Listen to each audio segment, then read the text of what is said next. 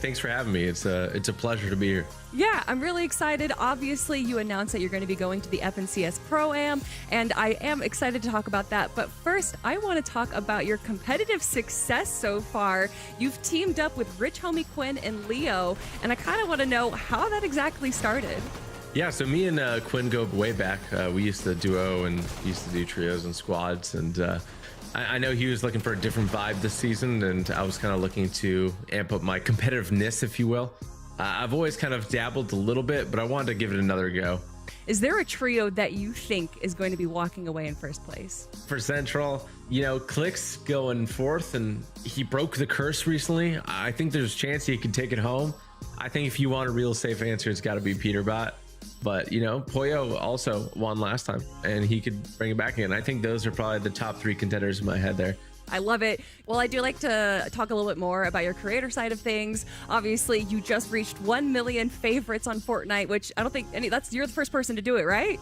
Yeah, first person, and nobody has hit it yet still. So very proud moment. Big shout out to my team at Jogo.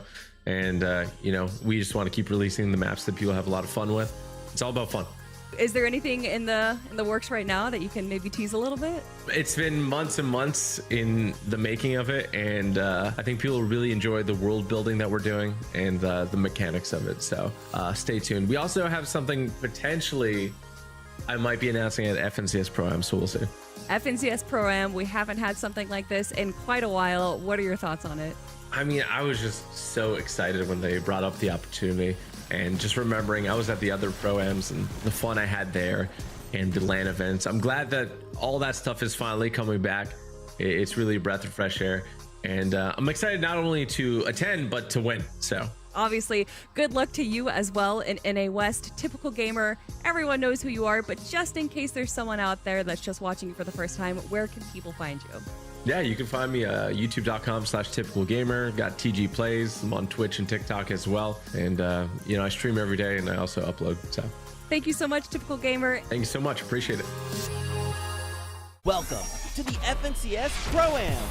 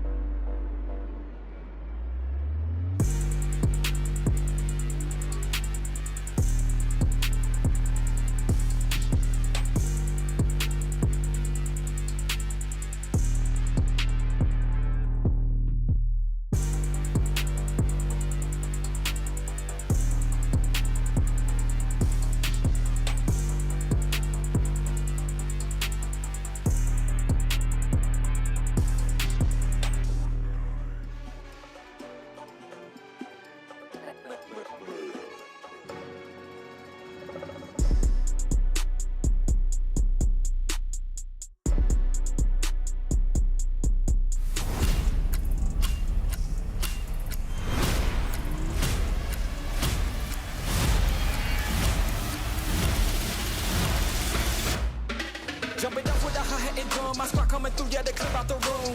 Talking about that you want some, but you don't want none, we come with the boom. Competition, they look like they bowed, and ooh, I can tell that it's about to get rowdy. We undefeated, still number one. Come home with a trophy, it's all that I know, We undefeated, still number one. So pass me the rock, let me show you why we number one.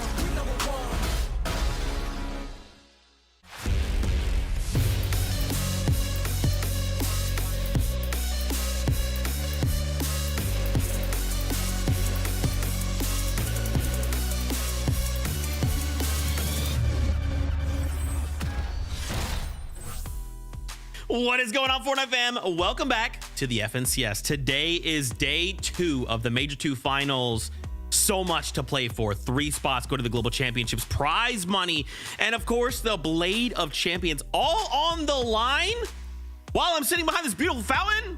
This way. There we go, Zeke. Good job. It's great to see all of you. Welcome back. Let's get our analysts in here. Vivid, Kelly, come on in. Day number 2. After 6 games, we'll now know which trios are moving on to the Global Championships. EU was phenomenal. It was a nail biter. It was crazy. And now it's NA's turn. I am beyond excited. After yesterday, I mean, I can't wait. I just can't wait. I mean, what a story it's been. Honestly, all the way back to when Major 1 ended, so many teams breaking up, so many teams reforming, and then, of course, the start of the play-ins. We all thought that it was going to be Peterbot's trio, and they came out on top, breaking so many records. But then the group stages started to shake things up, Vivid. But really, if we're talking about shaking things up, Game 6 yesterday was really where things shook up for North America. Yeah, that will definitely add some spice to day number 2 here. Definitely added a little bit of an extra zazz to those calls last night with the trios, right? Talking about what they're going to do coming into the 6 games today, what they got to prepare for. Listen, Fortnite fam, all we have to prepare for is 6 good games of Fortnite. We are in for some entertainment today, and I can't wait to kick things off. We'll get to that first. Just a quick reminder, FNCS Pro on May 10th. We hope to see you there. It's coming up faster than you think. Tickets are available. It's in LA. We'll be there. We hope that you are too. Okay, let's take a look at the standings. Let's kind of remind ourselves where we ended yesterday. At the top, Ritual, Cold, and Peterbot with 462 points.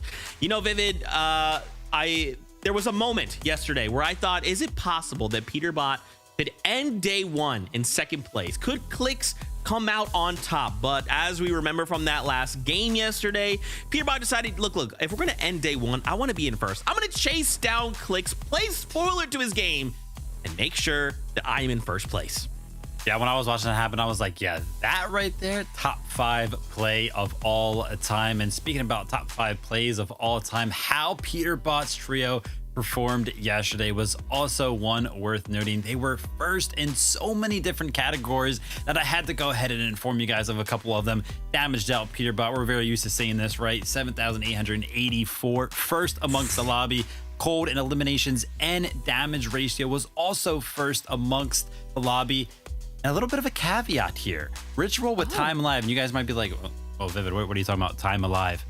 149 total minutes. And the reason why I want to go ahead and bring this up, right? All that Major 1 flak Ritual was selling, doing this, doing that. Ritual was actually the player on this trio alive the longest over the course of those 6 games yesterday. He was the one staying alive, clutching up, making sure that this trio got points. And that is exactly what we wanted to see from him, and we all knew it to be possible. I mean, going all the way back to the EWC where he won the MVP, just so many eyes were on Ritual, and that's definitely part of the reason why once Peterbot and Poyo split up, he wanted to pick up Cold and Ritual, creating the ultimate trio. And we finally see them kind of returning to form like what we see during the start of the seasons.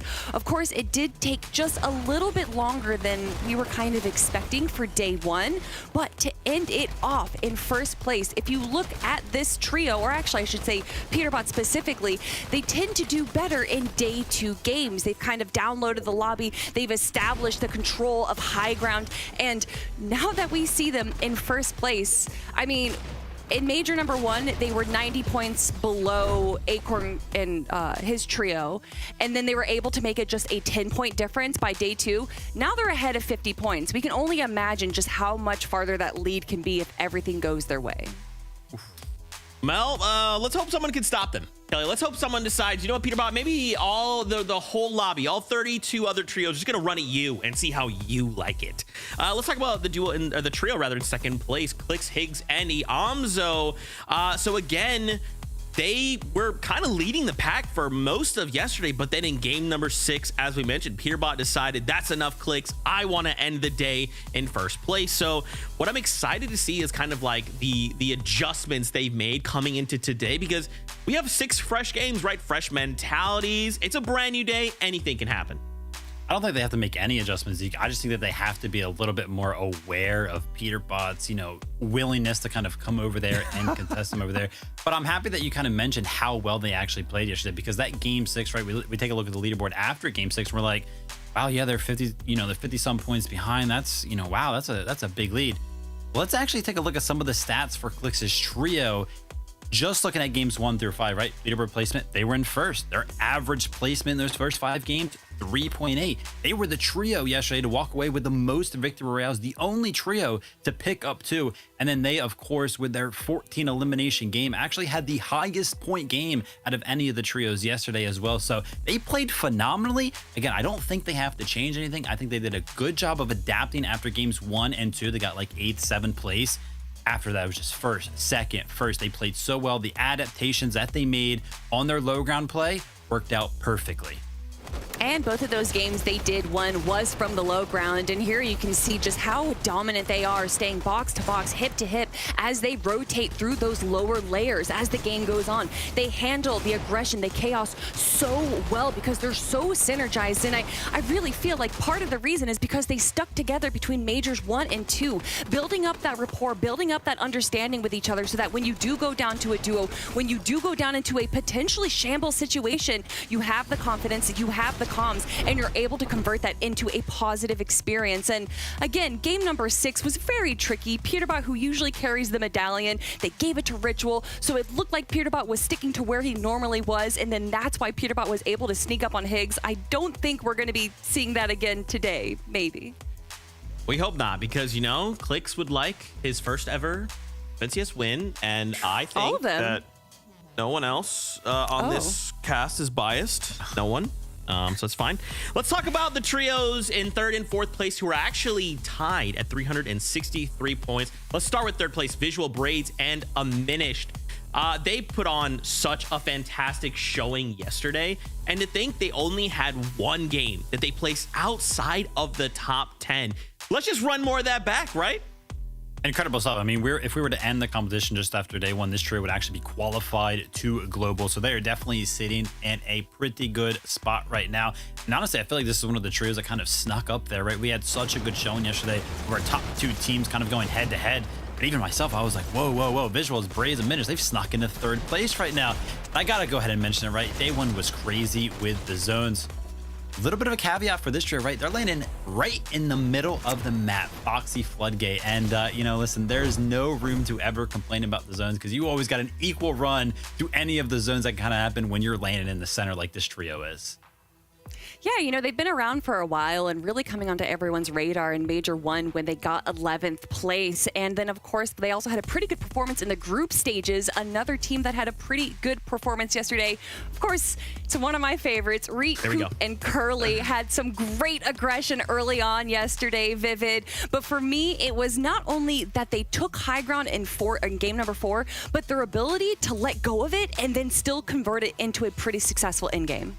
I'm going to piggyback off of Zeke a little bit here, right? Like, he was talking about Visuals, Braids, and Diminished. He was like, oh, well, that trio, they only placed outside of the top 10 once. Reek, Cooper, and Curly, they didn't place outside of the top 10 at all. A very, very consistent trio. Yeah, I love the fact that this trio also, kind of forming at the last seconds, everything like that. Cooper kind of finding himself back towards the top of the leaderboard, of course, being an ex-global champion himself. It's great to see this trio doing well. Yeah, and I mean, they're just performing so well. I'm excited to see how they're going to be doing in game number 2, or in day number 2, I should be saying.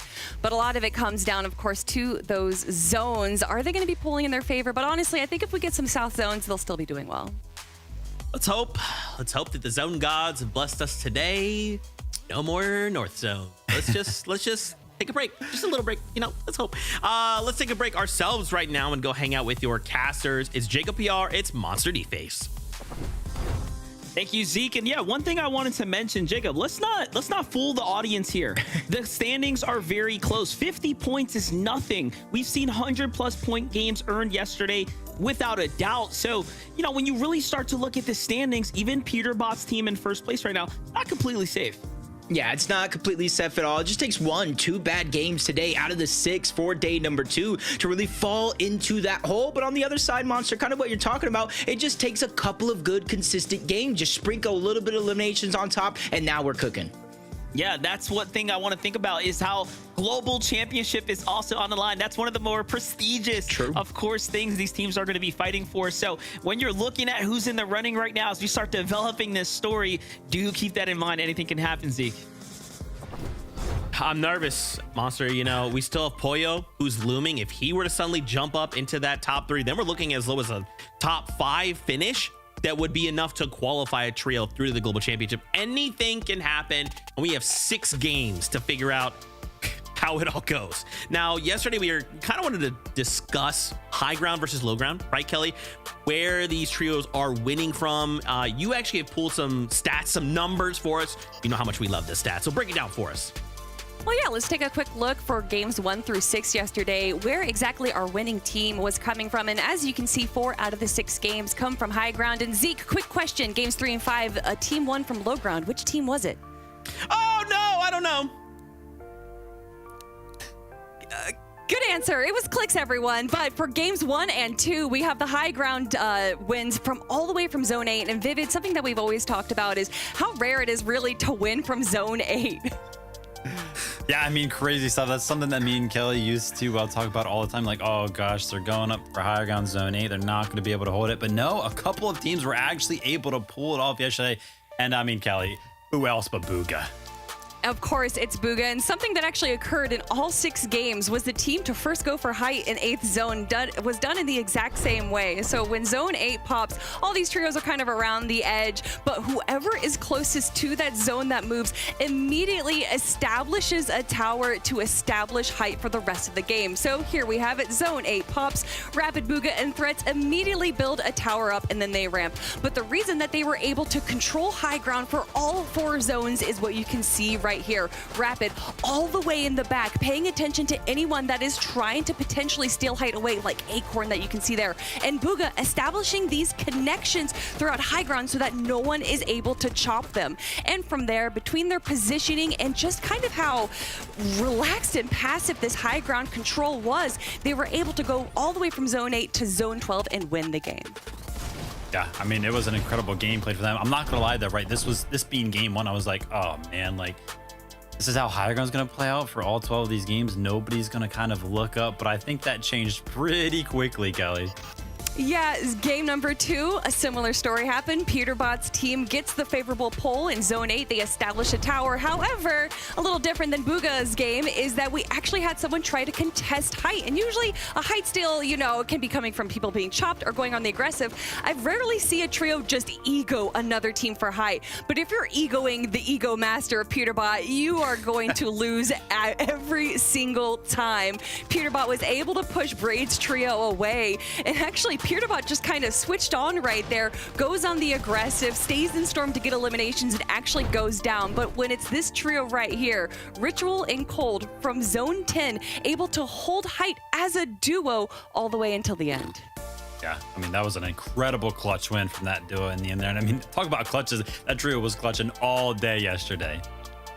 That's what I want to see more of, right, Vivid? I want to see more clutches today. Again, Blade of Champions, 3 spots to globals, prize money. Even just going up a single placement is enough to earn life-changing amounts of money. With 30 seconds left to go before we jump in, how are you guys feeling? Where are your vibes at right now? I'm feeling great. I'm excited. There was some drama going on in social media between Clicks and Peterbot, and I am here for it. I want more. hyping the competition up even more. I'm here for a day 2 awesome ending between those top 2 teams, but I also want to see Acorn's trio make a resurgence. I feel like we're going to be seeing them more on the higher ground. I don't know. It's just like a vivid prediction. No real reason. Okay. I'm here for obviously some Fortnite, some memes, and leaving Kelly hanging like she left me hanging yesterday. So next time, don't put me on the spot, Kelly. Bing, bang, bosh. I know who won those games, but I got to be Zeke about it. Okay, anyway, it's that time. We got to find our seats on the battle bus. How will game 7 kick off? Will it be a bang? Will it be anticlimactic? Will Peterbot push someone else? Let's find out together. Casters, take it away. Gotta love Zeke's energy. You can see he's drinking from the gold fountain behind us. He's having a great time on the front desk, of course. Jacob, 4th through 1st place, had near perfect games yesterday. Are we gonna see it happen once again? I think it's almost gonna be impossible to think anybody today, with how grueling, how destructive yesterday was, to think they are going to play perfect. Because even our top 2 teams had a couple of speed bumps in their road, and those point gaps, you're talking about 50 points out of the top 4, another 50 points from the top 7, another 50 points to the top 11. It's gonna take you as a trio to have a phenomenal performance today, and at the same time, you might hope for a couple of mistakes happening on your opponents. Well, sounds like the battle bus is ready. Let's go ahead and jump on for game number 7.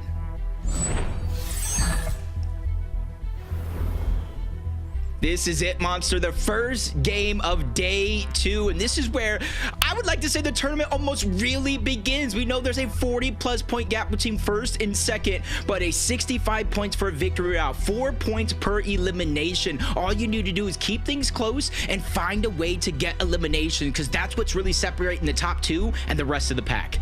And it's a 2-day format, no multiplier like there once was in the past. Who has hit the drawing board? Who's going to come in with those fresh strategies, that new mentality, and really step up today to solidify essentially your placement to the global championship? I would say that is what is truly on the line here. Put the money aside, right? Money can be earned any day of the week, but this global championship spot is so prestigious. And more importantly, will you be the champion of Major 2? Well, Game 7's here. It looks like Bryce, G-Monster, and Osid are continuing the action from yesterday. Once again here at the drop spot as we start to highlight who's changing what. Seems like this team is sticking to the old trusty.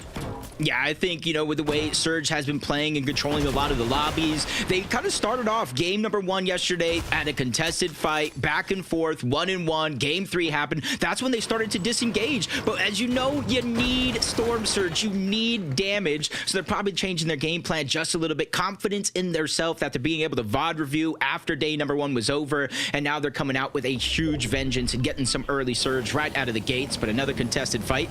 Kappa Factory, Dash, Seek, and Veer are going to go ahead and try to contest this. On the other side, Silik, Jargu, and King. And Silik, Jargu, and King, that was a team that we watched through the group stages, qualified through consistently dominating those games, making end games time and time again, and then picking up a good number of eliminations to secure that spot. I love how all the things Seek could have did yesterday to prepare for today, one of the few was change his name to Barbecue Chicken. This will never ever pass me by. I don't get it. But here they are, contested at the Kappa Factory. And think about it. Before they even touched down, a team was already eliminated. It really shows you the influence of the battle bus and how quickly the landscape is starting to take form here. Jumping on over to the other side, we get the Peterbot Ritual cold update, and it seems like they're continuing the action here, really making sure that the team in 1st place is going to be hearing them here shortly. But first, it's action at the Crime City right now. We all know this is one of the better drop spots, of course. Peterbot has seemed to continue to fight for the best for years now, and rightfully so. He's earned it. Yeah, one of the better mechanically skilled players in 1v1s, and that was something that we noticed yesterday. Even though he made that sneak play in the decision, he did it all by himself. Even when Clix and Yamzo were able to kind of converge over and try to get the help to Higgs, instead of taking a 3v1 or a 3v2, they chose to try to disengage. They didn't have the full setup that they wanted. We're trying to cause them to lose the fight and play the rest of that game out on the back foot.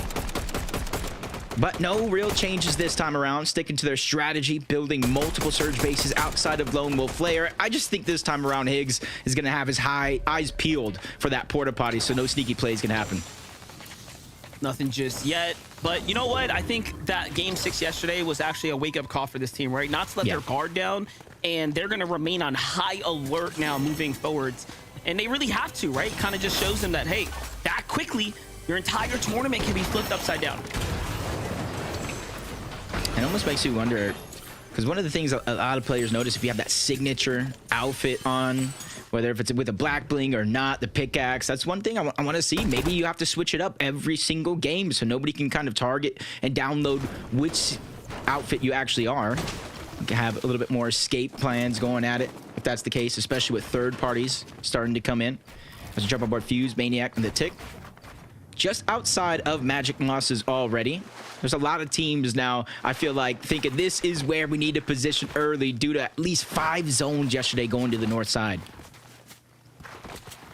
Definitely those zones playing a huge factor. No one in the community is letting it down, as we've seen all the theories start to float about. But, you know, the truth is, I did come across that one post where folks ran the simulations. It's so unlikely for you to see those same types of zones pull to the similar areas. So today, it's a new day. We're coming in with a fresh look. See a quick little update there of Peterbot's elimination. Those are going to be some important damage tags, as we all know. Usually the first game of the day is going to be the slowest one, the most surge heavy, right? The one where teams are being the arguably the most passive.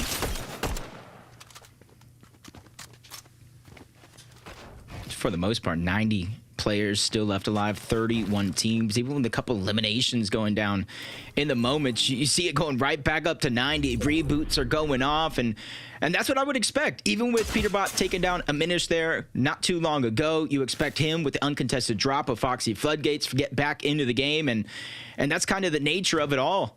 Slow and steady at the start, try to minimize the amount of mistakes, and you just got to hope for a team like that going down, being forced to reboot, having to reaccumulate some of that surge doesn't turn to bite him at the end of the day. As we jump on board Greek, Cooper, Curly taking full control over Flooded Frogs, trying to spread out. But this time around, it does look like the zone is already moving a little bit to the east outside of their POI. Yeah, not a bad start for them so far. They're sticking to the game plan here. But Reed, Curly, and Cooper, really one of the surprise performers coming up out of nowhere, really showcasing the preparation and the team cohesion that's come together for this trio here. Look at Reed getting active right now, but leaves a wall open and almost gets sent right back to the lobby. At reaction time now to go ahead and buy himself some time. Still trying to see now where those shots come from. Can he fish them out? Cyrus, who's kind of lurking about. Here's what it's looking like from Muzz's perspective. Yamzo and Higgs got sight lines onto him as well. Yeah, a lot of extra loot they can kind of relay outside of Shiny Shafts. You kind of see the mountain that they already built their surge base on top of. So they got natural elevation plus their built elevation. They get a wide view of the land, which is going to be needed now, not only for the surge that they were trying to accumulate, Monster, but now you see the zone pulling further and further away towards the eastern side. So at least they're going to be able to get a lay of the land, the information of where teams are currently at, boxed up and possibly rotating too. So that way they can try to have a smoother rotation and not running to too many players early on. Gonna boxing people up. Let's see what's gonna happen here. King's making the push in to catch one off guard. However, no big openers just yet. I like how they defensively get together. Goal splashes come down. They have the advantage now. Let's see how King's trio ends up utilizing it. From Seek's perspective, trusting to keep the distance here. Both sides on goal splash effect. Scratch that. Ooh, I like that decision right there. You see Seek making sure to destroy the scanner, trying to give less and less information. That would have been a good tool in their arsenal and being able to know where they're at. Dash being forced down to the low ground. But this is a chance right now. You see him sneaking around, landing some shots onto King, making sure that he knows there's no shields on that player. It could be a chance to go if you guys got the opportunity. But he backtracked into Silic, who's trying to hold defensive position and maybe even inside of the cone to sneak up onto Veer if he doesn't expect him. And now he has a chance, and he boxes up Chicken. Back-to-back shots coming out from Silic. Seek goes down. Now he leaves his trio in a 3v2 situation as the elimination fully gets cleaned up. I gotta give a lot of respect to that one. I was gonna make the call a little early. They clearly have the disadvantage with the overall loot, but when you are the man up now, talk about a game changer here. However, Dash not looking to let it up just yet. He's gonna trade one off as well. 2v2 fight going on here. Both sides, all sides hurt. Jargu's only the healthiest one here in the battle. However, loses, unfortunately, his positioning there, his footing for a second. Now they're forced to low ground. Gonna be able to pick up their teammate. Seek, though, completely finished off. Uh-oh. Neither one of them really able to farm up because these are the teams contesting each other. Now Jargu's almost out of build. Some get past at the last second, and they're able to run past, take out Dash, keep it in their favor, and Veer falls as well. And that's a full wipe right there. That was one that I thought was going to go the other way, but you got to give Silic the credit for getting that opened up elimination. Yeah, that's one of those situations where you look back, you say, man, we shouldn't have won that fight. They had a disadvantage. They got snuck up on. They were pushed out of the Kappa Kappa. And all of a sudden, Silic with the one big play turns the entire momentum right back around. Well, look, now they have all the time in the world to go ahead and work to refarm their way back into this game. Let's see what they can do. That huge performance. Taki, Vert, and Esho, though. Seen a lot of this team here. Continuing the fight at the Magic Mosses. It's up against Noah Plays Trio. Right now, it seems like if you look at the bubble for global spots, almost 100 or so points down. Noah Plays is already down as well. Taki, he's trying to get the distracted down below. Isho uses that to his advantage, able to jump onto Chaos Game and get another elimination. Now Kaz is left by himself, but at least for now, Monster, there's a little bit of distance between him and those two opponents still looking around to figure out where he's at. Yeah, they don't know exactly where he is just yet, and there's another trio moving in extremely quickly. Could that be Peterbot's team? Could that be... Oh, okay, it's Reet, Curly on the way alongside Cooper there. Taki and Eshu now looking to kind of double back, pair up with one another. Shots come in. Trio wasting no time, letting their presence be known. Uh-oh. Fourth team now enters into the mix, probably an additional team coming from Whiffy.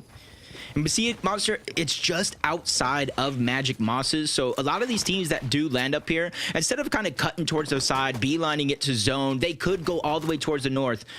One tick zone damage isn't going to be much, and then they could try to get into where it isn't as congested, maybe above Demon's Dojo, maybe above Pump Power. Those are going to be some of the pivotal spots for any of these teams rotating early. And for Taki, Vert, and Isha, the longer you stay here in this position, you're closing off opportunities. You're closing off options, all for a singular elimination, which might not necessarily mean much. It's only 4 points.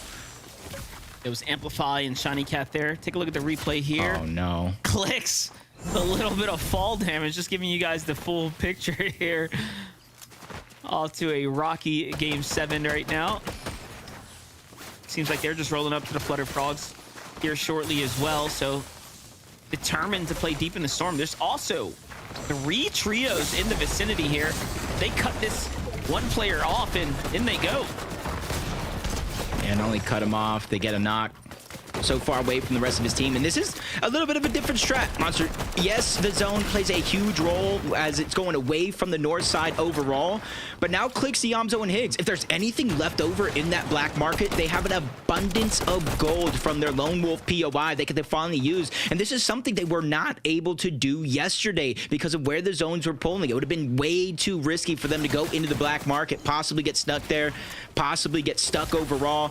A lot of risk associated with that. And now they're going above and around, so that way they can go ahead and be behind every single one of these teams rotating in and give them the option to visit that black market because they do have some extra splashes and men miss smoke, so they can stagger as long as they want. It's a really good point. Take a look at the key, though. Clicks jumping right on into the mix of things here. Makes you wonder, why was this team sitting around this long? This hurt. If they saw that there was a trio nearby, didn't even take the time to cap off, but neither here nor there. It's going to bring Clix' trio up to 3 eliminations. These elims extremely important in allowing them to start closing that point gap for elim so early in the game is a massive come up. Remember, each elimination is worth 4 points. I think it was about 41 points Peterbot Cold, the Ritual did have a lead. Those 4 eliminations, just like you said, is doing a good job of cutting down that lead before placement points even begin to set in. 27 teams still left alive, 77 players. Zone hovered over Pump Power, and that's where you saw a lot of those Western North teams begin to rotate into. So if it continues in this trend, it could end up being one of the stacked parts of the zone. Even more so stacked if it continues to pull towards the north. So I think a lot of these teams are hoping just a little bit for South Pool. Oh no. Bucky getting active right now on our 3rd place. It's big. Visuals, a Minish Braids here. Visuals already taken down right now. Okius traded off as well, but the chop comes through. See the kneecapper come out to go and make sure he mitigates any potential damage there, and Bucky gives up the high ground right now.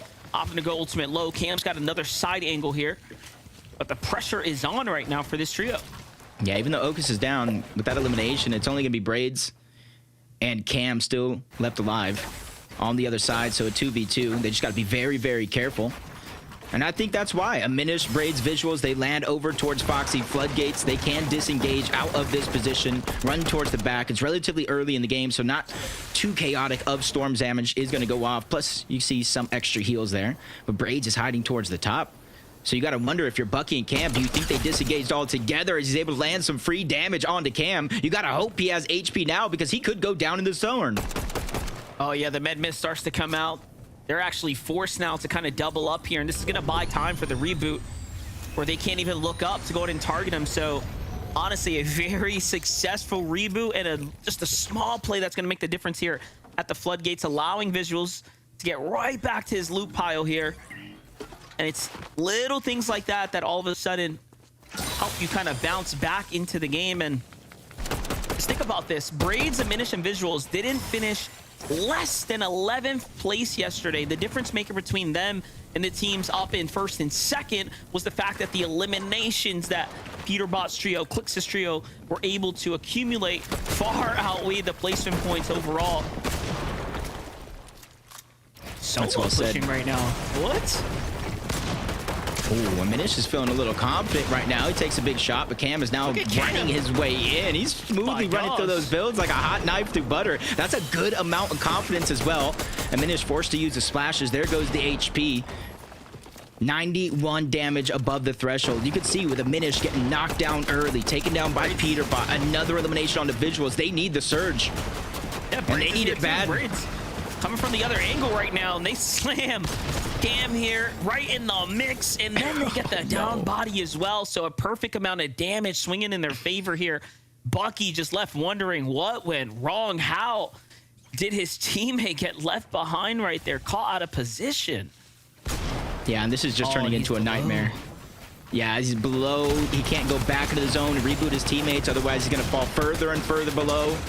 Good luck to Bucky as we jump on board Peterbot Cold and Ritual all the way to Seaport from Crime City. Making these quick rotations outside of the zone. 500 plus damage above the threshold. I feel bad for Polus and his trio. Not the most experienced. Make it into a grand finals. And then in game 1 to start day 2, you're running into Peterbot Cold and Ritual. Yeah, but they hold their own, pushing off Cold and Ritual here for a moment's time. And it makes you wonder if Peterbot plays any better. If we see that game 6 Peterbot come out yesterday, with how good Ritual and Cold were performing all throughout the 6 games, they could really find a breakaway moment. But so far, this completely eastern pool here for the zone is still going to end up veering slightly towards the north. But again, a little different than the games that we saw yesterday for the most part. Yeah, and they're just using this to their advantage, not even going towards the zone or where it was. They're just beelining straight towards the zone. They know not too many players are going to be on top of that mountain on the outside. If they have enough heals, maybe even get eliminations to utilize that siphon, this could be the play that wins them or puts them in the best position here for game number 1.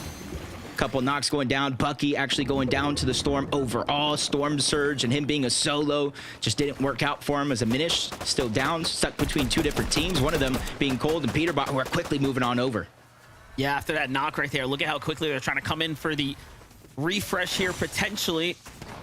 And if you're Visuals, Diminish, and Braids, you got to put up a front right now. You got to put up a defensive hold here. Not only for the damage, but because you got Peterbot's trio inching up on your positioning right now for this prime real estate here. Oh, look, Braids takes off. They're going towards the mountain. It's a bit of a risky play. You see there's just chunks, big chunks of HP missing. They don't have any resources to kind of make that up, and they're just pushing straight in. This might be a blessing, though. Joshi's already down. Aoxy's there. They get the elimination onto one. Even if it's not the points, they're still able to get the loot that they need. Damage for Storm Surge, 51 above, feeling a little bit more comfortable, and that's an understatement because Minish just goes in and bulldozes that trio back to the lobby.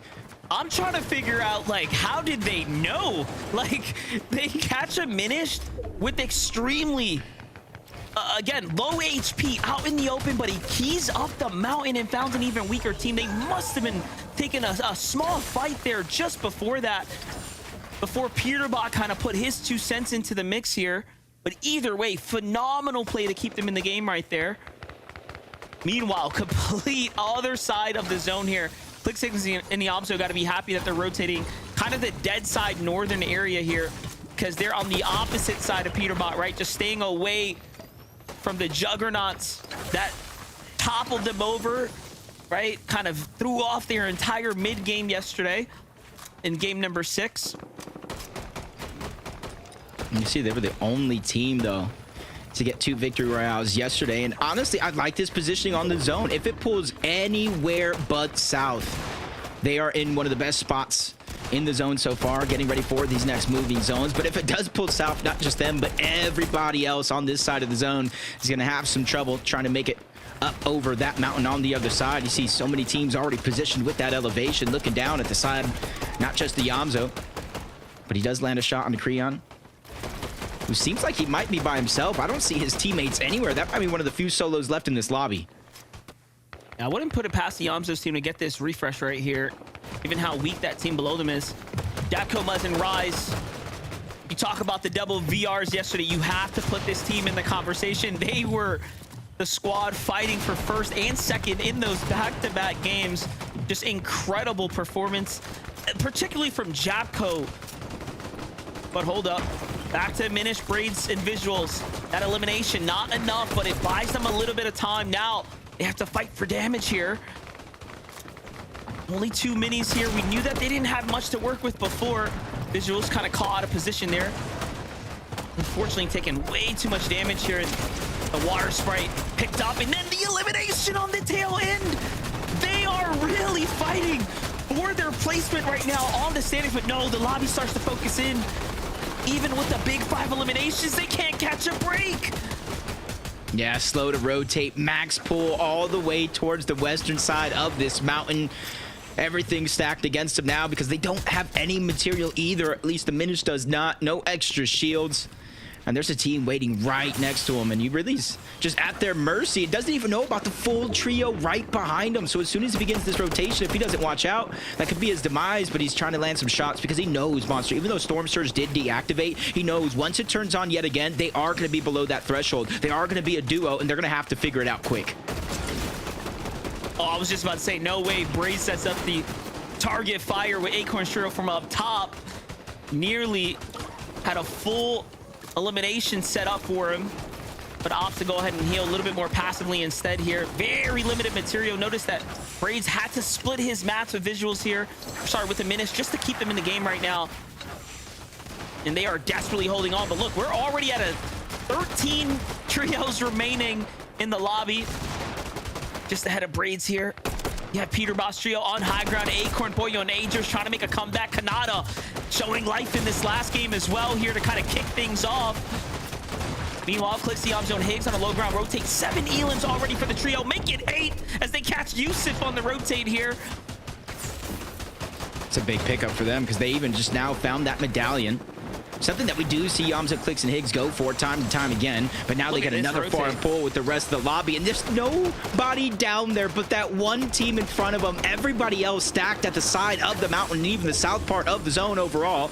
And Cold Ritual, Peterbot using that to their advantage with everybody trying to rotate too early, forced to box up because of damage. They're using that as an opportunity to smoothly move through the zone as Peterbot lands a good shot onto a full trio up above. And now they're the ones getting focused. And Peterbot sets that up for G-Monster to jump in and actually take down Japco. So that's going to be a difference maker for Muzz's trio. But Muzz fighting back up top. And then Peterbot's team turns around, catches catches a whiff of the chaos and finishes up the job here. Look at the upgrades coming through for the loadout now, but still very little heals here on Peterbot's team. Cole taken out, Ritual taken out by a Minish's trio from down low, and Agers from up top. They sandwich down the fire here and clean them up, but it's all up to Peterbot. Peterbot claps back onto a Minish, shot from behind. Back to the lobby now by Shadow's team, and a glimmer of hope breaks open in the sky here. The sun is shining through for Higgs, Clicks, and Yamzo, who now have a chance to earn more placement points and close the gap. Yeah, there's at least 30+ points left into the top 8 if they can secure that victory royale. They have 8 eliminations as well. This is a recipe for success, especially since they're now taking the front side of the zone. There is nobody down there even next to them as it leads towards the house, but up above, Agers, Poyo, Acorn feeling just as safe, if not safer, up in the clouds. There's only one team close to them, and they're immediately going to drop down low to a different layer. So impressive. We're watching two sides of a coin here. Clixiamzo Higgs opting to play ultimate low this entire end game, and then you see the opposite teams trying to stay to the mid, stay to the high ground, trusting that the zone was going to bounce back up. However, it doesn't matter. All they've done is allowed them to put the pressure on. Braids is holding on a top 5 for him. Well done, son, but look at what's happening here. Finally now, pressure starting to come in. Clicks is going to be the first to fall. They box him up, try to go for the save. It's Booga's trio on the other side of the wall. Kanata's there as well, and they are starting to cook it up. Yeah, that's because of their game plan. They got so much space in the front side of the zone. They just immediately grabbed the body, tossed it to the front, got the revive. Now they have a chance to look behind. This is something I feel like Kelly and Vivid talked about, that they did not do enough on day one, looking to the backside of the zone, trying to get those eliminations. They already reached double digits in this game and a final 4 spot, but everybody alive is going to be full trio. Some might be stronger than other, and that's why they're trying to battle from the low ground. Yamzo quick to take a big shot with the shields. He has to figure out a way to stagger back, get the HP up. The medallion proven to be useful in this situation, but only for so long. Yamzo goes down. Clicks tries to make a miracle play, but the full trio goes out. They tried to kneecap him out to the lobby, but it wasn't good enough. Not enough charge in the swing here. Meanwhile, Agers, Foyo, Acorn starting to bring the pressure from the high ground down. Just 4 eliminations, but this top 3 positioning here is what matters most. But will the veteran trio close this one out is the real question. Shadow's team starting to turn online here. Curve, Tyler staying at the front side of zone here. Foyo halfway through the maps here. There's that one wild card factor. Finally, they find him. It's Sphinx in the mix here. Now, Jacob, we're looking at a clean 3v3. Yep, and already Agers going to drop down onto one side. Good damage on the curve. Poyo's going to clean that one up. Even with Agers going down, Poyo has his back. And the Major 1 champion starting in 7th place. They cook up a victory royale and rise to the top. It's crazy because yesterday we called it Acorn. Typically that day 2 Acorn comes out and he doesn't look back. And hey man, starting things off with a game 7 victory royale's gotta feel nice for them to put them right back in the conversation. But let's watch it back from their side here. We got the best of Agers and Foyo coming out here, really kicking things off, and the way Agers was able to kind of initiate the fight and allow Foyo to just get active from the sidelines was so perfect. And you got to give respect to the Young Bucks, Shadow and Curve and Tyler there coming through. So congrats, game 7's wraps there. Zeke, what do you have for us now? You see what I'm saying? You see what I said at the start of the show? If Poyo came out and just won a game, we could be looking at a top 5 situation to qualify to globals. And Poyo said, you know what, Zeke, you want to win? You want us to win game 1, Zeke? We'll do that for you. I couldn't have written a better script. Poyo, Agers, Acorn, I just cannot believe, Kelly, they were able to walk away the game the way they did. They just had high ground and just no one cared. And like, that's not the situation you want to allow Poyo to be in. Well, someone cared. Muzz cared, but then he got punished for it. So it's a little bit understanding when the rest of the lobby kind of understands what happens when you try and focus on height instead of Peterbot's trio on the low ground. But Acorn, Agers, and Poyo did an incredible job. And Zeke, I know you're trying to take credit for it, but Vivid around Zone 5 said, watch Acorn, Agers, and Poyo win this game from height. Yeah, I mean, this is actually what I was calling towards the, earlier on before we even started this game. I was like, listen, that's what I want to see from this year. I think we're going to see them on the higher ground and make a little bit of a comeback. And instantly we can see them on the higher ground in game number 1 of day number 2. And this actually started yesterday, right? A lot of people would be like, oh, wow, they might have been cooking something up overnight. No, I think this trio actually started to cook this up in games 5, game 6 yesterday, right? They were teetering around with going for higher ground. They were trying it out. A couple games, they actually got it. And that's when I was like, you know what? I think day 2, we're going to be seeing a lot of high ground from this trio, and we're going to see a big comeback from them. First game of the day, it has started. I am liking what I'm seeing. 5 more games. Now, very quickly before we go to break, I just want to shout out Courage, JD, and the Courageous. I really hope that you have an amazing party, man. When we return after this short break, more action from the FNCS. So stay tuned.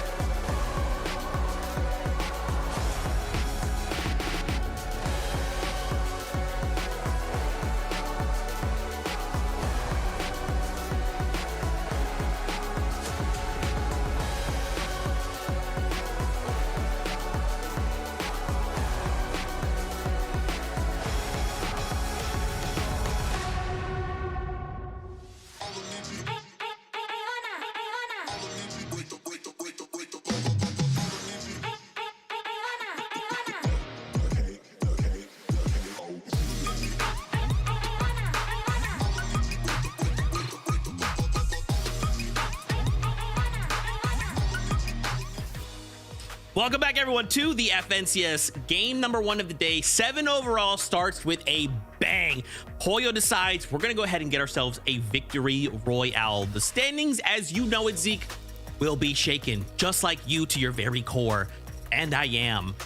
Let's start talking about some of the things we saw from this last game, and eventually we get to the standings where there have definitely been some developments.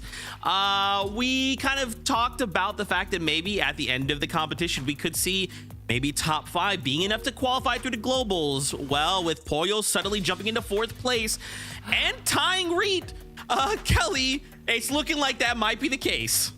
We have a tie for 4th and 5th place, and then it's only a 6-point difference between Ritual Cold and Peterbot versus Clicks, Higgs, and Iamzo. And That game 7 for Clix, Higgs, and Iamzo was a bit of a question mark, as we like to see here. We saw Clix go down a little early, had a little bit of a misstep, but then the recovery that they made, going for that team in Storm, getting that little bit of health back, so that once they finally did rotate to the end game, they were able to control the low ground like what we know that they do. But we heard our casters call it out. Clix, Iamzo, and Higgs not necessarily staying to the front of zone like what we've seen them do, playing just a little bit more back to go more for those eliminations. And we saw that kind of pan out. Look at the elims they're able to grab.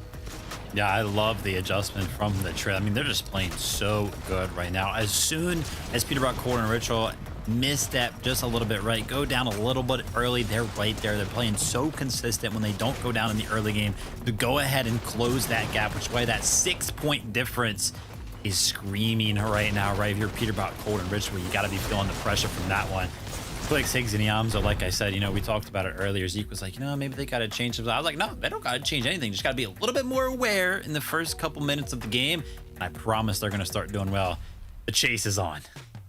Oh man, the chase is on. 5 more games of this. Let's also talk about Peterbot, right? I mean, again, 6 points really isn't anything, right? We could see either of these trios make a mistake, fall early, or Peterbot deciding to run it Clix again, and we could see him dethroned here on day number 2. But I liked from this game, like, yeah, they only placed 9th with 3 eliminations, but clearly this trio has such an impact on the lobby.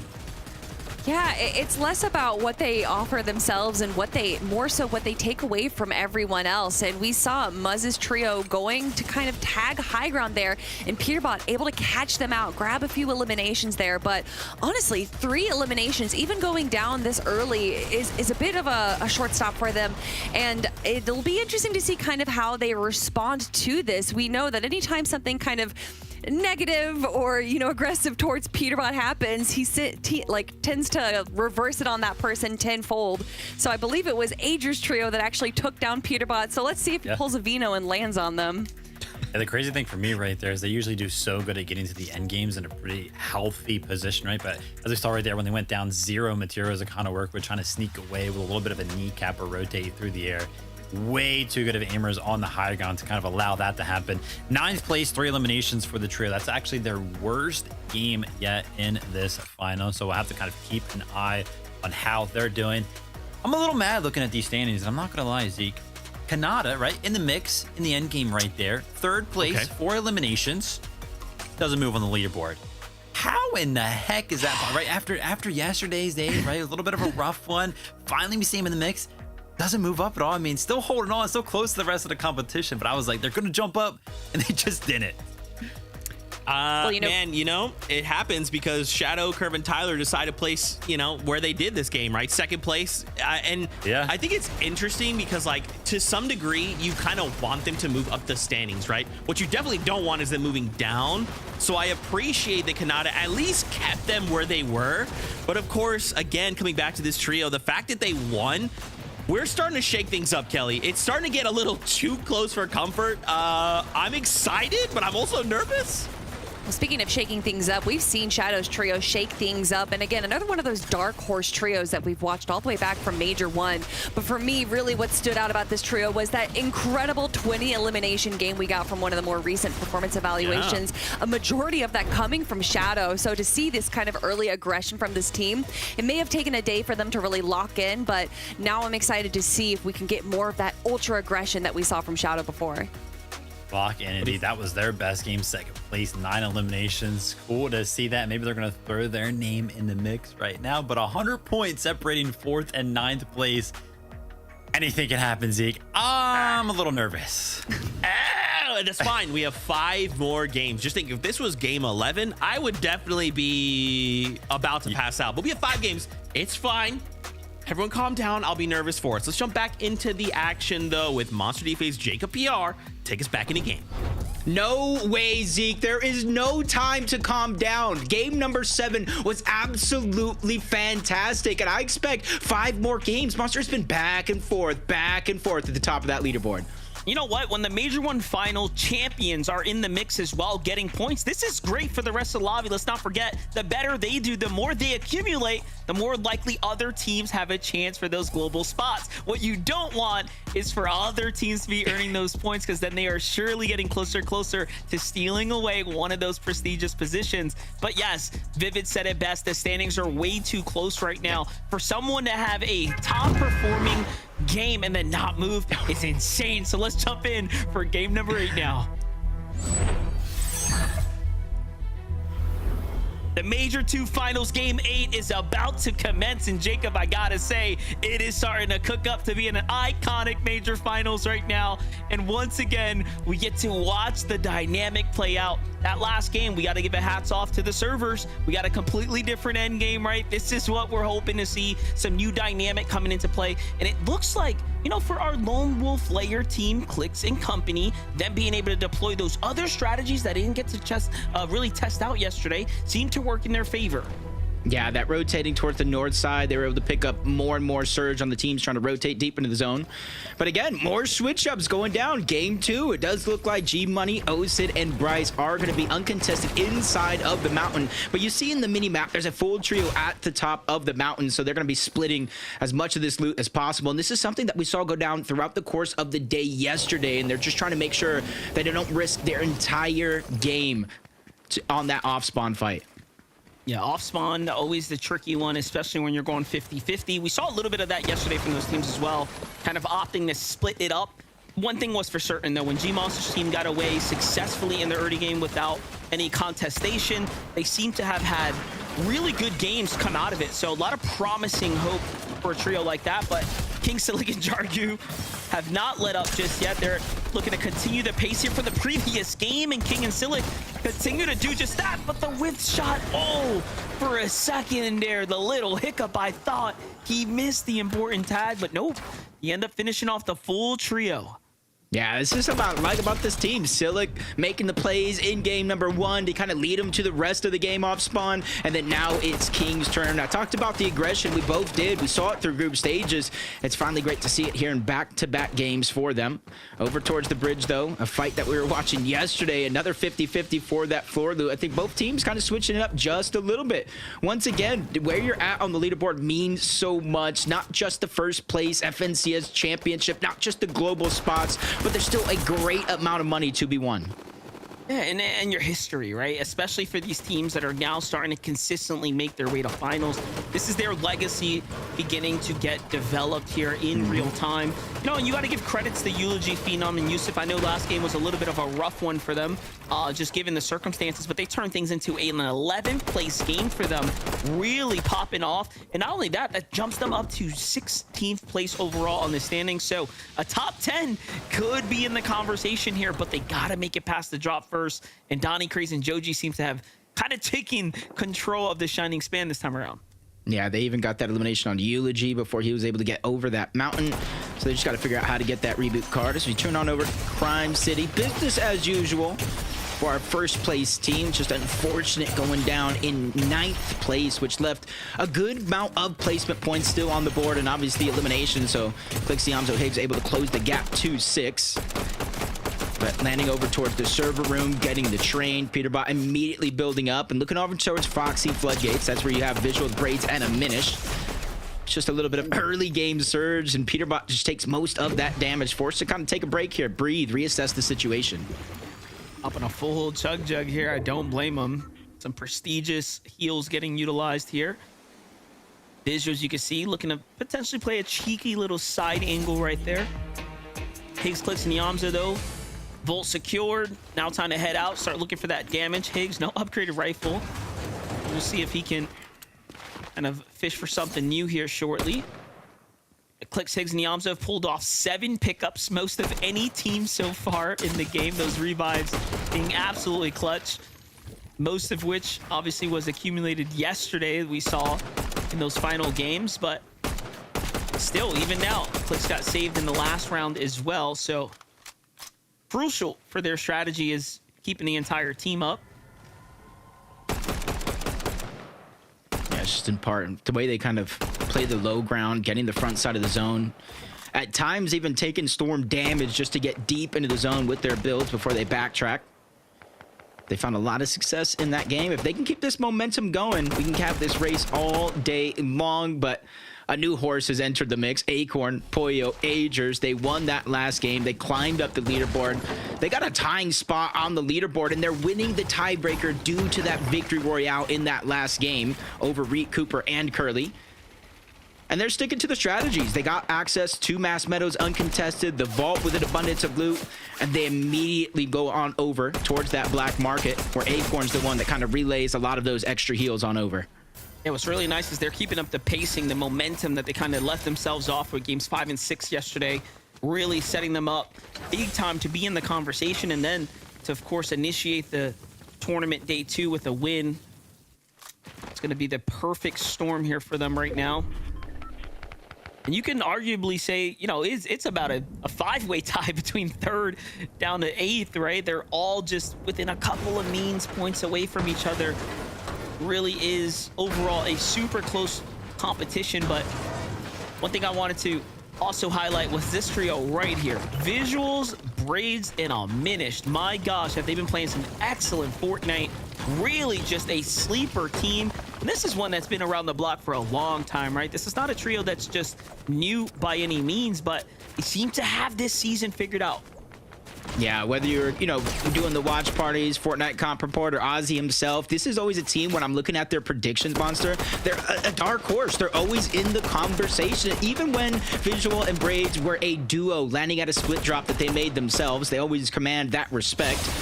And with the early game that we saw, with Diminished going down, eliminated by Peterbot, we saw Visuals going down over towards Foxy Floodgates, forced to reboot. They were still able to pull off a 6th place with 6 eliminations, which gives them that 24-point lead over 4th place. And last game, I mean, just play from Diminished. Incredible stuff to make that push and keep his tournament run alive, keep him in the game to even have a little piece of an end game there.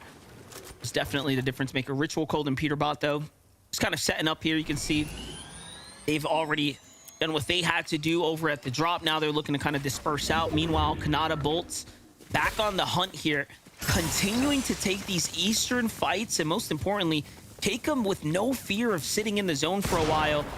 I mean, look at the head count here. They found Yusuf and then box him up. Oh no, gotta be doing better than that. Yusuf somehow didn't even have his walls under control before this all kicked off, and then Bolt's getting right to it. Wonderful tags there. That's some big damage for them right now. Yeah, even though they were able to get Eulogy back, they're not really able to do anything with it. And I like the way Bolts played it, even though they didn't need it, because as you said, they boxed him up. You saw how he went across the entire left side, let Sphinx and cut out a push directly towards his opponent. He was prepared just in case he was trying to disengage, run out. He would have ran into Bolts, but they were just too quick. Bolts didn't really get to do anything. Maybe the next fight, buddy, as he's looking towards the backside of zone. Sees a full trio back there. And right now, it's essentially up to them how long they want to stay here at this spot on the map, how long they want to try to hold that team out, and how much surge they think is okay for them to rotate out. Back on over to the Seaport City. Zone still kind of hovering around this general area, so a lot of time bought here. But you notice the markers are out. They're going to be looking to focus on the Eastern teams. Teams like Kanata, potentially, that are out there. He just blocks it off. Nope. No free damage for you over there, but they're still able to sneak some through. Thresh just looking at that armored vehicle, trying to rotate in towards zones. Definitely hard to land shots, but if that third player, your trio, is in the back and he falls out, you leave him behind, it's almost open season, so you got to be careful for that one as you're rotating through. As Muzz, Rise, Yapko, you can see they're already beginning that rotation out of shiny shafts, slowly but surely, since the zone is rather close. And you can kind of see where the zone is at this time around, just inside of Lone Wolf Slaver, maybe a little bit of brutal boxcars on the side. Nice calm here right now for the team. Rise positioned up at the surge base right now, but zone's already starting to pop here. Looks like another Eastern draw so far.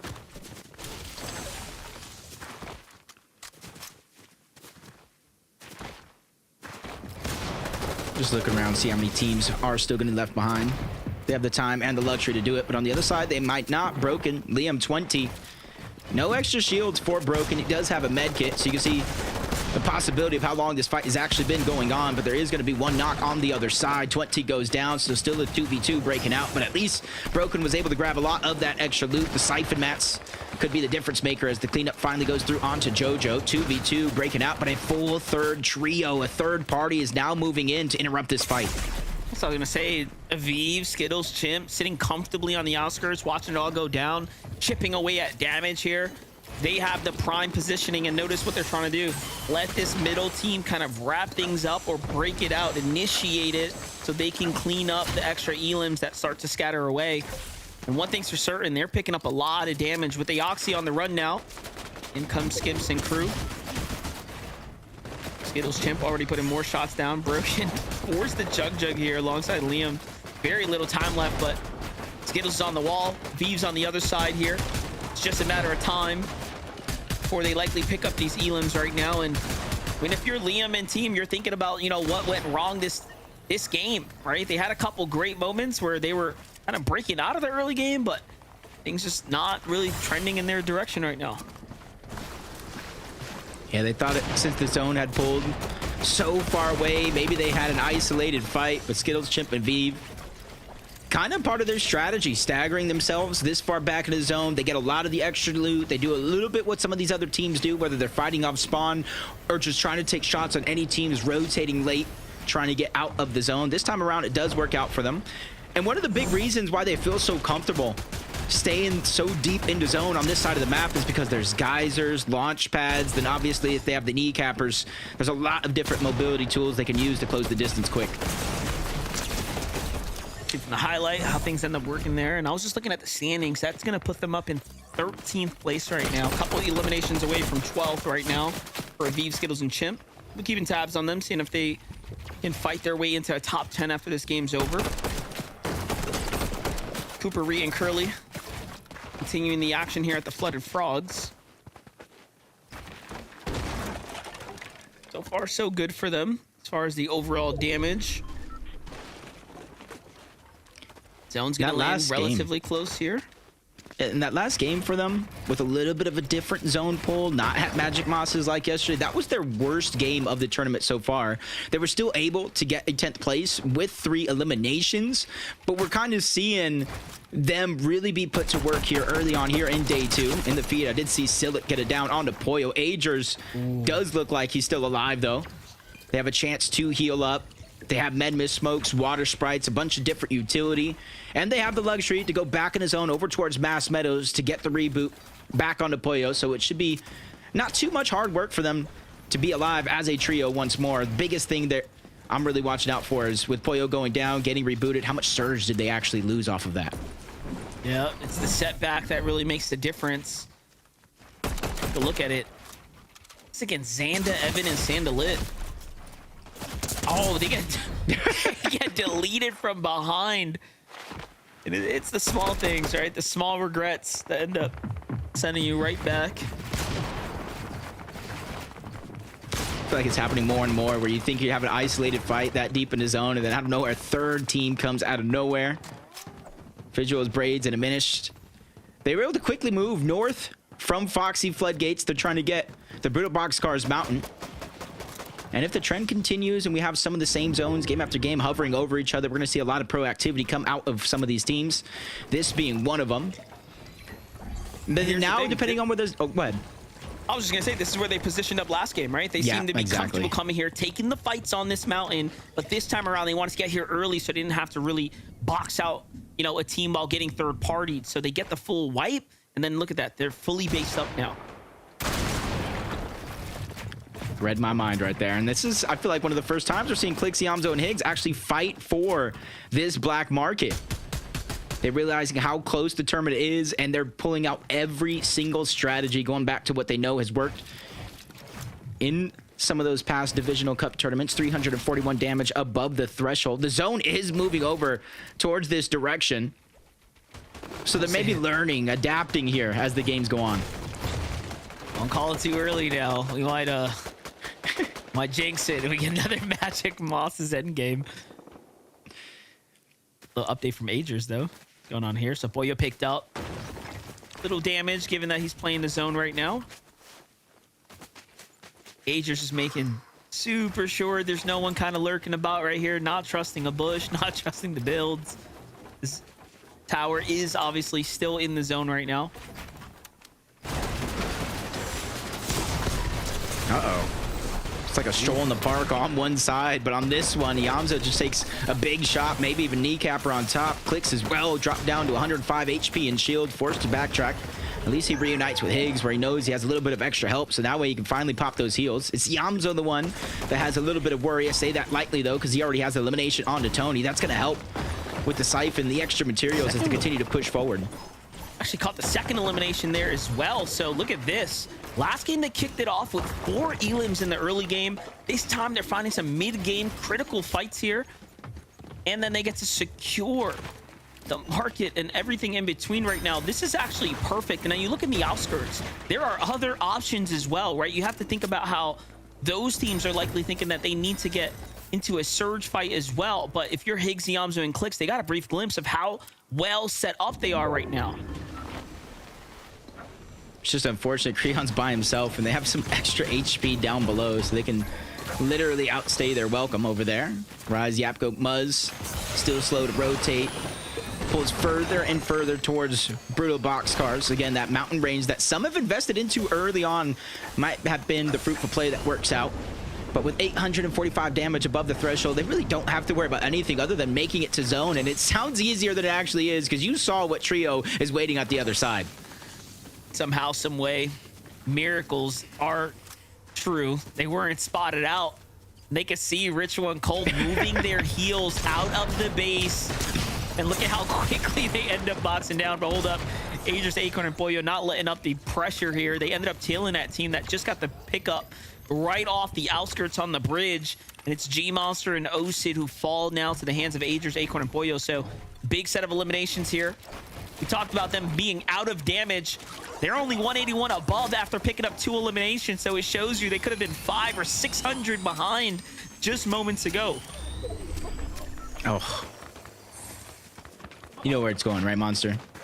You know where we're headed, right? I mean, they could take the train, because we're going to Brutal Boxcars is what it looks like. That mountain range that some invested into might be worth it, as Jojo Fishy trying to pass Peterbot. He gets taken down from one player to the next. Aoxy feels that same pain, and they felt it twice in the same game, because remember, they were trying to disengage as a solo. At least he got the reboot attempt on to some of his teammates, but these are the things you really just have to watch out for. And that's only their second elimination so far, and they're almost 600 above the damage threshold. You guys see why Muzz and team were like, oh, wait a second, we're not gonna get by this base. That's exactly what happens. They were looking to dive onto the next team they saw for sure. Sphinx, Bolts, and Kanata, though, 113 damage below the threshold. This is obviously one of the worst positions you could be in here. And they have a decision to make. They're gonna go 5 splash down and then into the box here. So Aviv, Skittles, and Chimp are an option. And then you have Cooper's team down low. Ooh, Rhea and Cooper Curly have to be counting their lucky stars, because Bolt, Sphinx, and Kanata are on the way, and they're hungry for an elimination here. They need damage. Nothing just yet. This is not good. Sphinx goes down, eliminated. Active Storm Surge means you're not going to get knocked. And they're just falling further and further below, from a little bit over 100 to now 321 damage below the threshold. That's close to 2 full eliminations on the players. And it's something that you got to be careful for, because they don't have any extra heals, no shields, no HP. Luckily for them, they're able to look to the backside of the zone and trying to land some shots, but it bites them in the end. Aviv, Skittles, Chimp, they might have forgot about him, but they didn't forget about you. They turn on to Kanata, get that elimination, and force Bolts into a mad scramble. Tough spot to be in here now. And although he has to play defensive, you kind of can't, right? Like, you don't have the luxury, you don't have the time. There it is. Things are active. Sees a base, goes into it. Amplify cleans him up. That's going to be the end. Team Kanata there. Cooper, Rhea, and Curly take full advantage of the fight that they hear break off next door. Meanwhile, Muzz, Rise, and Japko, no troubles in the world right now as they go for an early rotate to try to get to this zone. And I'm a little curious if this was the best way to go. There's a huge body of water. Team's already set up on this side. Just gonna have to watch it play out. Just trying to heal up. I can sense them passing around that chug jug before this rotation just to top everybody off. Rise peeking through. And they got to be careful here because like you said, they have to go over that open body of water. Now they're one of the last teams to rotate on over. And if anybody is going to be below surge, they're definitely going to be looking back. And on the other side of that bridge, they're going to run into Clicks. They're going to run into Yamzo and Higgs. And they're just putting pressure on every team that has to rotate through that water. Jacob, I was asking myself, what team could it, like, who pulled the zone right there? Like, who's set up already on the other side? Big body of water to protect them. It's Clicks, Yamzo, and Higgs with the prime positioning. Talk about key real estate right here. This is a perfect position to be in. Not only that, they have the natural elevation and the high ground up above them as well. This is where you want to be right now. Not too comfortable. You can see Clicks just kind of staying on his toes right now. Replay coming in for Coldridge when Peter bought those. They're finding eliminations right now. Keep in mind, those are points, right? Starting to rack up there. Trying to close that gap. 6 points. It's not much now, but you definitely cannot let Peterbot, Cold, and Ritual continue to get more and more eliminations as each game passes. It's almost been the trend. 69 above, though, for the Major 1 champions. They've had a few struggles in this game, but they're always figuring out a way to make it work. The zone cuts back just a little bit in their favor, and that gives them the option to look across 2-3 teams over there. That's going to be their target. I was literally just saying you cannot let them pick up these eliminations, and there goes Peterbot getting another knock onto Cynics. The end game is just starting right now, and they're at 5 elims, so talk about really heating up what it matters. Zone's gonna pull far east though, giving up all that water. Straight into the landmass we go. See, most of the teams already have migrated here. 2 trios trailing behind for Peterbot, Ritual, and Cold. Trying to decide. It's gonna be the first move for them right now. Big lobby pressure coming in off the Chimp, Skittles, and Aviv. Down low. I think they figure a lot of these teams are gonna have to rotate in their direction, and that's gonna be the best chance that they got to try to catch some players off guard. Some damage able to sneak through, but not much. But this is the zone. Kelly really broke this down to start the day. They pulled it on the front side and immediately built up. Booga, Threats, and Rapid. And they were the ones who closed out game number 6 with a victory royale. And so it's going to be interesting to see if they can actually close this one off. They're looking across and seeing who is actually going to try to make the play to contest them. Where this next zone pulls Monster is going to be so pivotal on Threats, Rapid, and Booga's next moves. You can tell by Booga's body language there. He is eyeing up Reed's base. They are a little too close for comfort to second height. Wouldn't put it past him to dive in, but look at this. They just can't get a break. Agers, wow. Oh, Acorn and Boyo get eliminated in 14th before the real placement point starts to kick in and kind of add up, but it was a struggle of a game just to even get this far. Clicks, Yamzo, Higgs, though, they have not stopped playing the perfect frontside low ground all weekend long, and they just continue to do so. Another top 10 is just moments away. You see the huge difference, though, in their inventory this time around. The Mythic Collateral AR, the extra splashes, they did make their way on over to that black market to try to take use of their Lone Wolf POI. Peterbot looking to chop down high ground, but they got to be connected somewhere else. And that's the thing that they're going to look for it, but instead they run into Craze on the other side, but they're not backing down from any challenge, especially now since they know they're going to have to rotate. And you see them looking through the wall, eyeing that team before they rotate on out. Just trying to be very, very precise about their rotation, and they even change LAers during this next pull. And now they're looking up. Peterbot knows if they want high ground, now would be the time to try to take it. Yeah, they wanted to chop it down, but it's connected to the Steam stack there. He didn't see or notice the fact that it is just going to be there and set up, but let's see Yamzo Higgs on the Gold Rush splash effect here, continuing to rotate. It seems like they pull a little bit of a favorable zone on the low ground as well, so that's going to be perfect for them. Meanwhile, Booga, Threats, and Rapid managed to re-secure the base here, so all that material count doesn't go to waste, but Peterbot doesn't care. He's had enough of high ground shooting down. He's starting to eye up Booga, and we know what he does. He used that kneecapper so well to retake high ground. And then the full commit jumps to the front side of zone. Threats is there to back him up. Booga, Rapid come on in. It's an all-out fight inside the box. Threats gets put down, though. Peterbot is showing up once again. This time he wants to win though. Yeah, he took that high ground by force, and you saw when they all jumped over, Booga Threats rapid. It's like they jumped in different directions. Threats was just left by himself in the lion's den, getting eaten every chance that he gets, and now the game has just changed. A huge threat is going to be on the high ground. Cold, Peterbot, and Ritual. They didn't get the win that they wanted in game number 1. They got the gap closed by Clixie, Yamzo, and Higgs, and now it's their time to reopen that spread.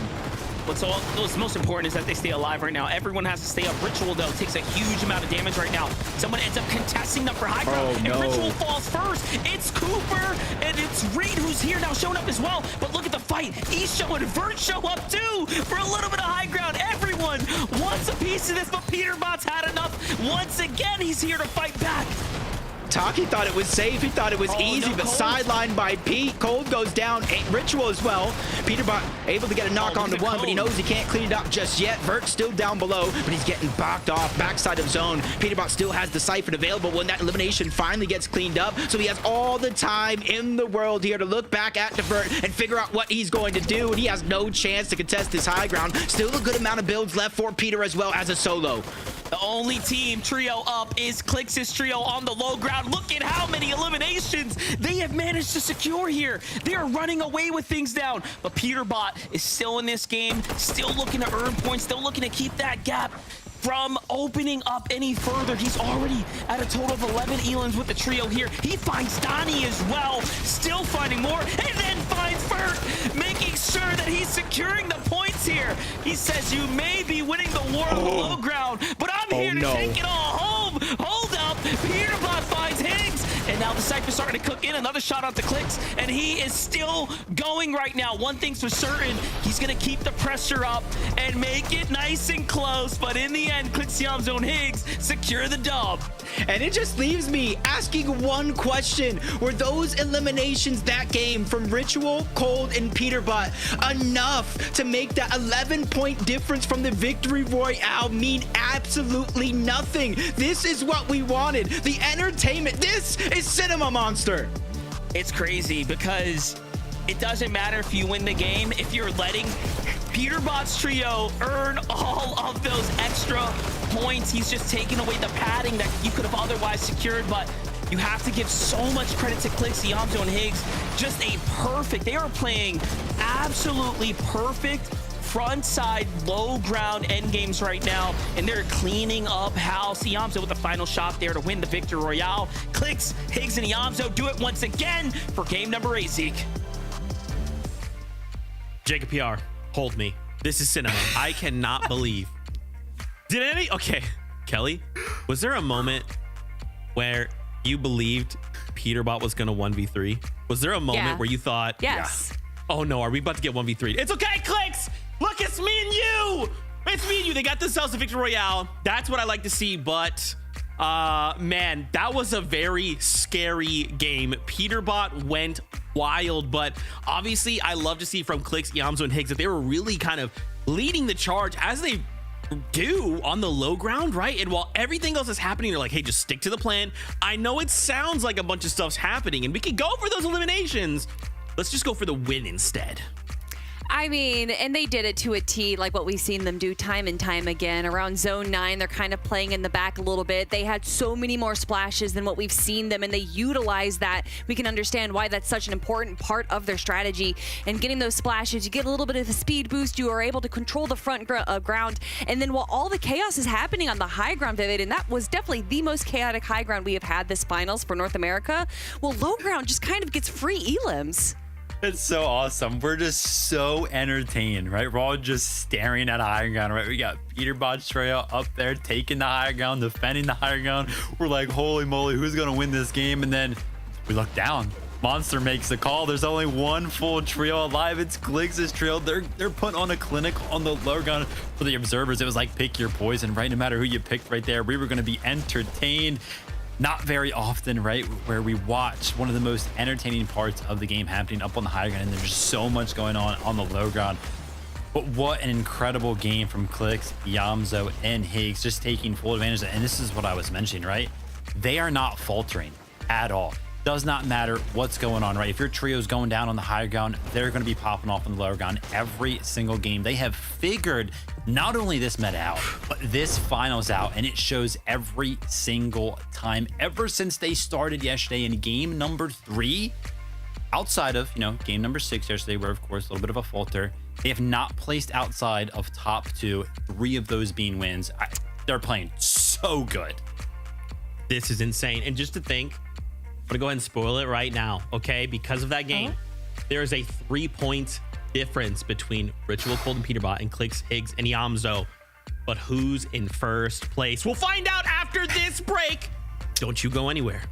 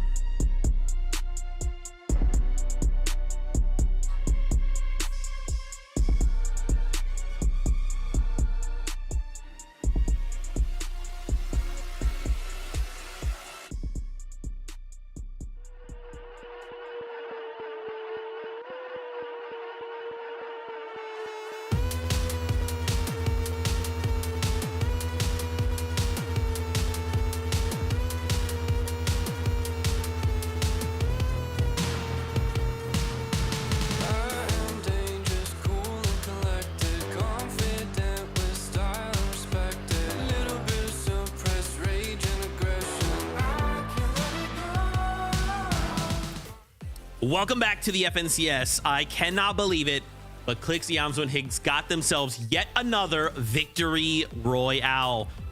However, for a moment, it looked like Peterbot was going to 1v3 them. Guys, I'm going to say it. I'm so sorry.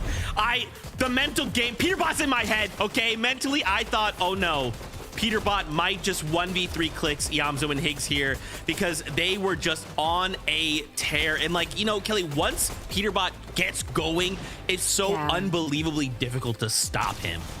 It's really funny. Anytime Peterbot does poorly in a game, you can almost expect the following game to be just absolute nonstop W king from him. And I love that. It's something that we've seen from Peterbot now for the last year, where he needs to prove himself if he doesn't have the perfect game. And this was very close to being the perfect game. An incredible height take from Peterbot, Cold, and Ritual, where it almost didn't really pan out, but they went back forward again, able to control high ground, even when Vert went for this bar for bar 1v1 against Peterbot, which is quite the feat to do.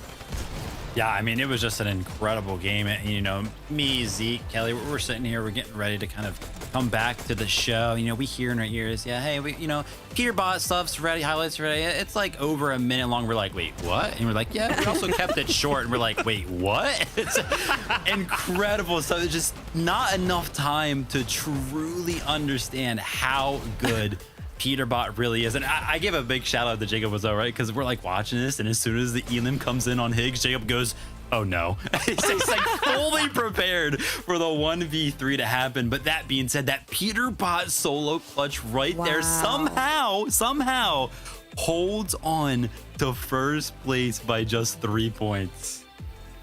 Just the most ridiculous run, right? I mean, again, this was Peterbot as a solo. That's almost more dangerous when he's by himself. Like, I can't even believe those words are coming out of my mouth. Oh, I do. And yet it happened.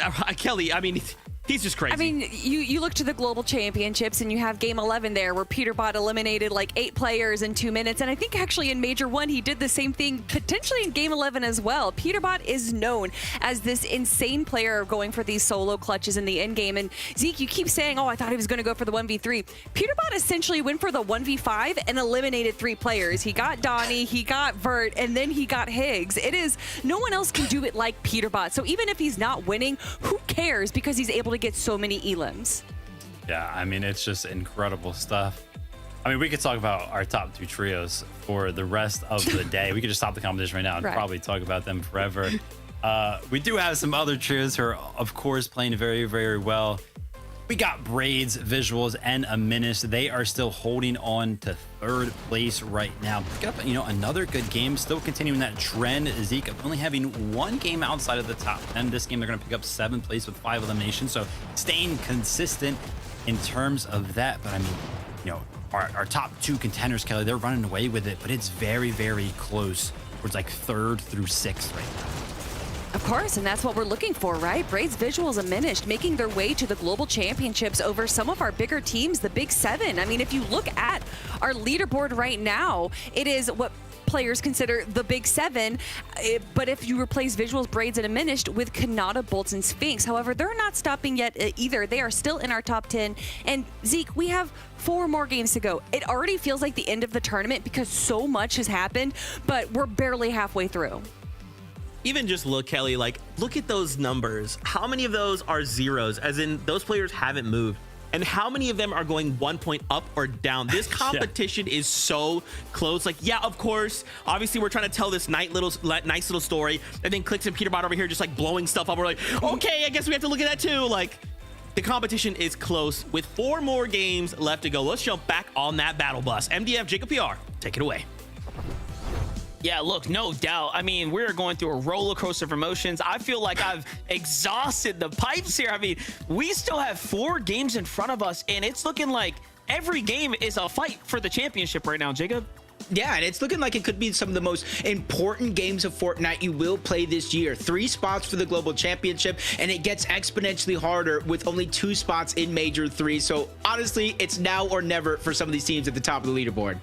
Well, one thing's exciting right now. It's that 3-point gap up the top. Peterbot making sure that Clicks has to stay on his toes. You don't know now when they just want to pull the trigger, or will Clicks pull something out of the sleeve? Well, we're here to find out. Let's jump on this battle bus one more time. Monster, when this game ends, the tournament will be 75% of the way over. And that's really where it's going to start to get interesting. 3 games left, not enough time to make up a point deficit. So I'm thinking there might be a potential. We saw Peterbot land on Clicks. What about the other way around if the point lead over everybody else serves it? That's exactly what I was starting to allude to with how Clicks, Higgs, and Iamzo had the whole night to sleep on what all unfolded yesterday. You have to assume that they now too took that exact strategy into account, right? There might be a point in time where they say, you know what, before they can do us dirty, we probably should do them instead. So we'll just have to figure it out. And then I'm also thinking about, is 600 points enough to make it to global championship? Those are a lot of points. But then I start looking down at the standings. It's only a game and a half difference. So this game 9, game 10 are absolutely critical to Clicks making it to the global championship spot. Well, in the end, it is absolutely incredible Fortnite at play here. High action, high caliber Fortnite underway, and it just doesn't get any better. No, it does not. And you're seeing why every team, including Craze, Donnie, Joji, Yusuf, Yuji, and Phenom on the Shining Span Bridge. Yesterday, most of the game, we saw him kind of going all out 50-50, drop on one of them floor loots and quickly go to work. This time around, both games, they're choosing to try to disengage, play it out. They might not get all the loot that they want off of their spawn, but at least they got a shot to try to get more points, move up the leaderboard, try to get in that top 25 where you can actually make some money. I respect it. You know, like last game they did something similar, but you know, at the end of the day, they were in about 16th place. So when they survived the drop and they kind of play things out, they were just working their way up, chipping their way up. They jumped up to 14th now, so they're kind of in the running for getting closer and closer to the top 10, which I kind of have to appreciate. What do you think about Peterbot, Ritual, and Cold here, though, playing for the medallion, it seems like, here at the train? Yeah, business as usual for them. But you see the two arrows off on the side, two different bases already built. That's the trio, Visual, Braids, and a Minish. This is how they get a lot of their early game surge. And obviously, after Peterbot secures the loot that he wants, he quickly turns around, tries to accumulate a little bit of surge on his own. But because of how long it actually takes to get the boss down, to get the medallion, usually there's a lot of shots like that coming from the other side. I was gonna say, it seems like they were getting a little too close for comfort there. I thought for a moment we're gonna see Visuals, and Minish, and Braids just dive in on the two, but seems like they know better than to take that risk. What is happening here from coned up to fighting back? Jaxie finds himself fighting out of a absolutely unwinnable situation for most, but all of a sudden he's looking at 1v3 right now. Siphon kicks in here and he's right back in it, and then the double edit. That was too smooth, but Noah plays. Chaos Gaming and Kazs are here to rain on his parade. Jaxie, unfortunately, won't be able to celebrate much longer. Look, he's at 6 elims, 2 team wipes, and then sent back to the lobby. My gosh. That last elimination was pretty tough, though. He slid. He was safe. So it was great for him to kind of pick that up. You said 6 eliminate. At least they got 24 points for this game. Could be the difference maker depending on where you're at on the leaderboard. And that's where Kaz was able to quickly break. And there was really no time for him to react. The full trio was already there, jumping on top, closing off every possible escape scenario. As we jump aboard Click Yamzo Higgs, hey, much closer this time around than we have seen in some of previous games past. Clicks is going to be the one leading the charge of trying to get that Storm Surge first. Yamzo Higgs still looting up underneath the vault and all the surrounding land to try to get a lot of those extra heals up here in this base so that we can have a smooth game. Ooh. They want to be absolutely sure to find Peterbot, Ritual, and Cold if they decide to try to sneak up on him. And this is why they're all kind of positioned up, like you mentioned, really closely to one another, but all with different angles, right? Looking for teams lurking, kind of sliding up on them. You have to also take into account, like, those shots they just put on to Peterbot, you know they know, right? Like, they're still at the Lone Wolf layer. But what are they thinking right now? Probably just being very, very precise. And you kind of mix in a little bit of that last game, so they're just trying to get and see where a lot of these players are rotating to, mainly on over towards the black market. As Yamzo taking that other angle, looking towards the south, spotting out one of those towers in the distance and immediately trying to go to work. And you're seeing in the minimap as well, marking a team up there in that last game as one of the first times we were able to see them access that black market underneath Magic Mosses. And it helped so much. You saw the collateral AR. They were able to get at least 4 different sets of splashes on top of it, something that weren't able to do at all in day one because of a lot of those north zones. For Ishu Taki, though, a bit box fight right here. Taki's already taken out. A lot of credit to this team that tried to play for high ground, try to put the dub up on the mark. Came up a little short, but gotta respect it nonetheless. And unfortunately, Ishu just forced to completely give us this entire situation up right now. Yeah, it does look like Seek and Veer are still underneath. Might be a 3v2 situation, so a blessing that they came in to crash this party, because now that Solo is going to be able to get out and get a chance for the reboot, but Veer being pushed back. A lot of these are his builds. That's why you see Creon playing careful, and you see that they're the ones that made that quick jump on over to Black Market this time around. Mythic Collateral AR is just shredding through these builds. Big damage onto Veer. Another elimination cleaned up with ease, leaving Seek by himself in a 1v3 situation. And immediately they spot him out, get him to move. Those audio visuals being the difference maker as they get wiped out of this game. That Collateral AR, so good when it comes down to keying in and keeping the pressure going like that. Peterbot, Cold, and Ritual, though, getting right back into the fighting action here. And what's so interesting is that they're fighting the team that Clix's trio was just eyeing up for surge tags here.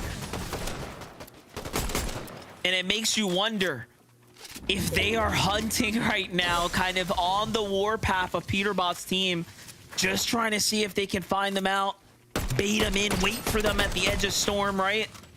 This is very intentional right now.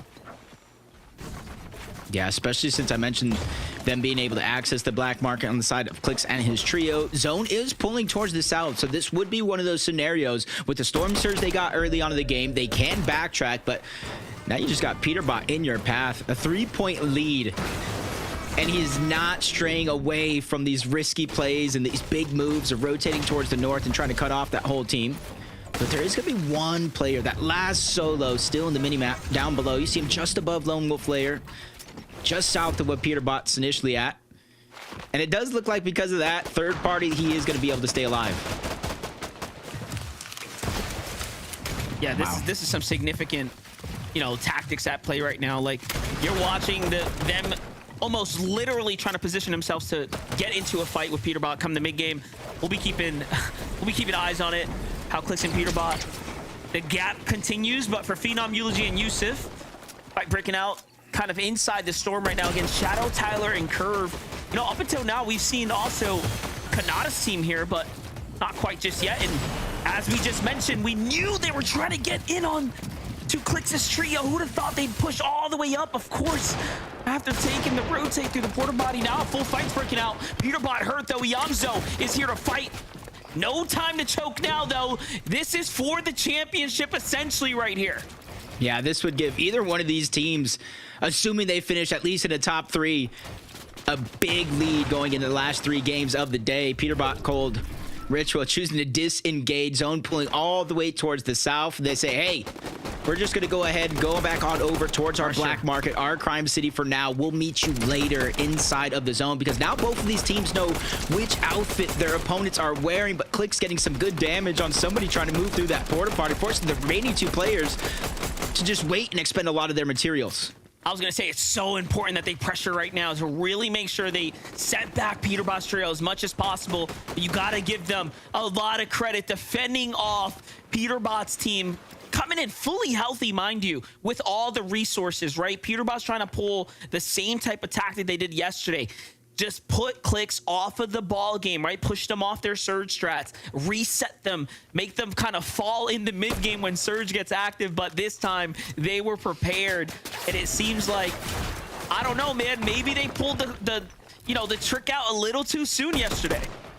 I almost feel like, and you're an OG, you've been around much longer than I have. Is this one of the first times we're seeing a team really just take control as much as Peterbot is going for these early game fights? I mean, rightfully so, Peterbot does want to win. They have such a huge lead over 3rd, 4th, 5th, everybody else down below that leaderboard. So maybe he already has his global championship spot, almost guaranteed top 2. It's worth the risk for them, especially since this one is personal almost between Peterbot and Clix. And this is bragging rights. This is more than just that. Yeah, Jacob, look, you know, I've casted 25 FNCS finals. There has never been a team to do what you're watching right now in an active online tournament, like in this way, right? Really trying to make sure that they position themselves to be the front runners, and then finding someone so close to them, deviating the strategy to say, you know what, we have to adjust. Like, this is what we've always wanted to see from high-level Fortnite, and it's great to see Peterbot and his trio kind of take the lead there, right? So all credits to Ritual and Cold, because there aren't many teams that would do this.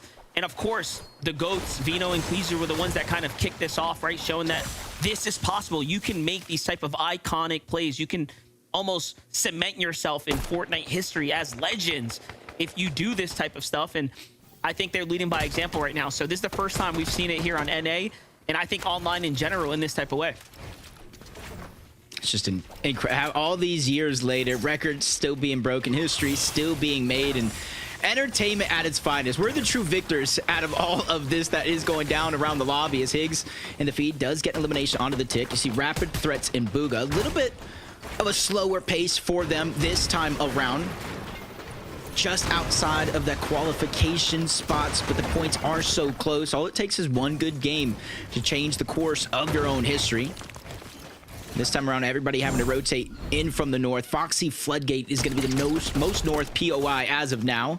As we check out how Higgs was actually able to pick up that elimination, just sneaking up on a couple of players. And as I said, zone moving towards the south, which gives a lot of freedom to Clicks, Higgs, and Yamto to move back on over to that black market and seeing if there's anything left from Creon, Tony, and Noisy. I was going to say, you know, you got to think about how, you know, because Ritual and Cold were there, they kind of cut off the black market for a little bit. Yep. Likely looking at Clix's performance and saying, hey, you know, what's changed from the days before, right? It's the fact that they have had access to this black market. We talked about how significant that is. But look, there's other teams kind of here still waiting about, so they're not out of the woods just yet. Oh man, they're getting confident up above. They're knocking on some doors, trying to take some cones, eliminate some options just in case this fight does progress longer than they'd expect. But great shots coming out of Yamzo yet again, opening up the fight, slowing down at least one of those players. But Vert landing some good damage onto Clicks. Both teams trying to tunnel around, build some extra space. That way they can try to make that move, but it's the low ground right now that is on a little bit of a disadvantage, so they need to figure out a way to make a play as Clicks just gets hounded yet again. Dropped down to about 75 HP, looking for a way to survive. Forced to pop a second med miss here now, so this is really starting to come down to the wire as far as the zone pressure is concerned. It's going to come down to Higgs and Yamza. We've seen a lot of clutch plays from them throughout the weekend. Really have never seen a better Clicks and Yamzo. They seem to be in peak form. Clicks here, still on the back foot right now. 51 damage put off right there. He's going to win that trade. The edit was there, but unfortunately the tag couldn't follow up in time, and this low ground, I was going to say, really difficult to play off of. It seems like the zone gets the knock for Yamzo, and that's going to be the go sign for them. In here they come with the kneecappers are out. Taki's there, but no! The pre-fire shotgun onto Clicks takes him down. Higgs loses shield here. It's going to be up to Vert to come through, and Vert actually finishes off Clicks. Think about what this is going to do for the damage as well. This is an extremely big elimination right now, and a time waste. And Maniac was just here. This reboot might not even be up. Oh, it is. This is just crazy because you said it yourself. What does that do to the damage? Remember, early on, it was Clicks the one on top of Lone Wolf Lair in their base, getting a lot of that damage while his teammates were the ones looting up, getting the gold. We'll see how it turns out for him, but Cold is down as well. Monster. 6 games today, and already it's been toe-to-toe, back and forth between the top 2 trios, and again, we're in a dire situation. Even though they are going to get that revive off and the elimination cleaned up for the Siphon, it still puts them in a spot to where now they have to follow backs into zone, and they're so far back. Can I just say how smart that was? They left it down body until they picked up Cole, so the Siphon kicks back in for Cole. Like, the little things that happen at extreme high-level Fortnite is what makes me love this game so much at a competitive level. And look, they are back like they never left. They are just not looking to make any mistakes. This is incredible stuff. Those little differences really mean much, because now they don't have to use a med miss, they don't have to use a med kit, no bandages, no worries there, at least not for now. And again, I always say this, they're looting their POI yet again. They don't even necessarily drop there and loot the whole thing. That's from time to time you see extra teams come in, try to grab the scraps. As he dips his toes into the water, the gold splash water that runs through Crime City. Get the extra speed boost, faster farming speed, and that's where he's going to be maxed up on materials in no time. And not too far away from where the zone is pulling now. And this is where you're seeing a lot of teams utilize that gold splash water, just dipping their feet in. They get the speed boost, they get this pickaxe speed boost. And then if they do have that kneecapper, then they're definitely going to close the distance with these. I mean, at this point, I'm more concerned if, like, storm sickness is going to kick in. Like, they are playing deep in the storm right now. We still got a lot of, Fortnite to go. The North is still kind of playing the zone right now, so very favorable short rotate for them. Might force them to tank a little bit more than usual. I'm just trying to keep all the options, you know, open at the moment. But Shadow, Tyler, and Curve right now on the move here, playing this kind of high ground, trying to see if they can have a position here. But Noah's already set up. Visuals and Minish are there. Take a look at the highlight from Agers, Acorn, and Boyo on the eastern side of the map. This is what happened last game that set them back. This time, they don't lose Boyo, so they're going to be able to maintain their damage, kind of carry this momentum into this end game right now. Another mountain in play here as well, so seems to be a repeating pattern. Yeah, almost everybody on this edge crossing their fingers right now, saying, please come to us on the eastern side. Don't pull up that mountain. Don't give us a max pull. Well, guess what? Fortnite doesn't really care how your fingers are crossed or what you're wanting. We're just going to give a max pull anyway. Agers, Poyo, and Acorn. This is something they've been feeling almost all weekend long. And the difference is exactly what you said. They were able to pick up those eliminations. They didn't go down, not rebooted. So this time around, with a similar rotation as last game, I expect them to be very, very much higher when it comes to that Storm Surge. Sitting in the storm right now, tanking for position here. Japco, Muzz, and Rise could be setting themselves up for another victory royale here. We've seen when they kind of get these types of zones and they get this high ground positioning early, they've turned them into top threes, second places, and victory royales.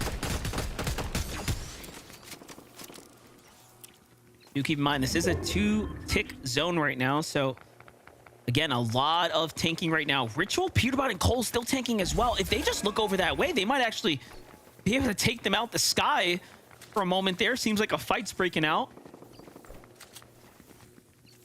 And as of this game starting, they're only 69 points away from that top 4, which would be a qualifier spot because of Ritual, Cold, and Peterbot in first place. So they know these last 4 games are going to be some of the most important Fortnite they're going to play, especially during this major. Peterbot, Cold, Ritual. They're able to get that mountaintop just south of their actual POI. They're 1,100 damage above the Surge, and they're looking toward the back. That player is in zone. They get the knock, the tick, and that was a player that already got rebooted in this game. Down again he goes. I was going to say, we saw him hiding before by himself. Seems like he just couldn't catch a break. And those are some important points right there. And look at that. He's just going to go for the material. So Peterbot opting to jump down. Big upgrades here as well, potentially.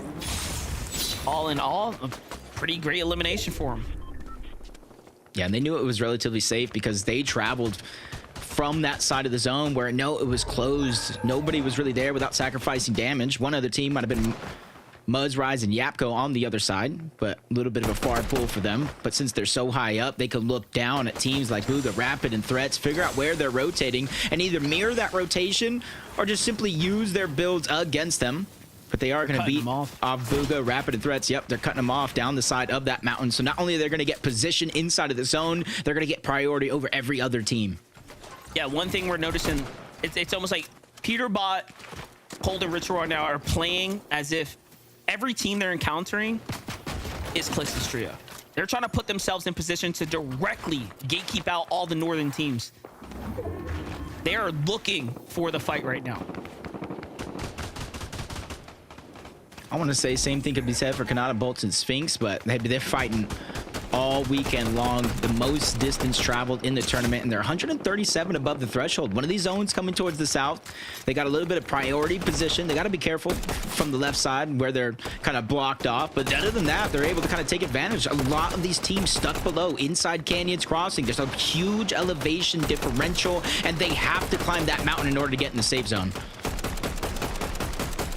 Let's take a look at 98 above here for both Sphinx and Kanata, so not out of the woods just yet. They need to stay active right here, find one of these teams and just kind of break open the fight. Looking at things from the wide shot, Clixiamzo and Higgs find themselves below this surge. That's that damage that we talked about being kind of the setback for them here and now. They're not the worst team as far as being underneath, but they're right on the line there. Great tags for Clix to start making up for lost damage here. And it's come out, put him right inside the zone. Medmiss already being utilized here. From Higgs' side, they're also getting active there. Seems like Rapid's team's the one under fire. Now pressure coming in. Ooh, a far zone pull for everyone on the lobby. Very few teams are going to be able to find themselves safely on the right side of the fence here. You see a good chunk of the lobby in the minimap trying to make this rotation early. They don't want to get caught behind. It's going over into that kind of divot between Canyons Crossing and the Shogun's Arena. So yes, getting down might be easy, but where this zone pulls up any one of these mountainsides, you have to start preparing a few zones ahead, maybe conserve as many materials or find an elimination here like Poyo Angels and Acorn trying to do. 20 is going to be in their line of sights. Active surge on him as well, and it does look like he might be going down here in a moment. Can they take advantage of that? Either way, they don't want to because they know they don't want to get caught in the backside of the zone. And you see him even charged up the Haymaker, but on the other side, Higgs goes down, clicks and shambles. Yamzo no shields. Even with 6 eliminations, this puts him in a dire spot. Yeah, that looked like Booga coming through with an armored vehicle. Like, I'm not sure what just happened, but Higgs gets sent flying. And I was just going to say, this is one of the few times where being late on the rotate here will actually put you in the better position because it's coming off the top of the mountain. So Clicks, Yamzo, and Higgs, although they're man down, they are in a much better position here overall. However, they've lost so much material now.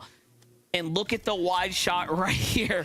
Japco, Muzz, and Rise opting to continue to play for ultimate height. You can see this puts Clix's team kind of at the low ground. Peterbot right in the middle of the pack here, trying to potentially opt in to fight for height here shortly. Gonna be a Western pool, Jacob.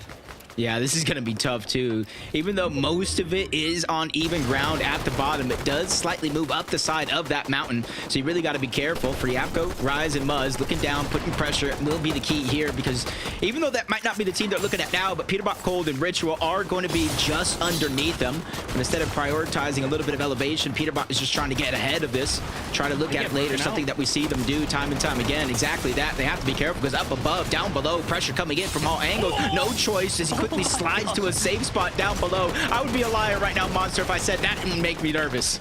I thought it was over. I'm not gonna lie, but he was way faster than I was on the reaction speeds there to go ahead and save himself and break the fall. Smart play to give up the height there. You saw how dangerous it was getting, but it's not looking good right now for Clicks. And Yamzo, Clicks taken out here. Yamzo left to solo clutch this one out. Placement points are just starting to add up as well. We're in top 11 territory here, but there is so much action unfolding. Look at this. Peterbot finds another set of eliminations, and they're at 10 already with 24 players remaining in the game. That was a full trio. They just wiped off the side of this mountain, and the zone's going to continue to pull further and further over. And they're going to go ahead and sacrifice the HP, trying to make a smooth rotation upward. Muzz, Rise, Yapko still up above. They need to figure out a way to target down below. Down is going to be Iyamso still by himself. You said it now. No materials. He's trying to farm what little that he can, but there's still so many dangerous players in front of him, including the full trio towards the right. And it's going to take down Iyamso, Clicks, and Higgs. So he falls inside a top 10. This is really going to start opening up the placement points here for Peterbot. They already have the elimination lead, and this is where the gap will start to grow here. But first, they have to pop off. Ritual's going to fall. Peterbot gets crunched down to just 14 HP and then taken out as well. Cold here does his best, but he gets sent back to the lobby. So scratch those placement points out of the way. The race continues to remain extremely close. Muzz eyeing up all that loot from Peterbot down low, but there's no room to jump down. Muzz, Japco, and Rise looking to be one of the few teams to pick up multiple victory royales here on the day. What an angle from Muzz. And there's the refresh he was looking for. Really taking this game into his own accord here. They've come close so many times this week, and this is the one they don't want to let slip through. But down below, another team they got to watch out for, Reed, Cooper, Curly, and they are just dominating everyone in their path. The full trio gets taken down, and now it's 2 trios and a solo that isn't going to last long because Kanata goes down. 3v3 situation. Muzz, Rise, Yapko up above. They have the elevation and the advantage, but everything gets chopped down, and now the battle's going to begin. And Haymaker is winding up right now with the kneecapper. He's trying to charge it up, waiting for somebody to peek out of that box and make a mistake. He tries to free swing right there. Japco is absolutely ready. There it is. It's charged up, but he misses. Hits 1, hits 2. Cooper still alive, though. We'll get the Siphon Muzz in a one-on-one against Reed here. How good can you be here? The jump shot out the side, and Muzz gets traded out. It's all up to Curly. This is his moment to show everyone what he has. What does it take here to be another winner? Can you take game 9 here Curly versus Rise. Things are starting to heat up. The pressure is rising, and Curly hits the shot that matters most. A second victory royale now for himself here on the finals day. If we were in person, Monster, I know Curly Bobby be pointing over in that direction and said, you guys could have had me. You guys could have had me on your team winning this game, but you chose to go with somebody else. And now it's a decision that'll go down as one they will regret. And that is a big win for Curly, Cooper, and Reet, because remember, at one point or another, they were tied in that third, fourth place position. Well, there's not going to be a tie anymore. It was so crazy. You know, for it to come down to the wire, you would have thought Jabco, Rise, and Muzz was going to get that second victory out. But unfortunately, Reet, Cooper, and Curly heat up and cement themselves in the conversation here. They're like, wait a second, guys. We want that third place spot. We want to try to fight for first. And it was so intense here. What a way for this to go down. Look at that. Turn this thing around here. Curly hitting the shot, and then Rise, unfortunately, couldn't find his tags there. There it is, the big victory royale here for game number 9 for Reet, Coop, and Curly there, Zeke. That has to be one of the most disgusting shots I think I've ever seen. Jumping down that mountain mid-air and just one-pumping that player. Yo, Yeah. that was crazy. Kelly, you should be doing a Zeke right now because Reet got a VR.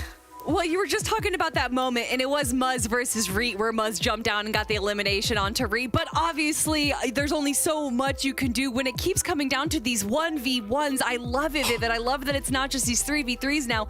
We're almost getting this kind of like masterclass of 1v1s in final moments. But obviously, big shout outs to Reet, Cooper, and Curly grabbing their victory royale. I love to see them jumping up the leaderboard finally. Actually, I'm excited to look at our leaderboard because they have been one of the only teams in our top 10 to not get a victory royale. So finally to see them come all together, controlling the low ground, especially when you have other low ground teams like Clix's trio or Muzz's trio who was on high ground. When they're everywhere else, you can kind of like navigate the story.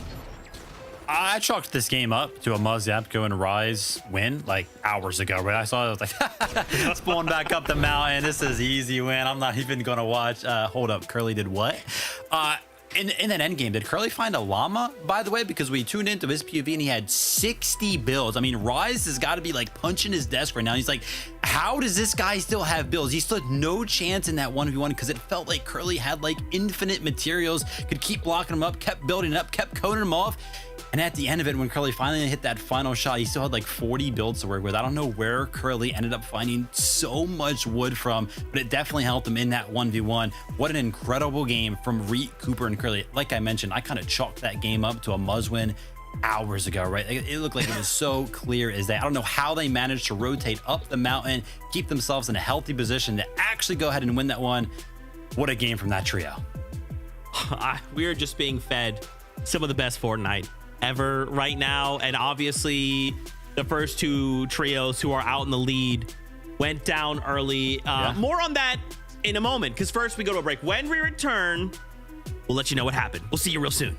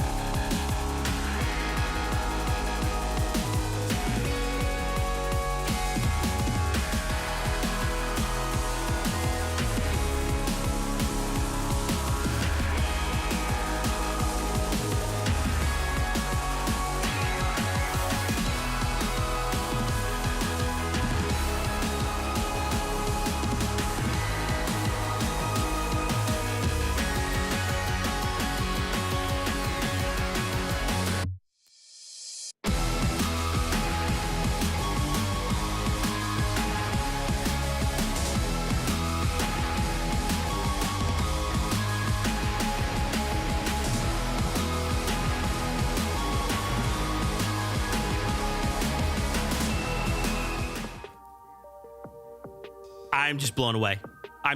We are halfway through day number 2. And this is just getting crazier. I know, Kelly, it has flown by because we are just getting some unbelievable moments here in major number 2. All right, so obviously, Reed, Cooper, Curly, congratulations on your VR in game number 9. But as we bring up the standings, we still see 2 Titans at the top fighting back and forth. One to reclaim his title, to take back his first place. Another to get their first win as a champion.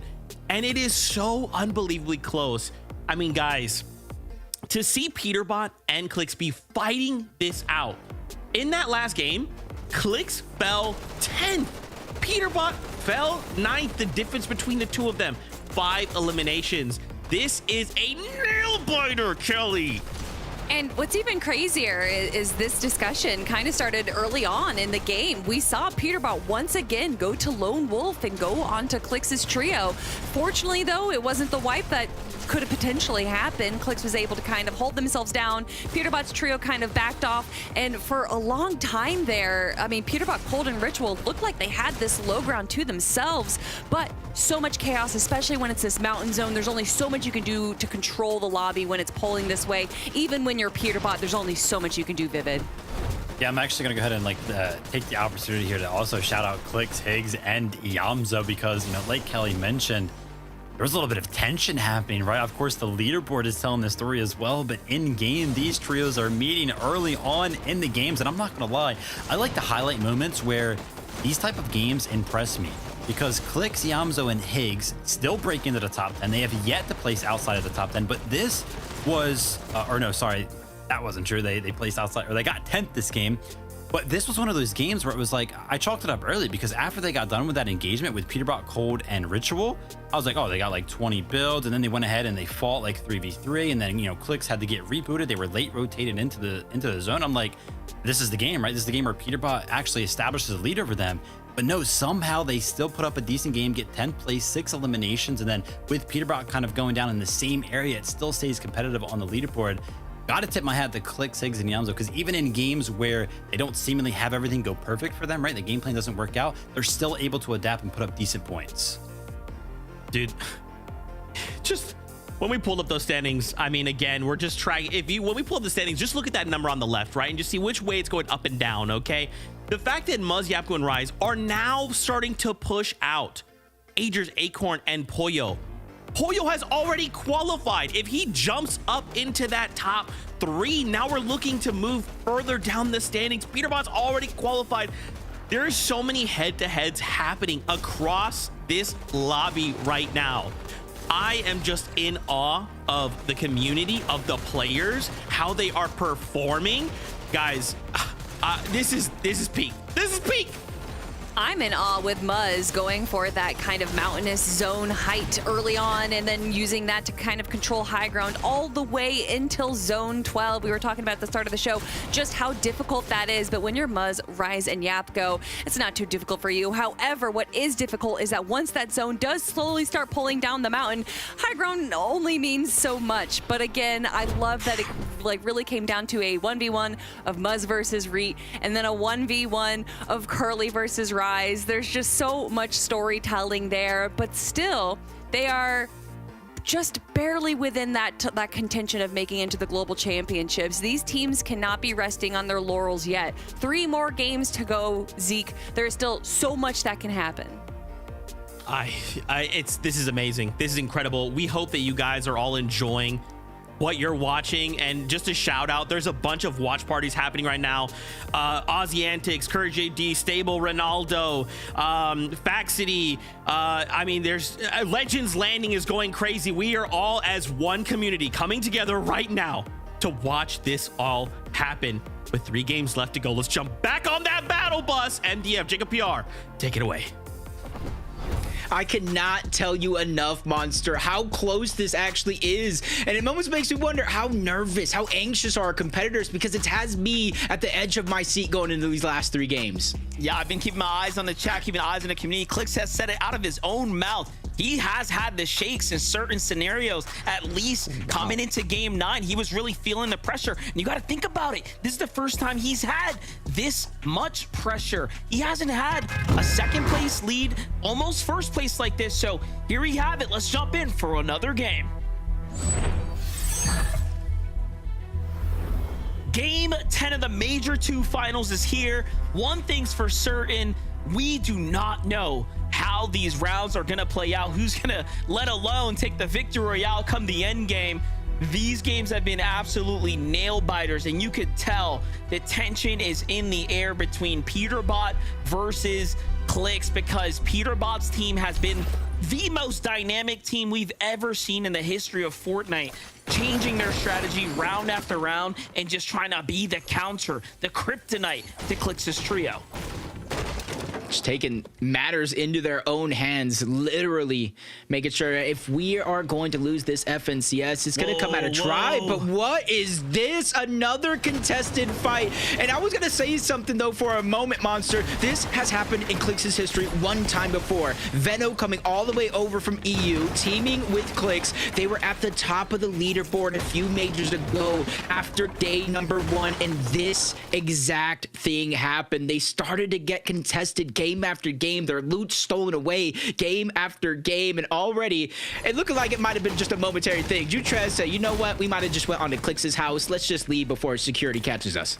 Now you do have to keep in mind, Fallen, Nitro, and Jutrez are the current 33rd place team, so them just spawning here and taking a little bit of loot is still extremely significant to Clix, Higgs, and Iamzo's pacing in their entire game, right? Look at how different they have to play now. They're slower, they're looking around, they don't want to overcommit. These things are going to affect their performance, so if it isn't one thing, it's another now that they have to keep an eye out for. Yeah, just one of those things I feel like you have to figure out a way to prepare the best that you can. And you can see they knew they were contested right out of the gate, so they're not going straight for that Storm Surge strategy. So even though we know that full team has already disengaged and left, now with the scanner going down, they're going to get the information, and now they're behind their curve a little bit when it comes to accumulating that damage. It's something that you've been talking about all weekend long. It's literally the little things.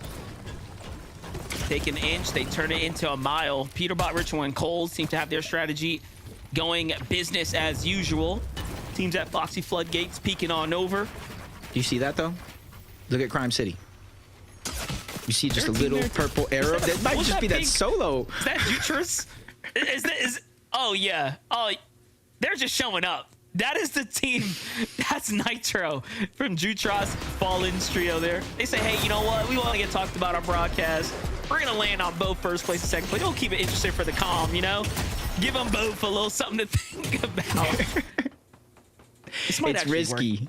Especially since Cold is by himself. He's just waiting by one of those chests, waiting for Cold to think it's fully uncontested, because he snuck his way in here, I believe, through the porta potty. So this is going to be one of those interesting situations. He might actually get away with an elimination right now. I'm not even going to lie. Nah, not on Cold, right? No way. You know, this is literally a movie today, because, you know, in those situations in the movie, the horror flicks, where it's just like, no, don't go in there. The monster's in there. Right now, Cold sees him. Now it's a chance, as you see every single green arrow on the outside. Both Ritual and Peterbot have turned around, and this is where it's going to get dangerous for Noob Nitro as a solo, because now the entire wolf pack is going to converge. Wait, but you got to think about it. The same story applies here for Peterbot, Ritual, and Cold. If they're getting, again, pushed off of their usual strategy, this is time lost on farming damage. Now, Nitro did throw the bag. He had a chance to take down Cold, but he got caught in the street, and now he's off to the races, and he just gets folded over. 190 damage opening here by Cold. Cold's probably going to flex on him with a pickaxe. I wouldn't doubt it. Nope, he doesn't want to put the risk out. Now, it almost makes you feel like in the back of their mind, they found one. They obviously don't know that his duo is just nowhere in sight. Well, speak of them, Fallen and Jutraz, this is them almost on the other side of the world, north of Crime City, in another 1v3 situation. And that's Cap that just gets the elimination onto Fall, and Jutraz now by himself, and it just almost looks like that strat to split up to surprise first and second place might not work out for them, but he's not going down without a fight up until then, where they get wiped off that. And now one less game for them to play.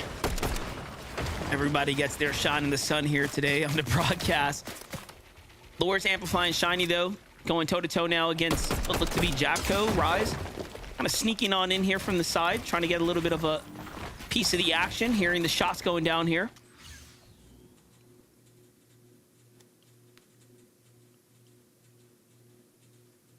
Like this slow play this time around.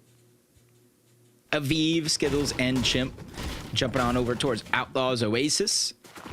And they are actually able to get this armored vehicle this time around, so it's not just the overabundance of loot. It's exactly this situation with the zone pulling further and further towards the east. That's going to allow them to safely, or relatively safely, rotate with that armored vehicle straight into zone much faster than some of these other teams that might have to use some of their resources to make that same rotation. By the way, was I tripping out last game? Did I see an armored vehicle come flying off the hill? Like, I couldn't tell. Still thinking about how Higgs went down. Like, I'm pretty sure Booga had an armored vehicle somehow. I don't know. We'll figure it out. Higgs, the Yamzo clicks, though, moved out of the Lone Wolf layer. They're not looking to sit around.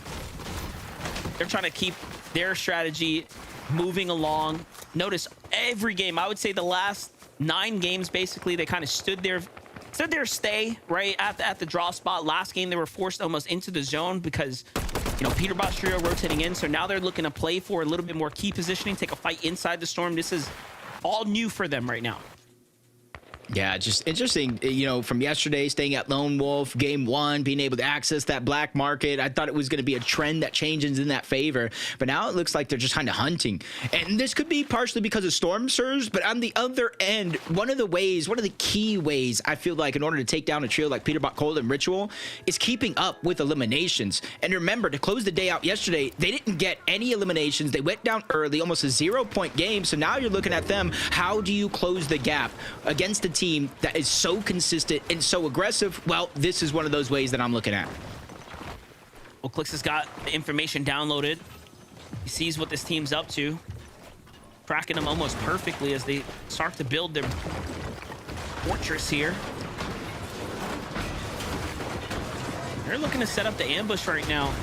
Likely waiting for just one little edit reset to come through so they can go ahead and take advantage of the weak wall, and they find it. The weak wall is a little bit of wood, and they box him up. But this player manages to barely skate away, but not for long. Here comes the pressure. This is where Click shines best, obviously. Box fight type scenarios. Swinging his way around, catches JXY from the side angle. Again, not letting the builds kind of replenish here. He's got a great little angle going on here. But look, there's another team pushing in extremely fast as the fight's breaking out right now. You have to wrap this up quickly. It might be Josh, Magma, and Causers trying to float their way in, and they're already there, right on top of all this action. Up above, trying to sneak away some shots. Even with elimination in down, they're not able to clean it up just yet. It's gotten a little bit more risky on the other side. It's a 2v1 situation. Click showing no fear, just putting a good amount of damage onto both of those players, knowing that he does have the backup. Higgs, the Yamzo have now entered the fray, but both of those eliminations get stolen away. And it's not just the loot, it's the points. They lost the points as well, and then the body must have been picked up. That is so unfortunate. And then looking who's here. Taki, Ishu, and Ver, and that's a good trio. We saw how they managed to really fend off Clicks just in the last game. All of a sudden coming through, little ambush opener onto Yamzo, but Yamzo too fast on the draw there, ends up kind of escaping. So Higgs, the Yamzo, Clicks have another chance now to find a fresh set of eliminations, but they're not really happy with the way this is all unfolding. So that's 12 points that just slipped through their fingertips. And then you add in the amount of builds they expended, the resources that they've used, and they weren't really able to get any of that back. And now they're almost stuck in this position. One team on one side, another one on the other. but they're still doing a good job of making sure that nobody can advance their position. Nobody can start to build confidence. But there's another one off the side of the mountain, Curve, Shadow, and Tyler, that they might have to worry about soon, especially if they disengage into that direction. Look, they ended up finding Polis there. Magma's trio. Now Higgs Yamzo clicks, kind of get the situation. They say, okay, seems like they just got the full finish. Trying to kind of break out this side angle here. Not too sure whose builds these are. Higgs not trusting it at all. He's trying to see if there's still that one left. Where's that down player is what he's thinking about right here. Ooh, another cheeky play. Throwing the thermites on the walls. Let it do the damage for you. That way, if anybody is sneaking or hiding around, it might take some time, but their position will be revealed. But that team already disengaged towards the north side. Back over towards Brutal Boxcars as we tune into Peterbot going down. Ritual once again looking like he's going to save the day. And they're just outside of Crime City. Cold is converging on that location as well. So even with Peterbot going down, it's not going to be too many worries for them because he's going to get right back on up. Got to give a lot of respect to Ritual, really keeping to his word, promising to improve his mechanics, improve his fighting capabilities. In this finals, he has really showed up and pulled out. Take a look though. Peterbot gets into a little bit of a skirmish here and just loses an exchange against Aiden through the wall there. And that's how he ended up getting folded over. A little setback on damage, but not over just yet. It's a momentary setback for someone like Peterbot. Most damage in the game by far. As we tune into Cooper and Curly, no read. He's already down. Zone pulling on over towards the eastern side overall. And this is with those splashes. They're just going to try to disengage on out. They know Flooded Frog's uncontested, especially with the zone moving in the opposite direction. As long as they have that reboot card, it's going to be no worries for them to go ahead and try to get Reap back up. But there is a full trio behind them, chasing them down. Creon, Noisy, Tony. They don't want to let those two eliminations go for free because assuming they already got the one on Reap, they know they have the advantage here. I was gonna say, I feel like we were due for a little bit of a scrappy game from some of our top performers, but I wouldn't have thought all three of our top three teams were gonna be having a bit of a hard time here come game 10. This is a halfway mark of day 2. Traditionally, the big teams start to break away here with a, overwhelmingly consistent. But Cooper, Curly, Reed find themselves on the back foot right now. Pressure coming in from Creon as they look to advance forward. Big tags coming in, but the pressure starting to surmount here. Cooper jumps to low ground. More tags from another trio. This is Hound's trio now looking inwards. All things are not looking good right now for Cooper and Curly, who just came off the last game victory royale, but now all the way forced into a worse position, and they get finished. Collapsed on by the hands of Creon, Tony, and Noisy, while Cirque and Hellholm just watch in the distance. That is just so terrible for Reed, Cooper, and Curly. And you look down that leaderboard, Visual Braids and Diminish. They're already in the conversation with the Global Championship bubble spot. But then you got Muzz, Yapko, Rise. That made it easier for them to catch up. Rapid, Booga, and Threats, them as well, over the 400-point mark. And so now everybody else on that leaderboard within contention for that spot has just been granted a little bit of a miracle, but 26 teams still left alive. Don't start getting points until top 17, and then they start to cascade in with every team that does go down. So there's still a long road ahead of some of those teams looking to get inside of the bubble. Clicks, Higgs, and Yamzo rotating late out of their Lone Wolf layer. This time around, just like in game number 1, they're going to backtrack on over to that black market. They're assuming and hoping all of these teams have already rotated away out of this spot so they can have ease of access to the black market. Yeah, their timing perfect too. The team is just moving out of it as they are showing up. Braids visuals and Diminish. Kind of mixing it up here, taking a little bit more of a scenic route. Not in any kind of worry or, overly dangerous position. Whereas last game they found themselves, as one of the few kind of playing deep in the storm there, pushed by different trios and whatnot. This is another one of those moments too, Jacob, where teams find themselves in a race, right? For like a top prestigious podium finish for the first time in their careers. And sometimes, again, that pressure, you just don't know how you're going to react when you're in those moments. And this is their time now. I kind of like the way you said that, because you could practice in scrims. You can kind of practice, depending on how you look at the divisional cups, open style tournaments, but there's almost no practice you could actually get for what it feels like to be in an FNCS major finals lobby with some of the best players in the region. Some strategies, some plays that you thought was easy that can take you from one round to the next may not necessarily work out here or be much harder to pull off, as it does look like the zone is pulling further and further over towards Seaport being a focal point of the actual zone, so that makes it a little bit easier for Threats, Booga, and Rapid not only to get their surge but position well, as they have multiple bases around this side of the map. Yeah, just think about it. Imagine queuing into the game is just thinking about what's on the line, right? $100,000 global championship spot. It's not easy. You're gonna be feeling the nerves undoubtedly, regardless of how good you are. Ooh, good tags here for Threats as he kind of sets things up. Seems to be pretty content with the situation he's got going on. He's gonna double back here now. Yeah, with the zone closing up, pulling over, they're probably just trying to converge in one spot, one building, make it a little bit less risky for any team to get a knock and push over for the elimination. But still fighting deep in the zone, north side of the map. Taki, Isho, Vert versus Noah, Kazas, and Chaos Gaming. And Taki has a huge chunk of shields missing, and that's where they're going to converge, drop the water sprite, the gold splash, get the HP and shield back on up. And now they have that swing speed has increased, and they're just trying to break their way down, get as much control as possible. Noah and Chaos looking like they're playing a little bit defensive here for my liking. Crouching down, trying to hide the visual audios and try to sneak a play or a big shot on Ataki, Isho, and Vert, who absolutely need this fight. You see they're 268 below the damage threshold. I respect Taki just taking a little minute to farm up some mats. They're just desperate here. The fight's starting to go the distance, but they lose Ishu. They just don't have time. They don't have time to let this zone close right now. They really need to end this fight as soon as possible, but punishment starting to come in here. Still, they've yet to find the tag that they're looking for. The slow play, the defensive play from Kaz's. Noah plays in Chaos Gaming starting to rack up here now. Funny enough about this situation, if you look at like all the HP on that full trio down below, it still might not be enough to deal with the storm surge that they're going through now, especially in the next zone where that threshold will increase. So they are definitely on the clock, something that you mentioned. And that time is ticking very, very fast. 259, even though they got the piece up above. Kaz is the one that's getting the shots. He's able to get the knock on the Vert. They actually trade, but now Taki's put in a tough situation.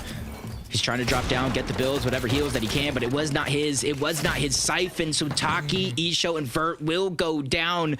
And Noah as well. Even with elimination onto Kaz's, this just got difficult for Chaos, Noah, and Kaz's. Yeah, you saw the points being lost there due to the surge, but jumping in with Peterbot's team here. They just caught an elimination off the Cyrus. They seem to just keep finding these cheeky free points here on the edge of the storm just by being in the right position at the right time. This time it's Cyrus who falls, just caught out, having a struggle of a rotate through the zone. And it's perfect too. Look, this is the way to the new zone as it just pulled north, so couldn't have been a better time for Peterbot's trio. But just as they're only 594 above, they're recognizing, hey, we're not out of the woods just yet. A little more work to do here. And they're not in any realistic rush, because more times than not, we see them rotating into the zone. You already see one player, probably Ritual, already making his way on over on the train tracks, just trying to get as much information, the awareness of where these players are at, what type of sacrifices you're going to have to make if it is going to mean going into the zone. Which wouldn't be surprised me if they did, or if they just brute force their way onto the edge, joining a couple of those other teams on that side overall. Muzz, Rise, Yapko, 512 damage above the threshold. They're in a much more stacked side of the zone, where Peterbot would eventually have to rotate into if they did continue to go straight. And you're seeing the lay of the land. A lot of these teams and players on top of mountains, the edges, so that way they can have as much elevation as possible without investing too many materials. Ooh. Clicks Higgs and Yamzo, finds a team up on the island here. The zone is going to end up pulling that way. They have a couple of options to go for right now. Team's rotating early, starting to get punished in here. It's Noisy and crew. Some good opportunity to farm some damage here and now. You know what? they're going to be able to sit here for a while if they wanted to and just farm every team for damage, really set back these trios. Meanwhile, Visuals, Braids, and Aminish get dropped down on by Muzz and Japco from the high ground there, and they get the finish and they slide on out, content with the refarm. Leftover material there. They pick up what they can, but Visuals and Braids are going to have to play this one out as a duo now. So that third place spot, that comfort, starting to slip away here. Even though last game was a 5th place second, Recooper and Curly's win catapulted them up and over them by 40 points. And now it's going to be all the more difficult here as Ruz, Japco, and Rise, our 5th place team, are starting to, again, creep up on them. So this is direct competition here. Yeah, just under about 60 or so points is the differential, and they're the ones that take them down and left them as a duo. It's Aegis Pollo in a very, very similar spot. No IGL this time around, but at least Acorn can still lend a helping hand. Even while watching on the sidelines, 445 damage above the threshold. You're seeing it around the lobby, some faring much better than others. It's Cold, Ritual, Peterbot. And they're a team, no matter above or below, they don't really let them affect their nerves at all or really dictate the game plan unless they really have no choice. And they get a clean rotation towards the side, just under the island as well. They're based up right next to Clix's trio. Little do they know, as they kind of swung around the side here. And notice, this was not a good rotate for them. They were at all max cap material. They're about halfway through their reserves right now because they went early, and it's likely because Clix's trio was focusing them first, given that they were one of the few teams to rotate. And look, they all pulled the zone now, but hold up. Pause that story really quickly as Pollo, Acorn, Majors are finding themselves in absolute shambles territory here. Pollo, the last man standing here for the trio, trying to keep his essential 5th place position alive right now, but how much can he do as he's got a maximum draw pull halfway through the mats here, Jacob? This is not good. Yeah, this is a nightmare. It's going to be tough. A good thing he does have the materials. He does have the gold splashes and a kneecapper, so he can close the distance in the blink of an eye. But a max pull, never easy for anybody, especially when you have a team just like this, looking so far into the distance from the top of the Shogun's island. And they're down below Surge, 52. There's a lot of opportunity here with this next couple players trying to rotate in. But this is one of those positions where I see you'd think, because it's so elevated above everybody else on the map, that you can get a lot of Surge, but more times than not, I see teams struggle to pick up the damage they need from up there. A lot harder than it looks. Pollo, 562 above, thinking if he needs to fight his way through this one. Opts not to. Player there on the rotate, though, is going to slow him down. Another one in the box. Wow. It's a Vive. Pieces him before he even realizes what happens, but the trio's there to back him up. He still has a couple splashes to work with. Siphon keeping him alive, but no attack in the distance. He has to chug it out, but it's only 10 in the chug. It's not enough, and Pollo's going to fall prematurely here in game number 10. Pigs, Clix, and Niamzo only have a single elimination. So once again, they have a lot of ground to make up for. But first, they have to get to the zone.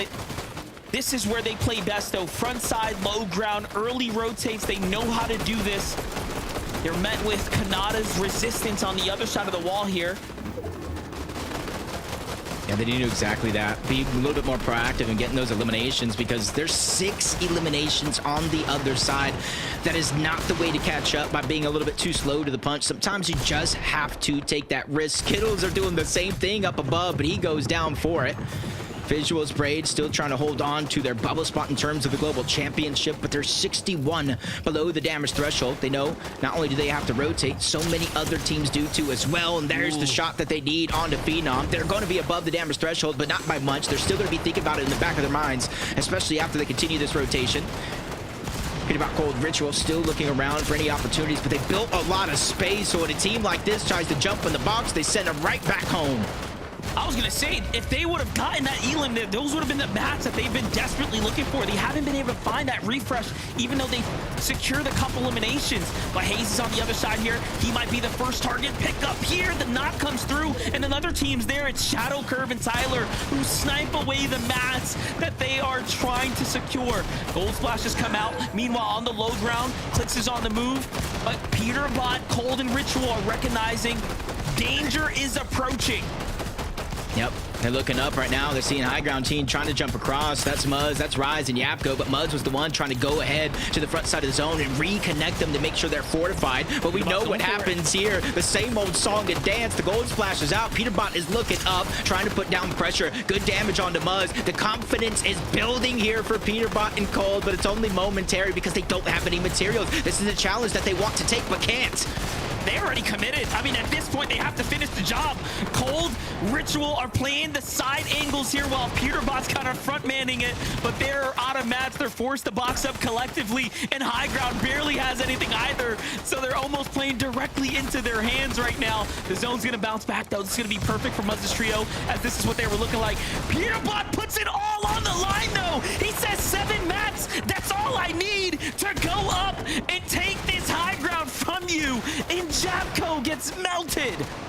That is just insane yet again, but we still have Higgs and Yamzo down below. The space that they created, they're trying to make it work, but Higgs, he looks like he got lost into the fray, trying to reunite. The splashes are coming out, doing what they can to keep him alive. Yamzo is here, trying to take space, but they don't have build monster, so it's all or nothing, and Booga goes down. They find a key elimination, and a refresh that's keeping them going. And Higgs is still going too. He gets another knock off to Tyler. Yamzo now by himself, fully healthy. Tyler knocked in the box next door. The comms come through. Yamzo's thinking about going for it. He sees the med miss. He sees what's happening. The zone's bouncing back to him. He's got a couple of options here. Another team in the bush in front of him, and he knows that he could go for them as well, but waits for the opportunity. But no, the timing was late, but it doesn't matter. Cole gets set down by Yamzo, and now he is inside the top 5. Here that was Cold. That was Ritual. And another one there too. Peterbot's down as well. These are the difference-making points here. The eliminations, the placement, but now he's in a tough situation. 3v2, v1 situation here. Yamzo, if he could just get one more elimination, one more placements, they can put him within reach of that top spot, but it's Curve trying to heal off, backside of zone, but he's making a quick dash to the front. Into Yamzo he goes. Haymaker to the outside of the zone. He gets the elimination. Yamzo is second, but it's Donnie, it's Joji, it's Craze, Thieves in the Night. They steal away the game. They may have won the game, but the eyes are on the prize for Zoe, who just went crazy in the end game there alongside Higgs. What a game 10 that was, keeping it so interesting, and it makes you look at the bigger picture. Muzz, Rise, Jacko, one of the only teams we're seeing on the North American region unafraid of going for height, really keeping it so interesting for us there. And then Peterbot consistently willing to kind of contend it as well.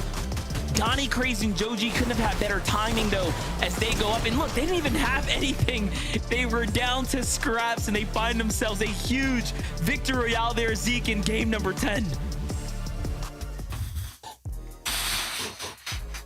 Bro, I'm gonna pass out. Okay.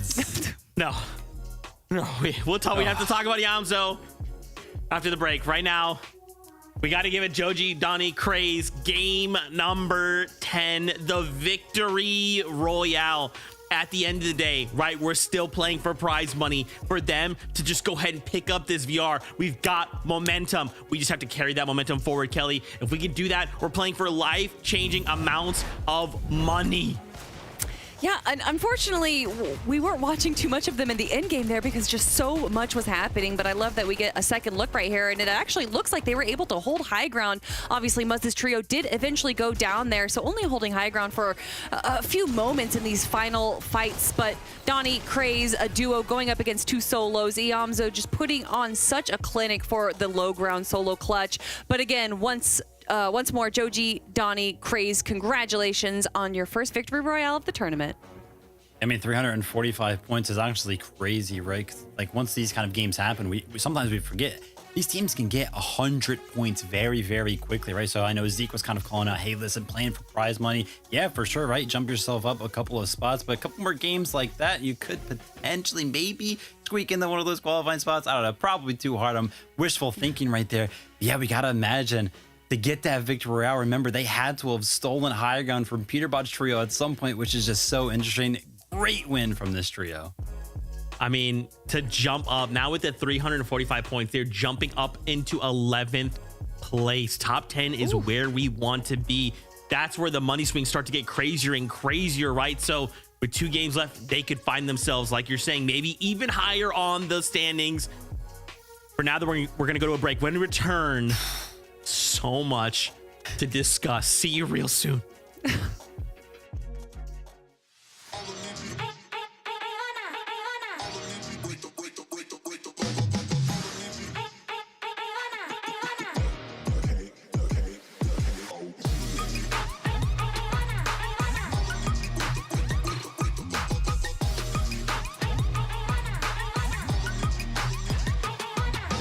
Turn up the track, going deep, I'm in the zone. You know I'm about to go harder than harder go. When the lights shine bright, that's my show. Burn up and see the glow, I'm gonna make it. No, forget it, the crown you want is fitted. Take shots, don't miss it. If you miss, you gon' regret it. Before you crawl, know I'm running it out. I'm built up like a pharaoh, now they praying that I fall. Through shadows, been burning through these battles. No weakness in my body, need to know you better ask somebody. Already, I consume the patty, it's plenty. I leave a penny for thoughts about how I'm living. Ay, turn up the track, going deep, I'm in the zone. You know I'm about to go harder than harder go. When the lights shine bright, that's my show. Burn up and see the glow, I'm gonna make it. No, it's a rap, got the match built like a pro. You know the legends go harder than audio. When the lights shine bright, that's my show. Burn up and see the glow, I'm gonna make it. No, me off the top, no way. I came and called my name.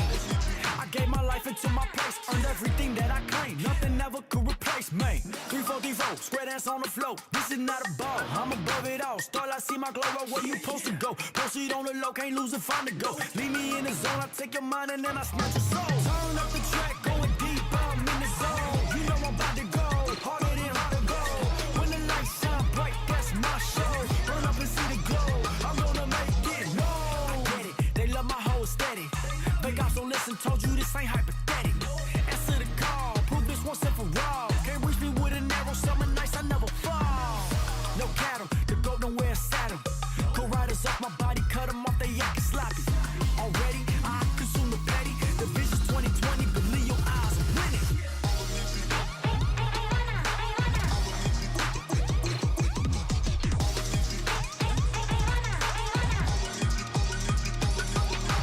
Turn up the track, going deep, I'm in the zone. You know I'm about to go harder than harder go. When the lights shine bright, that's my show.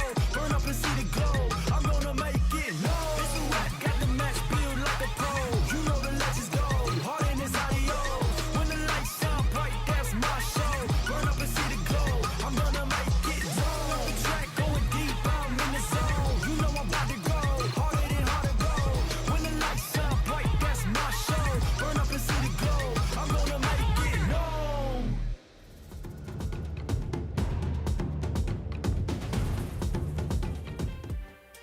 The points are too close.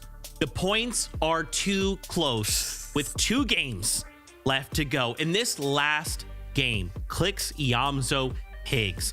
Iamzo left as a solo, back against the wall. Nothing in the inventory. Has to make the play of his career to try and minimize these points, to try and make sure Peterbot, Cold, and Ritual don't pull away farther than they already are. And he does it. I cannot believe that Iamzo, as a solo, ended 2nd place with 8 eliminations. That's a heist. This is the heist season. He just pulled off the biggest heist. Honestly, I can believe it. I actually asked Kench at the start of the finals this weekend to give me the damage numbers, but only for players from Zone 9 to 12. And Iamzo, unsurprisingly, was #1. When it comes down to these end games, when it comes down to duo or solo clutching, Iamzo is always the one that we see here on the low ground. Even when he gets down to just a sliver of health, Vivid, he has not stopped yet. The names that are popping up when he hits those shotgun shots, one of the most important ones there being on to Cold. I mean, who could write it any better? As a solo, duo left alive on Peterbot Trio. They're trying to spray into my box. Boom, 1 pump to go ahead and save the game. Kanata tries getting in my box too. 1 pump there as well. The clutch to keep us this close on the leaderboard, 16 points. What an absolute cinema masterclass by Iamzo right there. But we got to talk about it. Peterbot, Cold, and Ritual, 5th place, 9 eliminations, still racking up the eliminations on the leaderboard, right? 89 total eliminations. It's insane how many of their points are coming from them. Oh, yeah, and we knew that they were going to be elimination heavy, but something that I really appreciate from them and that you were appreciating as well, Vivid, is that they are one of the only trios that is really pressuring height, and we can see just how successful that can be when you play it right. But another thing we noticed is that they had no builds when they were pressuring height. Yeah. Staying onto the second high ground could have been an opportunity for them to kind of take some shots on the low ground, hopefully get a refresh, but still going on the aggressive. It obviously wasn't exactly what they wanted, but with how many eliminations they came out with, still seems to be a pretty positive turnaround. The standings, bring them back. Got to tell more of this crazy story.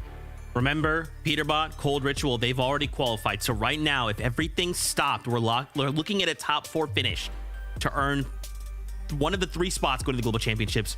Keep in mind, though, Poyo is not that far away right now. 7th place. He could look to strike. And I mean, if we look at the points from 3rd all the way down to 10th, right?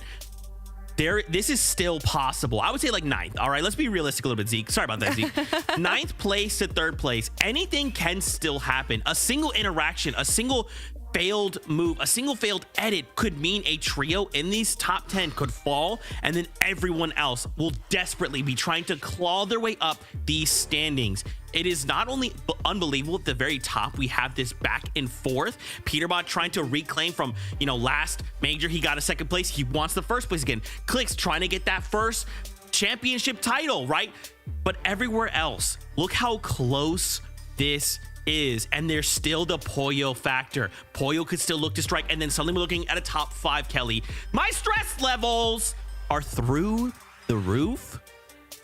Yeah, there is honestly just so many different stories that are going on right now. It's not just a story of who's going to get first. It's not just the story of can Clicks finally win his victory royale. It's not, or his finals. It's not just the story of can Peterbot reclaim his former glory. There is so much going on here, and a team that we keep looking at time and time again, Rise, Muzz, and Yapko, yet to punch their ticket to the Global Championships. But we all know that there's no way this trio just can't make it to the Global Champions, especially after what we've seen this weekend. Their ability to hold high ground, their ability to control low ground, regardless of what position they're in, Vivid, they always come out on top.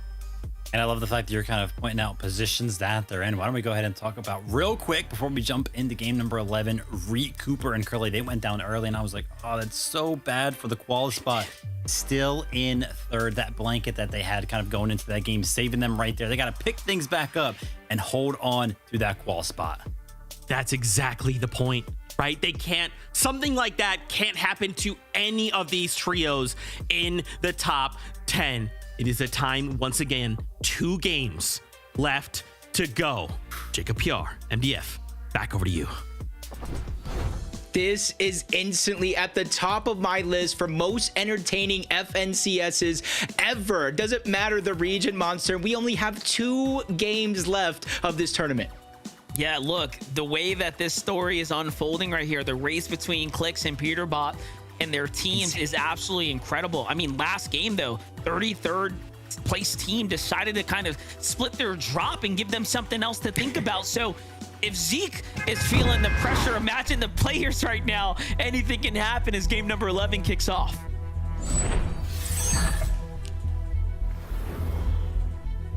All right, game 11, Jacob. We're kicking this one off, bro. It is all or nothing now. This is the moment, Jacob, where they have to kind of set the stage and set it up for themselves and ride this thing out to the very end. Man, I know you accumulate points throughout these 12 games of the tournament, but you know as well as I do, when players look back at an event and they lose, whether it's 1 point or 30, it's usually the last 2 matches that you really boils down to. And we're in those last 2 matches. One mistake could cost you everything at the top of the leaderboard with Clicks versus Peterbot. One mistake could cost you a global championship spot with everybody all the way down to the top 10.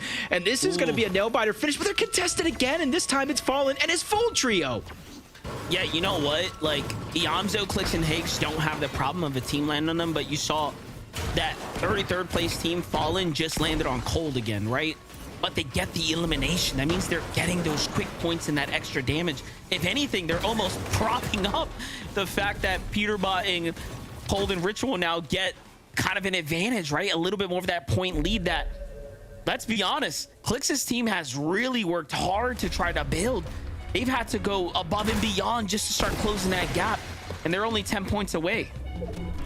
The crazy thing that has me laughing right now is usually when a team contests them, they all kind of converge back. They leave the train to go elsewhere because they want to make sure they all stay alive.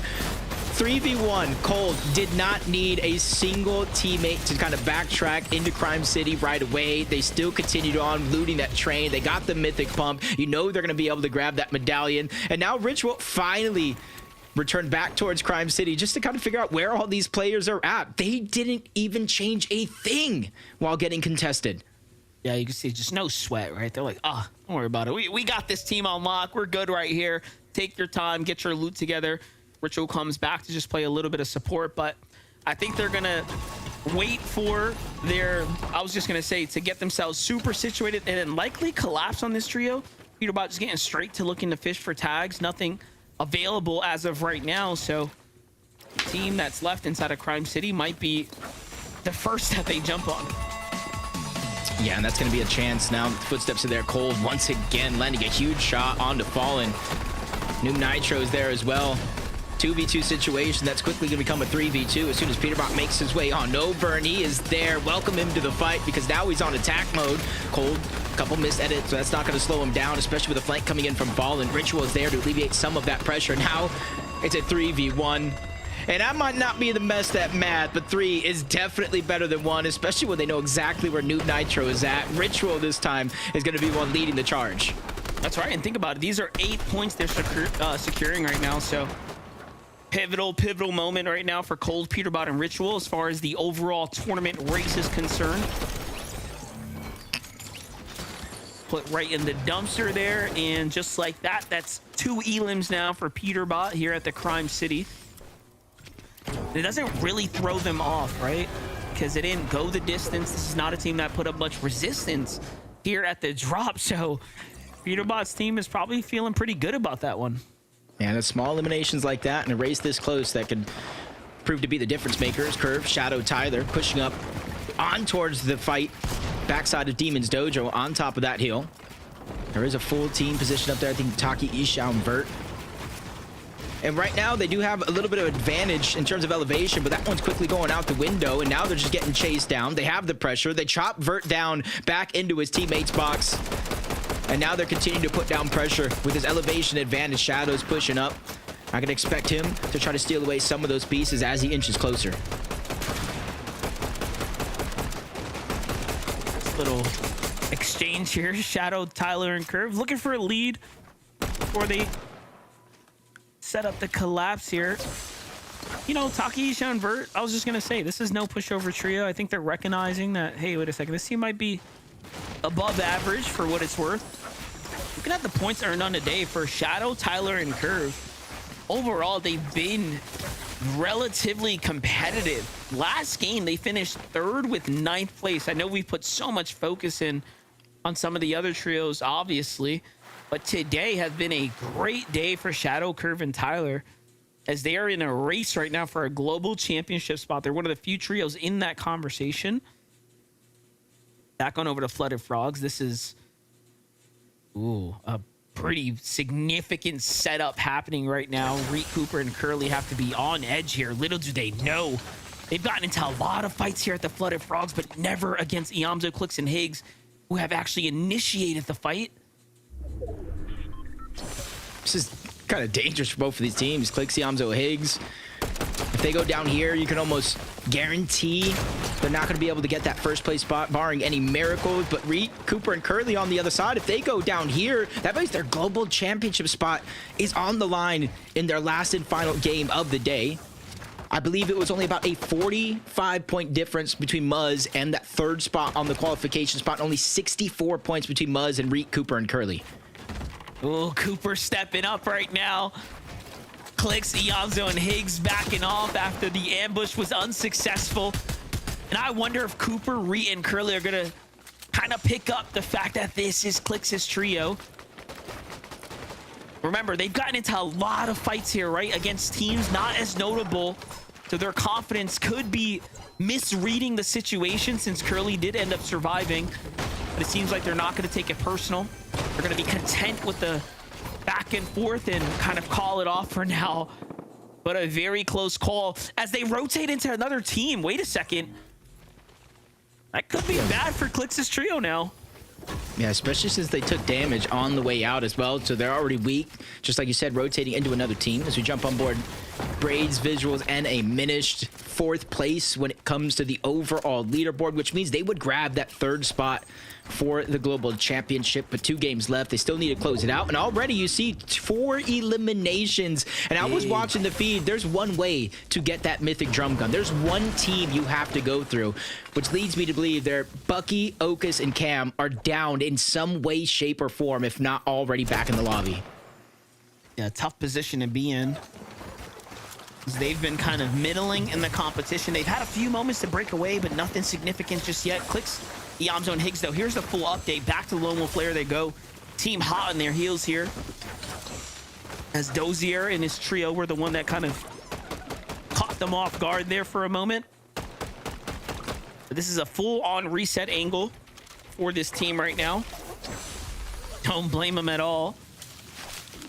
Thinking about visuals, Braids, and Diminish, though, those 4 elims puts them neck and neck with Reek, Cooper, and Curly now.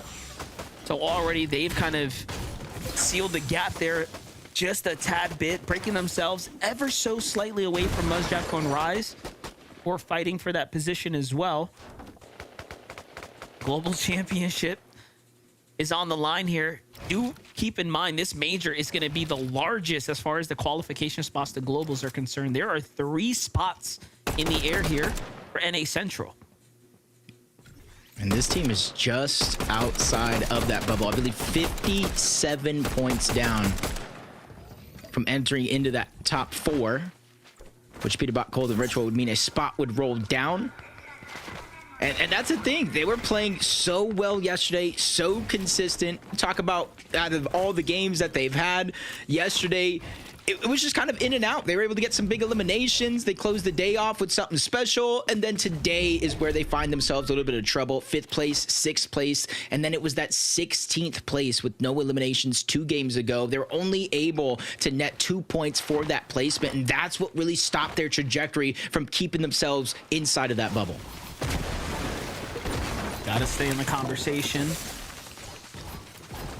Cooper, Reed, and Curly.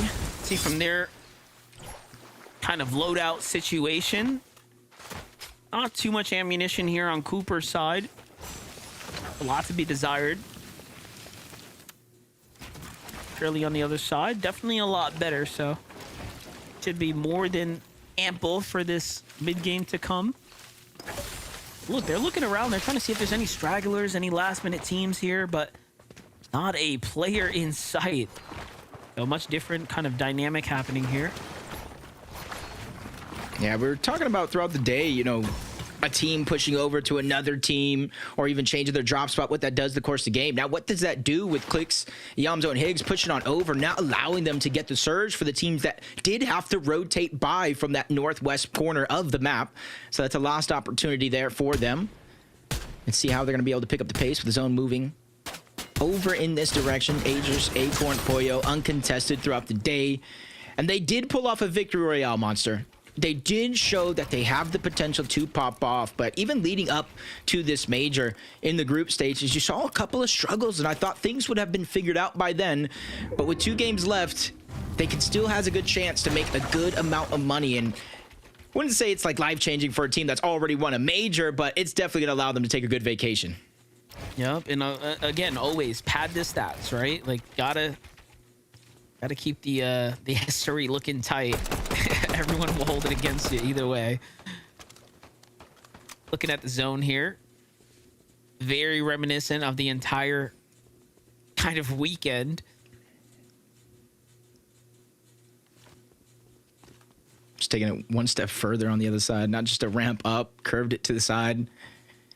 making sure they get as many lines of sights as possible. We know no one's over there for now, but Pollo just waiting, making sure that nobody's going to pop off and get a position behind them in zone as they go to rotate in.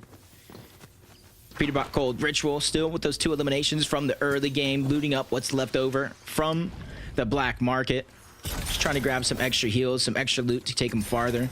And with that gold, they're able to upgrade their shotgun loaded as well from purple to gold. It's definitely going to hit harder. Makes a huge difference there. Every little bit of advantage. Higgsy, Amzo, and Clicks, though, rotating into Yapko, Muzz, and Rise right now, who, by the way, have had extremely key positioning this entire Day 2 tournament.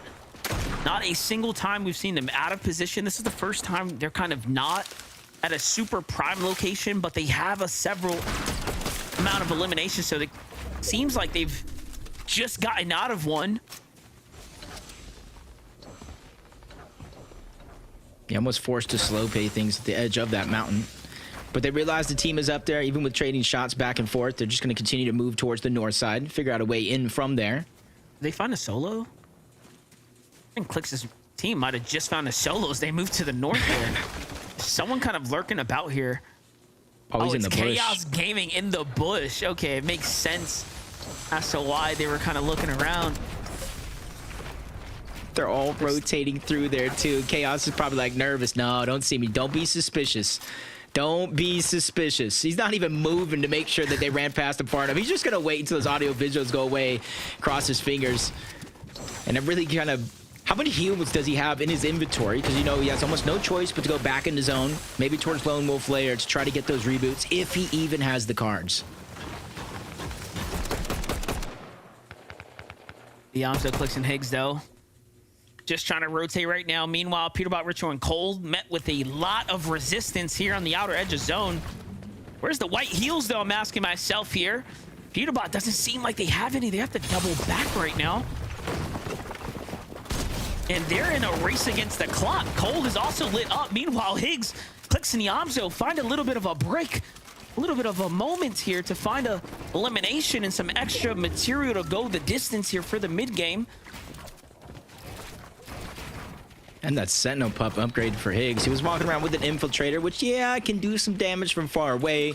But you know, way a team like this fights, you want to go ahead and get the Sentinel Pump. Any variation at this point, what's really going to be in their minds. Water Sprite going down, the last of the heals. And this is where they got to be careful. With that elimination, they now have the option and flexibility to kind of bypass the black market altogether. It is just outside of zone, and you see 2 teams nearby as well.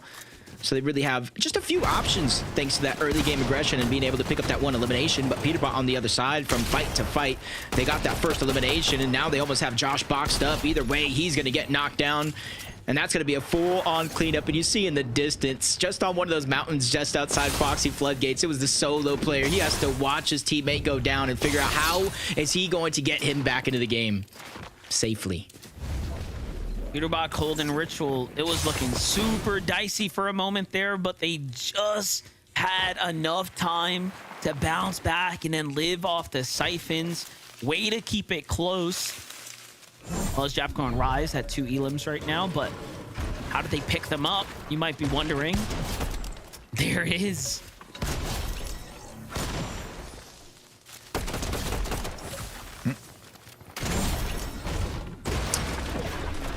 Really just catching some solos, separated from each other, already weak, already hurt, with really nothing left to heal up. It's those little points. Now it's going to help them a little bit with their damage from Surge. Not much, because you know those players were weak. But you already see the split up right now. Rise is on the north side of Brutal Boxcars, trying to look, find some players on the whole north side of the map. Down below on the south side is going to be Muzz and Yapko. They have that mountain rage to look after, so it's not going to be easy damage for them. Magic Moss is looking a little messy right now. Taki, Isho, and Vert, that trio right there. The scanner comes out. Who else do we have here? Vive and Chimp. Chimp just gets blasted by, I think it was Vert's trio on the low ground. It wasn't even Yamzo, Clicks, or Higgs. If it was, they would have surely jumped on that. They're sizing up the competition. They're I guess, noticing that this team's being a little passive. So out comes the splash. Up they go. The piece. Yamzo with the failed miss, but no biggie there. Chimp and Aviv are just trying to heal here. The information is through. They know this is a two-man team. This is perfect for Yamzo, Clicks, and Higgs, who need these points right now. No team around to chop them down either. I was a little concerned that Verstro might take advantage of it, but no, they're already gone for the rotate here. Yeah, they went east and just really haven't looked back. They know how far some of these zones have been pulling, so they're trying to take advantage of that. As Chip tries to break his way in, he immediately gets taken out. Vive doing some damage, but it's really not going to be enough. Odds were truly stacked against him. Clicks, Yamzo, and Higgs pick up their 4th elimination of the game. Almost 900 damage above the threshold, and another pile of loot to claim as their own. Now this just sets them up even once again with Peterbot, Cold, and Ritual, for anyone keeping count of the elims there. Reed Cooper and Curly, after that close call, have now officially moved into kind of the pump power territory, but look at the zone popping once again down to the mountains. Man, yesterday was all Magic Mosses. Today, these mountains are just getting all types of love right now. I just feel for Tati and Schumbert. They were rotating to the east, thinking it was going to pull in that direction. You see them in pump power now, really unable to safely get out because they're contested.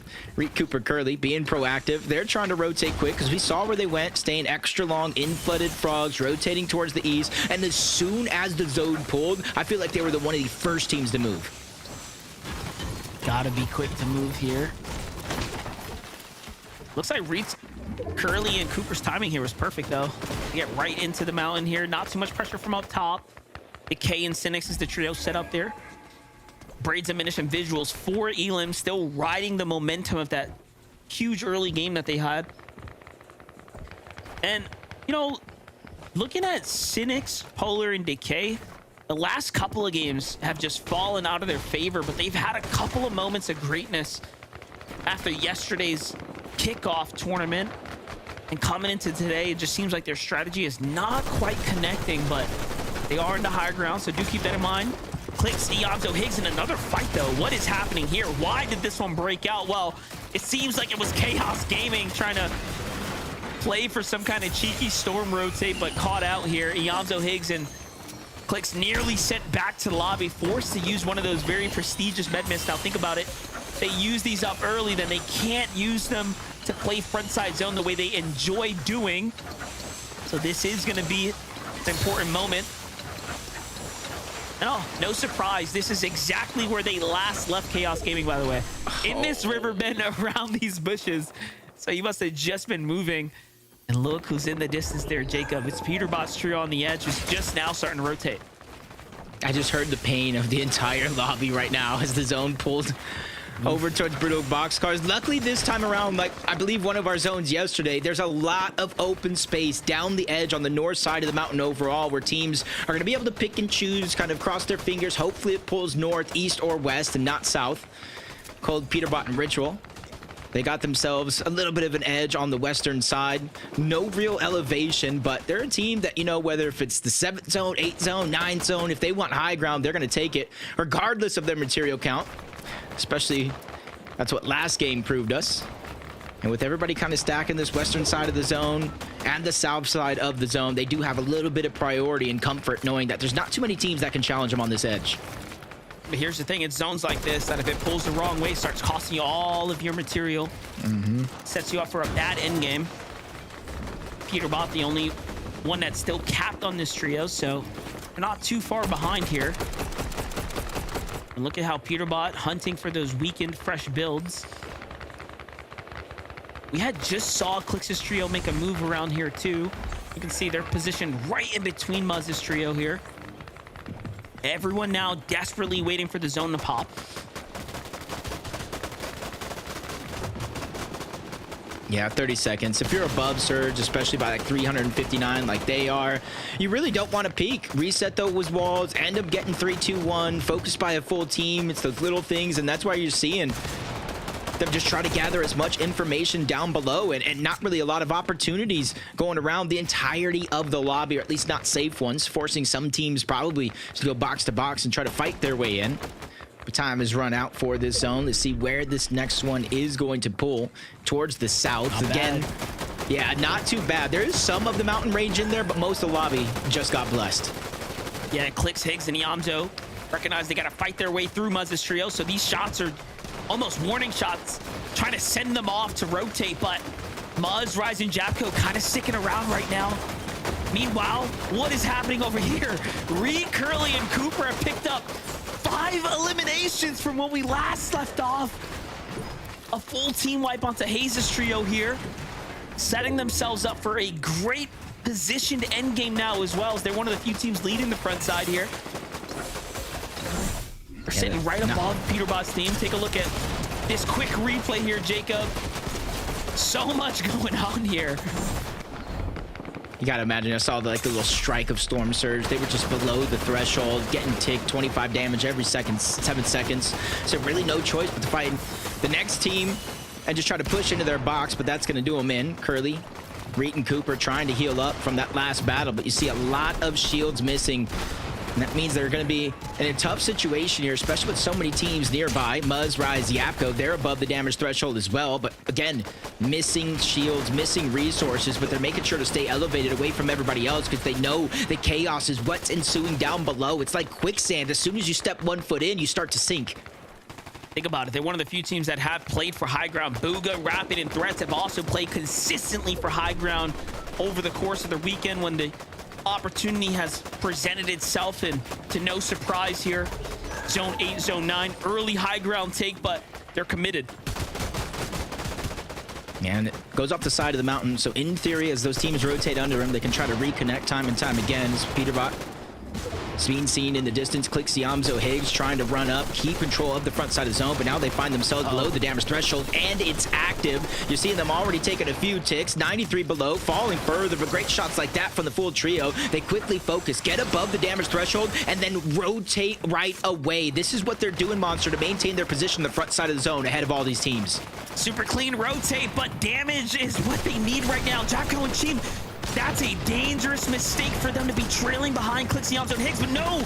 Higgs ends up getting caught off guard by the other team they were put in between, and now the shots are starting to come on in. Jacko Muzz take advantage of a little bit of that distraction there. 73 above now.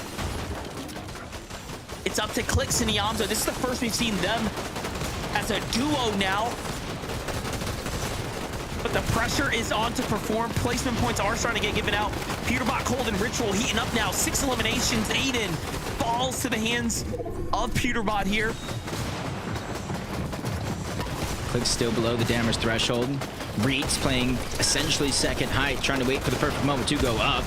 As Clix finds another elimination onto Yapko. That's their 7th one of the game, going toe-to-toe, Elim for Elim with Peterbot, Cold, and Ritual. The right strategy to try to stay alive, and the zone pulls far away yet again, and they're taking the slow side. They're going to where it opens up and immediately look back. A quick momentary target onto them, but they handle it with ease.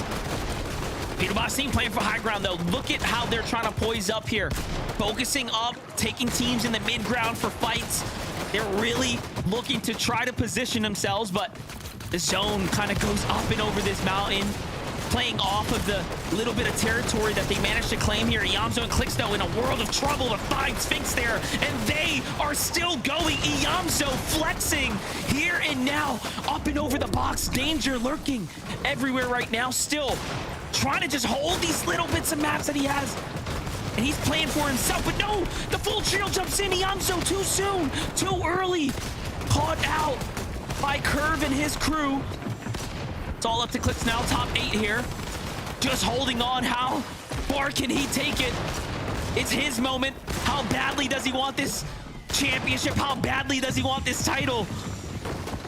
Only 20 on the Chug Jug. That's a giveaway. You saw them peeking through. He had to sacrifice 10 of that HP, but without builds, he's at the mercy of his opponents. He lands a good shot, but immediately goes down by Braids. And this is the chance for Peterbot, Cold, and Ritual to start to pick up the lead, but he slides too far down the mountain. He goes down. I saw Tyler fall as well. Cold trying to put in work. He gets the elimination and falls before being able to pick up the siphon. Now it's all up to Ritual. The points that they need to separate themselves going into the last game of the day, and Ritual falls on top of that. Best case scenario for Clix, Higgs, and Iamzo going into game 12. couldn't write a better story here with how close it's been. And look at who is running it up now. Reed Curly Cooper from the darkness shines a little bit of light. 12 elims right now in the top 3. They are keeping it competitive.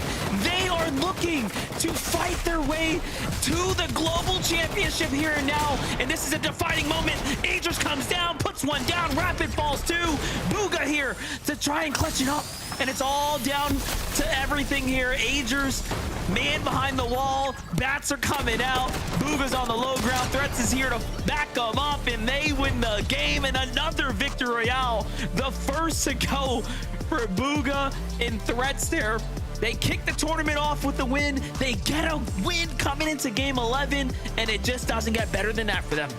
Yeah, with how close the race is for the global spot, that's exactly what they needed. Not only moving up the leaderboard, but starting to build that confidence. You got to give credit to Reed, Cooper, and Curly as well, hanging on to the very last moment. Even Agers, only solo in that top 3, and he still squeaked out of second place. Rapid, Booga, and Threats, you got to think about it. They were in 6 coming into this tournament, and we're talking neck and neck with Muzz, Jacko, and Rai. So with that victory right out, that is a big moment for them coming out of game 11, Zeke. It's just getting more and more competitive. Booga! That's right! That's my GOAT! I can't believe from 9th zone they had height. And you know, Kelly, it got a little scary for just like 1 second. Like they were like a little too high. But they kind of preemptively planned, right? They were like, hey, we're gonna build just a touch higher than normal. And if the zone pulls over this mountain, we're set. It doesn't. They immediately recognize, back off, and go, all right, let's start to close out this game. We want a little bit of victory out before game 12. I mean, you say you can't believe it, but we saw them do this in game number 1 yesterday. Sure. The Booga, when they do have height, they do such a good job kind of observing where the zone is pulling, how low ground is kind of holding everything, and they play so appropriately around the rest of the lobby. Big shout outs to Rapid, Booga, and Threats. They really are the kings of high ground this last week. And I mean, when you have someone like Booga up on height, and then you have Rapid and Threats just laying down the chaos below, it's only a recipe for success, Vivid. I mean, this trio is sneaking in or into the top of the leaderboard, right? Threats, obviously, you know, we got Peterbot and Cole. They're putting on quite a clinic, especially in terms of damage dealt. They're going to be first and second, but Threats has been staying close behind them in a close third. We knew Threats, he's like the Amber. He's always known for getting those surge tags, kind of making sure that they're comfortable in making it into the end game right there. Booga making the cause, IGL, go for the high ground, always setting this trio up. They seem to always kind of be in that spot to actually build one of those towers up, so that way they can go ahead and at least fight for the high ground. This game didn't have to fight for it as much, and they went ahead and ran away with that, got the victory royale. Man, I love to see it. A single game left to go before Major 2 concludes. When we return, the standings, and we set ourselves up to see who will be crowned kings or back-to-back champions out of NA. We'll see you after this.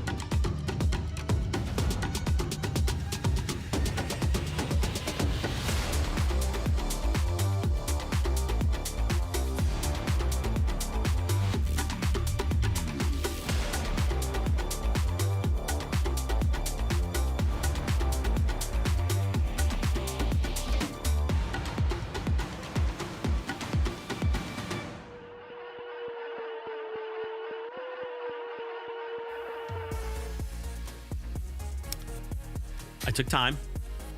I did my breathing exercises. I tried to calm myself down. My tiny little hummingbird heart. And I'm fine for the moment. I'm zen right now. Things are okay. One game left to go in the FNCS Major number 2, Kelly. I'm not stressed at all. Zeke, what are you doing? I am so stressed right now. Are you kidding me?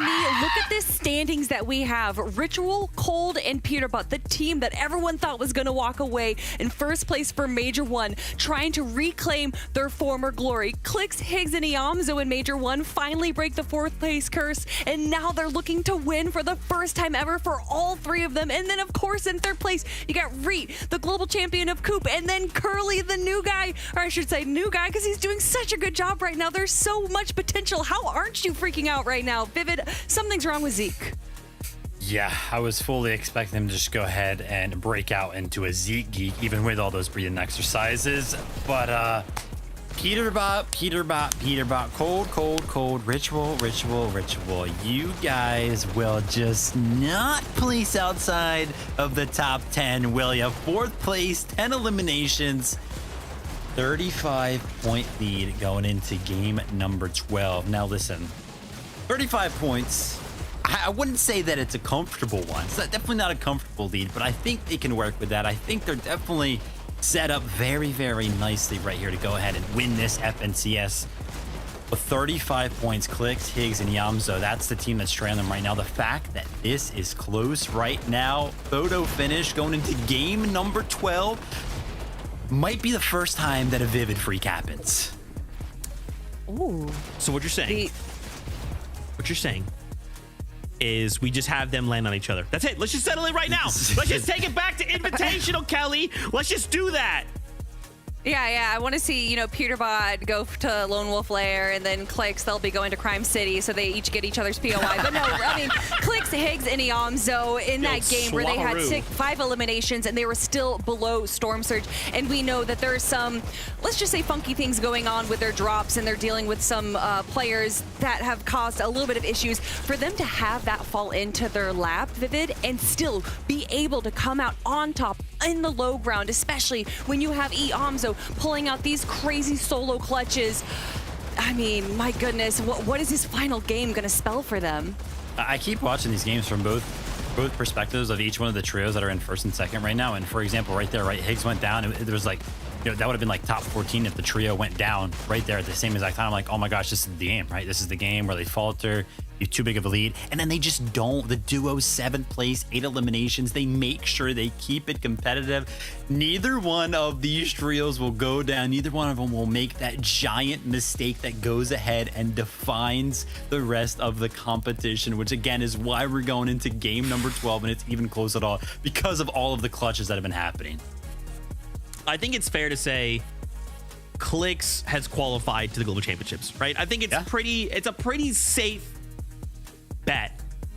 However, there is still a title that he's trying to earn, and it would just be unbelievable to see him win. Now, of course, there's other players as well, like Reed Cooper and Curly. The job's not done, right? We're at a comfortable 666 points, but the job is not done. We still need to make sure we put a few on the board, because what we don't want to do is slip out of that top 4, because again, remember, Peterbot's already qualified, so we're looking at top 4. But still, we just need to put on a little bit more of a performance, and we very well could be securing ourselves a spot, going to globals, and seeing Reed Cooper and Carly there. This is now the major that you want to make it in. You don't want to have to go through Major 3. There's only 2 spots open, and this is just the best performance we have seen out of Reet and Cooper and Curly in quite some time. Cooper just kind of surprised everyone when he got the global championship, and I actually got to have an interview with him in Major 1 where he's like, I have the trophy, I don't need to prove myself anymore, but yet he comes back for Major 2 and is proving himself once again. This is why I won with Miro. Do not sleep on me, because I'm not done yet. Yeah, and my eyes are going to be tuned into that 4th place spot. Visual Braids and Administ, are they going to be able to hold on? Rapid Booga Threats, are they going to be able to steal that qualification spot? I think Muzz, Yapko, and Rise are also close enough to be in contention. Oh gosh, Zeke, game 12. I was fine, and then you made it more stressful. This is it. One last game out of major number 2. Let's find out how this all concludes together. Casters, for the last time, take it away. This major's been so entertaining, and Peterbot and Clicks make it even more entertaining. Peterbot literally sending out a photo to his social media of Clicks at the Globals from last year. This is going to be crazy, Jacob, as game 12 is cooking up right now. And we already know there's one finals on the line, and there are other global championship spots that are being fought for. 3rd and 4th place in particular, as Zeke just set the stage, is not safe at all. So here we have it, Jacob. Yeah, and you got to think Clicks, Higgs, and Yamzo have all come so close to winning an FNCS before. This is game 12. Will they achieve that dream? Let's find out. It wasn't too long ago, 2024 Major 3. Higgs, known as Batman Booga back then, they got a 2nd place with Rapid. Iamzo been in this position with Rise. They end up bouncing out of that top position after day 1. Clicks and Veno during duos leading after day 1 as well. Every single one of these guys fell short. But what happens is one setback makes for a greater comeback, and now uncontested. No funny business in this game. Clicks queuing up with the icon skin as well. Just one final time, letting everyone know who is in the lobby right here as he fights for his very first finals championship here at the FNCS stage, and it just doesn't get any better than that. And you know what? They are just letting go a sigh of relief as they are uncontested. Saw a couple tweets coming out from the woodworks from Sandman the Lid as well, just saying, you know, hey, I'm gonna take train here from Peterbot, Ritual, and Cold, but seems like they were just messing around trying to keep us on our toes here. Peterbot, Ritual, and Cold seem to have their strategy going about as usual.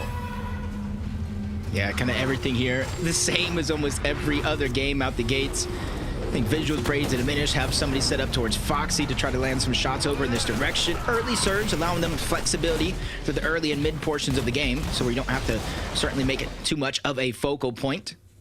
And that actually isn't diminished. He's going to go ahead and back up. Go ahead and loot that server room, something that they fought for and conditioned this team that if you're going to fight us for it, it is going to be a risk for both of us. And now on the north side of the map, Flooded Frogs, Reet, Cooper, and Curly. They just need to close out, Monster. They have to stay consistent. They're 60 points ahead right now. However, they need to earn at least an end game. They gotta touch those placement points. And we all know that just even last game, right? Teams can mix up their strategy. Clicks and his trio decided to kind of ambush Reet, Cooper, and Curly, almost catching them off guard there for a brief moment, but they got away with it. This is a team that can't get comfortable by any means. Yeah, I don't think anybody can truly get comfortable as Booga. Just quickly looting one of those buildings. Just chop it down. It's going to be the easiest way to get everything that you need and more, especially since most of their surge pages are outside of Seaport overall. Just got to go ahead and loot up here in the early game. You talk about like the placements, how they're being separated. 5th place, 575 points, just under Visuals, Braids, and Diminish, who are inside of that bubble in terms of qualifying for the global championship at 619 points. Everybody, I think, from 3rd place down, one mistake will ruin your entire FNCS. Rapid, Batman, Booga, or sorry, Booga and Threats are the only other team to pick up an extra victory out here on the day. Clicks, Higgs, and Iamza being the first to go ahead and do so. That's impressive overall. And even more so impressive is that they're fighting for the global championship spot right now. They're on the bubble conversation. And you got to give credit to any team that is willing to be a high ground team, which is what Rapid, Booga, and Threats have managed to do here on the day. Okay, learned something new. Didn't get him very far, but it's little tricks as Rapid starts his surge tower to the sky. Looking on over towards the south side of the zone. Poyo, Acorn, Agers, uncontested, Mass Meadows. Poyo's the one that's going to be having a lot of that gold in his inventory. So if he goes down early before being able to access the black market, those are some things you got to be looking at, but they're really going to be relying on him to position himself over on that side of the map, buy a lot of those extra heals, bring him on top of his base, and begin to start accumulating those numbers. Got to start adding them up. Noisy and Tony, though, sitting outside, possibly in a bush watching the black market here at the Magic Mosses. Clix just getting his kind of loadout together, interior, the entire team. Oh, and they are waiting. Because it is... Yeah, it is them, though, Tony, Nosy, and Creon, that they land at Pump Power. And with the changes over there, there's gold, there's dill bits, and they were the ones coming over to this black market more times than Clix, Yamto, and Higgs have even had the opportunity to look in this direction. And they've been the ones taking the loot. Now they hear the noise. Another team is in there. It does look like they're just going to let them disengage, though. They probably don't want this early game fight because they, too, want to try to access the black market. But at the last second, they do land some good damage onto Clix. But instead of following up, trying to chase him down, they just go take what is left over. Another trio on the outskirts as well, kind of looking in, noticing that Clix's team just boxes up here in the center. And now they have an opportunity either farm for tags in the distance or jump in and take advantage of the weakened team in the middle. It's Taki, Ishu, and Vert. Managed to clash multiple times here today. Muzz, Japko, Rise on the move right now. No strangers to play an early center, but Clix, Yamzo, and Higgs getting into a full-on fight right now. Clix tagged up once again here, backed off to heal, using those prestigious splashes. A fight breaking off on the other side. And their opportunity here now to find a bunch of elims is definitely starting to open up. They already have one here, but no, they want to move. This is the pressure starting to set in here, the pressure of winning this major finals. The reality is kicking in here, and instead of sticking around to fight it, they decide that they want to back out. Jacob, what's your thoughts on that? I think it's just in general, a lot of our top teams on that leaderboard are moving around this map and this game a lot quicker than the 11 games we've seen before. Reek getting an elimination. Peterbot thinking where they're contested, they're quickly moving around. Clix making a beeline to the black market to get the loot that they practiced all season leading up into this major, and then just elimination sprinkled around the map. I think this one might move at a little bit quicker pace up until a certain point where Storm Surge starts to appear, but I even think that Storm Surge might appear just a zone later than some of these previous games. I wouldn't doubt it. 4 teams already eliminated. Reek, Cooper find themselves 2 elims here on the outskirts of the Whiffy. Not bad at all, given that this is a team that just has to inch their way up to the next threshold. They're so close, yet so far. Easily one of the community's favorites. We've seen him kind of grow up. We've seen him mature and really find his footing. We've seen Cooper rise up from the ash. Just take a look at the highlights here. Finding Natmos there on the outskirts. What's crazy is and Japko with the early rotate here, Jacob. What I was about to say is Reet was one of those players along with Epic Whale when West got announced. He was like, yo, I'm going to play with a few players, Enact, Coughs, just try to take a West championship. But there's only one spot that actually qualifies in Major 1. That was Baka, Pars, and Pump. He goes back on over to Central, doesn't make Major 1. And then now look at him, Monster. He's in a position to go to the Global Championships as Muzz, Rise, Yapko also getting aggressive. And just one thing I know for certain in this game, with how close the leaderboard is, it might come down to points. Monster, what is this? I was gonna say, forget the points, Jacob. We got the clash that we've been looking for. Clix's team pushing to the Crime City. We knew this was gonna be a potential option. We called it at the start of the show. Could it be that Clix, Yamzo, and Higgs are gonna wait to the last game to bring it to Peterbot and have them on the run? And they're doing just that right now, but Cold is so smart. He's going for that natural high ground right now, playing towards the market. They understand that they have the advantage on this side. That positioning is gonna be key here. Yamzo, Higgs, and Clix nearly catch them off guard there, but you know they're not going to let this one slide. It's a dangerous game they're playing here, boys. The top two teams going at it, and rightfully so. If Clix, Higgs, and Yamzo were to go down right now at this point in the game with 0 eliminations, which they have 1, they're still going to lock in their second place, so they have almost nothing to lose and everything to gain in this situation by trying to hunt down Peterbot. And it's just kind of crazy how the tables turned, because the hunted have now become the hunted.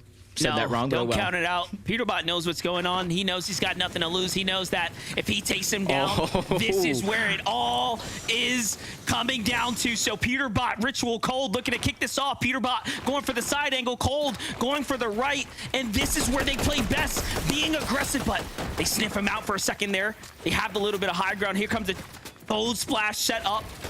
Pay attention. Clix is moving to the outskirts as well.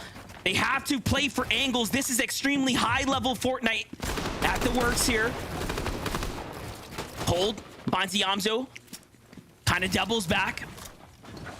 3v2 a lot of now. damage onto Clix. And this is where the tables might turn around just a little bit, because they have a little bit of elevation. They have the team cowering underneath, playing defensively. And you talked about how advantageous that actually is, but these third-party shots coming in is going to force Peterbot and Cold and Ritual to disengage only momentarily, though, because this is something that we saw to end the day yesterday, and it was zone after zone after zone. They chased him down not once, but multiple times, eliminated throughout the game. Here's a problem. If you allow Peterbot and their team to kind of gather their bearings, get their material counts back up to a strong position, it's just going to be disastrous for Yamzo, Clix, and Higgs. So they have to make a move here. They can't sit idle for too much longer. And like we said, Peterbot plays best when he is the one pushing. Notice how when they're getting pushed, right, and they're playing on the heels, they're playing on the back foot, he doesn't look as good. They don't look as good getting pushed back. It's one of the first times we've really seen them on the back foot. It was only for a quick moment there in that situation, but it almost even seems like Cold, Ritual, and Peterbot, they're not necessarily just running as you saw them go back onto the mountain of Crime City and then charged back as the aggressors. They're just making sure that they are in the position that they want if they are going to take the fight. They're not taking it under anybody else's standards, under anybody else's say. And I think that's why they're making the smart decision, because while all this is going down, different strategies for both of these teams, no surge bases, which means in theory they could be below the surge threshold or more further down than they would hope to be. Oh, for sure. But look at the player count, right? This game, we knew undoubtedly was going to move a little faster, so they do get to have a little bit of a moment, right, to kind of situate themselves. However, once we start getting into that mid game and the next thresholds begin to appear, it's going to become more and more apparent, right, that this is a team that will have to work for it. Clix, Higgs, and Yamzo double back to the market here, though. A little bit of leftover goods from teams prior for Peterbot, Cooper, Ree, and Curly, though. Just getting active. Another elimination, stepping themselves one more giant leap towards the global championship stage here. Very impressive overall. You got to give tons of respect and credit to this team that just, again, formulated out of nowhere, picking up Curly here. A great addition. Oh, but look at this. Peterbot got his eyes on him. I'm almost getting that feeling of deja vu, because it was in Group 1. We were watching them kind of dismantle the lobbies, particularly in games 4 and 5, and I was thinking to myself, oh man, how many FNCSs did they just ruin by bulldozing these teams? And that was a possible another one of those chances if they were to take down Reek, Cooper, and Curly. They can only sit by and wait and hope that their points stand. This Clix, Yamzo, and Higgs pick up their second elimination of the game, something that's needed because they're staggering farther back, which means they haven't been able to get the damage. And then the heals on top of that they need to make sure that they're healthy when they exit the zone, and that's how they picked it up. 3v1, all angles secured. Game 12, FNCS Finals Major 2, has been nothing short of exceptional. And it doesn't matter who you're rooting for. It doesn't matter who you are a fan of. The way that these trios have managed to play today, the willingness to push one another and kind of test the skills, test the boundaries of each other is what has made this an absolutely incredible FNCS, and it is still ongoing here. Clicks, Higgs, and Yamzo do have 2 eliminations. Keep in mind, Peterbot's trio doesn't have any, so that point gap is starting to close. Mudjack going Rise, end up losing one. This is not looking good right now. It's a full-on fight here. Pressure coming in from Broken and Liam here on the low ground. But the edit for Muzz is nice. Not a big enough tag to give him a huge advantage here. Liam now pushing a wall. Muzz super quick with the layer changes here, Jacob. Yeah, he's doing a good job of keeping them guessing while still attacking from different angles, but he finally backtrack, reunites with Yapko. Down goes the Water Sprite. And the longer this fight goes, both of these trios are going to have to start thinking, is it going to be worth it? Do we disengage out? Especially the one that is going to be on the high ground. They have the overall say, and down goes the Thermite. And even though it's not big damage, they at least kind of get a feel of where Yapko's positioned at along with Muzz as they continue to fire and keep pushing pressure down as Yapko's shields go out the window. Muzz is feeling the pressure, forced to converge onto the low ground, build some extra space. Oh, and there's isolated down. Right now. Oh, Curly's no. down. Third place might be on a lifeline right now. Muzz, Japco, and Rise just have to kind of hold in. There might be 2 spots opening up for the global championship here. Japco's hurt. Muzz has to hold it down now, but they've been on the retreat this entire time. The pressure from Broken is starting to build up here. Muzz looking for an escape plan. Down they go, out to the side. No mats to really work with, though. This is all but dangerous. A very risky play to fully disengage here, but they do it. They get inside of the facility here and now, and the team up top kind of eases off. What is going on here? Game 12 really is kind of tossed in the air right now. Yeah, and it kind of makes me wonder because while all this was going down, well, this is how it started. Rise was the one caught off guard. Not even hit a bush, just on the side of a mountain. But while all that was going down, you said Reet had went down. I noticed in the feed, Cooper had went down as well. So just like the game that they won, it's really going to be in Curly's hands to try to get the team back up so that way they can hold on to their spot. Peterbot, Cold, and Ritual 16 below. We talked about the changes to start the game, them getting pushed by Clicks, Yamzo, and Higgs. Now look what is done to them. No elimination, 16 below the damage threshold, and forced to make their way to fight another team. And we got that official update there. Third place is down and out. Reed's team fully eliminated at 682. That's going to be the cutoff. Yamzo, Clicks, and Higgs, though, in a box fight right now below the surge here at the Seaport City. And guess who is showing up right now? Cold, Ritual, and Peterbot, who are also on that line, showing up to the scene here. They're going to be one of the few teams that have to jump into a box fight as well. So don't be surprised if all of these teams reinitiate as the shots are breaking out. The attention is starting to build here. 11 seconds, 10 seconds, 120 below. Clicks, Higgs, Yamzo. Clock is ticking, son. You got to make a move here. In they go. It's all or nothing. The bats are out. Clicks hits one. He's not. Down Veer. Yamzo's in the box, but no. Dash has a better angle. It's all up to Higgs now.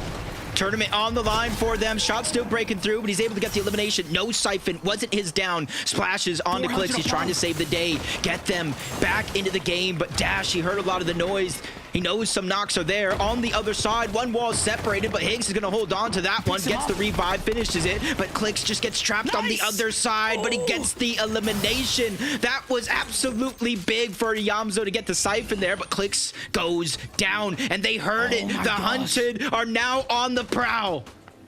Look at them looking around. They're thinking about it. They said, wait, there was a fight breaking on in here. I see the boxes, but I don't see the team just yet. They're going to cap off on heals here. Someone's knocked, someone's down. It has to be the players we are likely looking for. And you know what they're trying to do? They're trying to find the right skins. They're 22 below now. They end up swinging around. They end up going more passively instead of aggressive here. And this is unlike Peterbot, Ritual, and Cold. They might be feeling the pressure of the major being on the line here. We haven't seen this in this situation out of them since the group stages where they went down to Storm Surge and zone overall. Gosh. Now the shots are coming out from behind. That's Higgs. That's Yamzo. They're ready to take it by force right now because the fight. Peterbot has to backtrack. He needs the surge. He needs it here, and this is the nearest team to them. Ritual turning around, trying to backtrack, but down goes Peterbot. That is their elimination. That is their Storm Surge, and that is their chance to win it all. But Cold, he has something to say about it. On the other side, he hit a massive shot onto Yamzo to backtrack him. Because of the fall of Peterbot, though, look at the heals. Look at the loot that Higgs now has in his inventory. and the siphon just kicked in, so it ends up keeping him alive for a little bit longer. Cole's falling to the surge here. Oh, no. The storm takes him down. First place is starting to be dismantled. Ritual tries, but he is sent back to the lobby. It's not over yet, though. Higgs and Iamzo still have to earn some points. 3 eliminations separate them. They've already earned 6. There's a team on their heels. There's a player on the outskirts. There's knock body everywhere, Jacob. Oh no, it's a 5-tick! And they fall! Oh no, they were just 11 points away from the FNCS champion. First and second place are down, Monster. I don't think we could have witnessed anything greater than this. It was extremely, extremely close. In the end, everyone took damage. They had to fight it out. They missed the elimination credit because you need to do damage in order to get rewarded. And I think there might have been some points left on the table, but only time will tell. Only the standings will tell. I didn't actually catch when they went down, because now I see placement points are starting to kick in. If they got 17th, 16th, 15th place somehow, that could be the miracle to really change the course of this game. But now we are on a different course. It's no longer about that first place spot. It's about global championship battle bus spot secured. And right now, it might be early 7th zone, but Booga, Rapid, and Threads are willing to take it under their own hands and go for high ground early. Only 37 players remaining. Booga puts it all on the line, goes for height here. He's gonna need a victory royale in order to jump his way up into a global championship spot with his team. Curve, Shadow, and Tyler have to do the same. There's still teams in the running here for the global championship. Braids and Diminished are alive. Kanata Bolts down to the low ground. This is a tournament we have on our hands. I just remembered right now, third place also down and out of the game. That's Reap, Cooper, and Curly. There's only one team alive in terms of inside of the qualification bubble. That's Visuals, Braids, and Diminished. They're just trying to hold on to that spot secured because you got Rapid, Booga, Threats. You got Agers, Acorn, and Poyo. That spot will roll down. You got Curve, Shadow, and Tyler still in the hunt, starting this game at 8th place. And we saw Muzz, Yapko, and Rise above them on the leaderboard already get eliminated out of this lobby. That is true. Third place, Reed, Cooper, and Curly, remember, fell at 682. This means that any of the teams in the top 10 can pick up a monstrous victory royale and propel yourself to a 3rd or 4th place seat. Given how close the standings are right now, there are still global championship spots on the line. Visuals, Diminished, and Braids are watching it all play out. From their perspective, every ounce counts. We may not get another surge warning, but we are still gonna get a race to the finish here. You know, when I said to start this game off, it's gonna be kind of a speed run through the lobby. Everybody's getting eliminations. There are 35 players alive in the 8 zone, only 12 teams remaining. And a lot of those teams are in the hunt for the spot. Some just trying to hold on to it, and that's what makes that elimination from Visuals that much more important. It wasn't the damage for Surge because he had just a sliver of HP, but it's the points for the leaderboard. It's Agers and Acorn, no Poyo in sight, and they're already looking at the high ground right now, seeing where it pulls. They are at the edge of the zone, but it is pulling in their favor as well. Agers eyeing it up. Acorn looking up to the top. Aviv is there set up. They're going to go for the chop down, looking to break this metal structure here. Curve, Tyler, catch wind of what's going on. They seem to jump into the action here. And they're thinking about capitalizing here as well. Sphinx, Bolts, and Kanata see that there's something kind of taking form up top here too. Acorn goes for it. Here they come. Skittles couldn't quite hit the edit there. Out of material, out of gas. Sent back to low ground. Agers, Acorn, Poyo now have control of high ground here. Just a single elimination, but high ground is theirs. Plenty of material to work with here. They get to the front side of zone now. And this is perfectly executed here for our Major 1 champions. Down below, though, even without Threats, Rapid, Booga, 499 damage above the threshold. Quickly moving to the front side of the zone, taking space. You're seeing expending a lot of materials with 3 more zones to bounce in and out of. This is where they might need an elimination here. And you see Rapid looking through the builds, trying to find Booga as well, trying to assess the situation, figure out where everybody's positioned at. And they see a team open up the doors, and Rapid takes that first shot. Not a big one, but now they know they can put down the pressure, knowing that team has to come to them or around into zone, sacrificing HP. Trading shot for shot here, blow for blow. Almost pieces him up here. Rapid looking for the catch, but couldn't quite find it. Meanwhile, Booga kind of trying to figure this one out. Booga's getting tagged here. Stuck on the mid-ground. Braids, Visuals, and Diminish still have their footing under them. Still have Nats. Gold Splash is coming out. Front side rotate from them. But it's Oyo, Agers, and Acorn who still have the high ground, who are looking down right now with full control of the lobby, trying to get the last minute rotate here so they don't burn material count, waiting for the zone to force them off the height. Down they come. Visual, Braids, Diminish looking up. They see what's going on here. They chop out high ground. Could they be going for a photo finish to the globals? And down goes Booga. He actually gets eliminated on the low ground. Visuals gets paid back by Poyo. Might be the only player left alive on that team. Everybody down below scrambling to try to make something happen, but they're safe as can be. Poyo's trying to break in. He was the one that got the knock, but the double revive is too quick for him to get the elimination. Now they approach onto Vert and take him on that position to go overtake the front side of the zone. An absolute necessity, but Rapid is trying to keep their hopes and dreams alive. They're so close to the global spot, they can taste it. Top 7 now. Rapid has to stay in the game in order to send his team to globals, but he's gonna need Elims as well. He falls to the hands of Kanata, who has been cooking up here on day 2, but Diminished and Visuals get a chance to break away as well. They're playing Mesmes in the Storm. They're just waiting this one out here. They're fully capped off. Can they get a little bit more points here?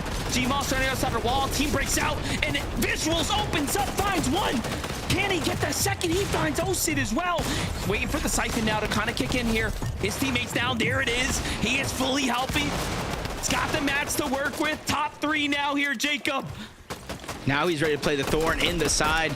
The extra placement points are just the cherry on top, because I think he's done enough to secure his spot, but he goes down just at the last second. Zone, nobody gets the points for eliminations, and a good old 3v3. Acorn, Agers, and Poyo versus Kanata, Sphinx, and Bolts down below. Former teammates through different aspects as Poyo lands the first shot down below. Flank on the Sphinx. He gets a good shot yet again, but no knocks. Poyo cannot get the Siphon. Turns the corner and goes down. It's not going to be enough. Kanata holds on. Him, Sphinx, and Bolts win the final game of the day, hoping, praying with fingers crossed that it was enough to qualify for the global championship.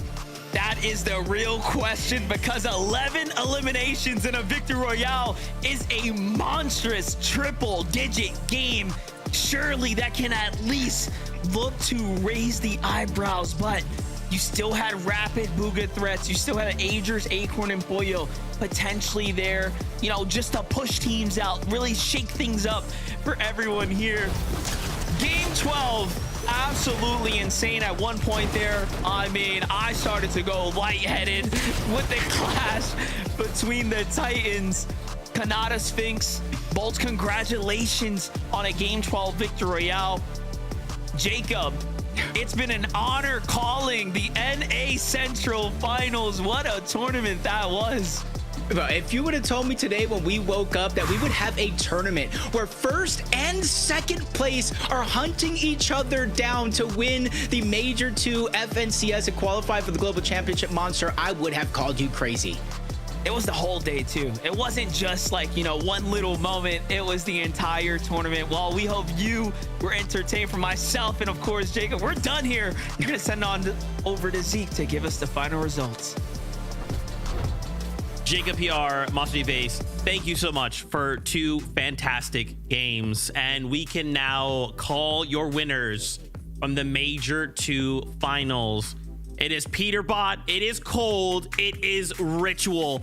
By a difference of 11 points, Peterbot reclaims his title, reclaims the first place win he narrowly missed out on in Major number 1. Guys, I cannot believe the game we just witnessed. Every single time it happened twice. First, we got the initial moment where Clix is pushing into Crime City.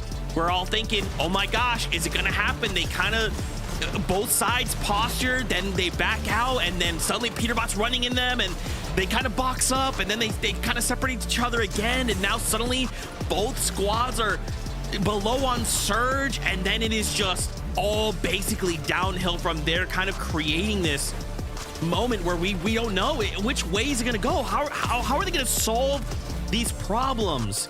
But at the end of the day, after 2 days of unbelievable play, Ritual, Cold, and Peterbot will hold the Blade of Champions high. I feel like Levin and even Quanti, when I interviewed him, put it best that the best thing for Peterbot's trio to win Major 2 was losing Major 1. Peterbot has had such an incredible run from the start of this season, whether that was Season 1, Season 2, all the Div Cups they won, all the records they broke, but getting that second place was what Peterbot needed to lock in and prove to himself and to prove to everyone else that I am still the best player, not just in NA, but the best player in the world. And Cold and Ritual stepped up this weekend. They proved that when Peterbot does go down, that they are there to have his back. They are there to make sure that they reclaim their former glory, and they are your Major 2 champions. Peterbot, Cold, and Ritual. The question was poised back to back or back to Pete. And looky here, right back in the hands of Peterbot. The trophy did not leave for long, but the fact that it did, like Kelly mentioned, a little bit of motivation there for the trio to go ahead and say, listen, we got to go ahead and take this one back. We got to go ahead and get an FNCS win. Peterbot now 5-time FNCS champion. Amazing feat for him. He's had such an incredible time just rising up the ranks, proving that he is currently the best player in the world. Cold with one heck of a performance, maybe one that was even more valuable than Peterbot's in some circumstances for sure. And then Ritual, I mean, the improvement out of him for Major 1 was without a doubt noticeable here in Major number 2 and definitely made the difference. But man, was it close. Man, was it close. Okay, obviously, I am thankful that we just got, an amazing show, right? This could have just been the Peterbot show. He could have been 500 points ahead of everybody else. We could okay, Peterbot, you're good, awesome. But it was so close all the way up into game number 12. Obviously, my heart breaks for Clicks coming so close. And, we kind of pulled up his stream there for just a moment. And, what's difficult is in the moment when he goes down, Iamzo comes flying around the corner, and rather than splashing his body, he kind of pops the half pot. Obviously, we as viewers, to us, it's clear, right? Just splash the body, make sure everything's cool. But in those chaotic moments, we're not those players, right? We're not them in those heated moments. Was that the right call? Who knows? Who knows if they actually splash Clicks, get him up? Would they have made it? We really don't know. But at the end of the day, this was the outcome. I'm happy that Clicks broke the 4th place streak, got a 3rd place Major 1, got a 2nd place Major 2. So now we go on to win Major 3. I mean, after what we saw this weekend, Vivid, I think that Clicks' trio could easily win Major 3. They have proven time and time again that they are easily the top competitors against Peterbot's trio, and it came down to those final moments. So although I know 11 points difference between 1st and 2nd, that's gotta hurt, they should be so proud of themselves for what they did against the likes of the Big 7 in NAC. Yeah, and we gotta think about how pretty much the difference here. Game 6.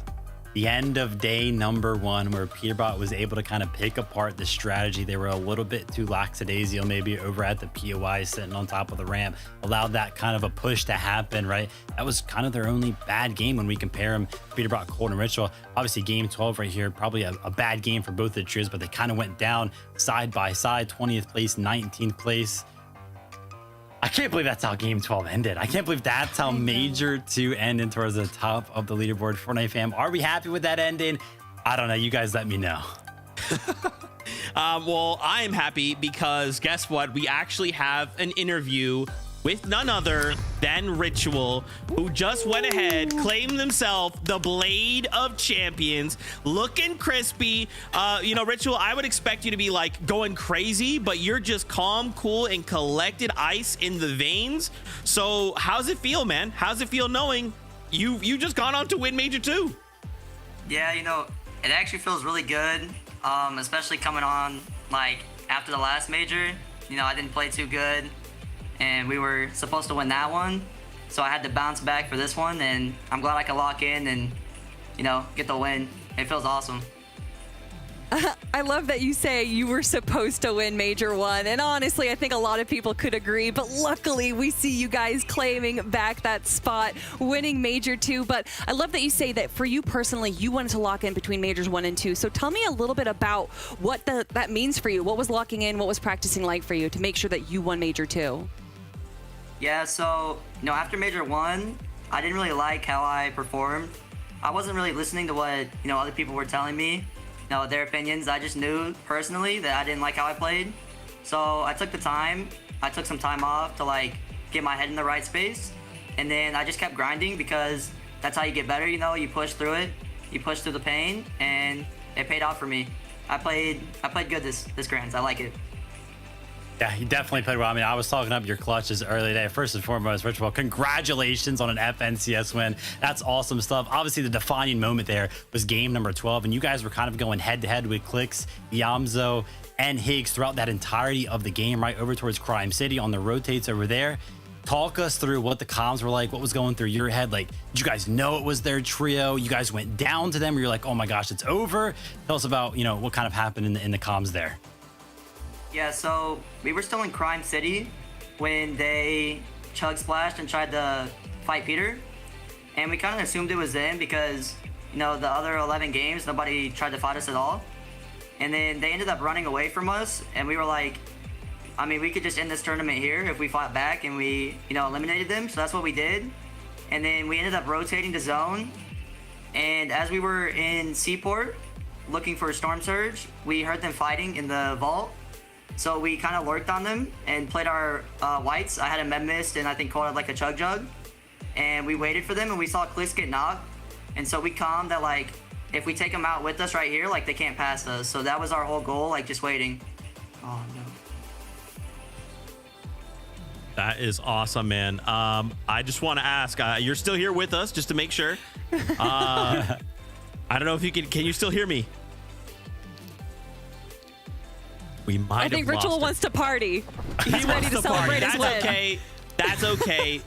Ritual, just thank you for your time, brother. Really, truly, like anybody coming on to do interviews is just unbelievable. It's so helpful, and the community absolutely loves it. So just thank you. Congratulations once again, Peterbot, Cold, and Ritual, your champions for Major 2. I was just gonna end there and ask, you know, how does it feel to know that after, you know, what he went through after Major 1, it's so clear that he kind of carried that so heavily. You know, he carried that on himself. Yeah. And for him to come back so strong in Major number 2. And I mean, there was so many moments where he himself had to clutch as a solo. Like, I'm just so proud of him as a player. You know, so many, like, bro, I'll be real. If that was me in that situation and I took that burden on and said, this is all my fault, like, I don't know that I could come back as strong as he did. And he did. Just an amazing performance from the trio.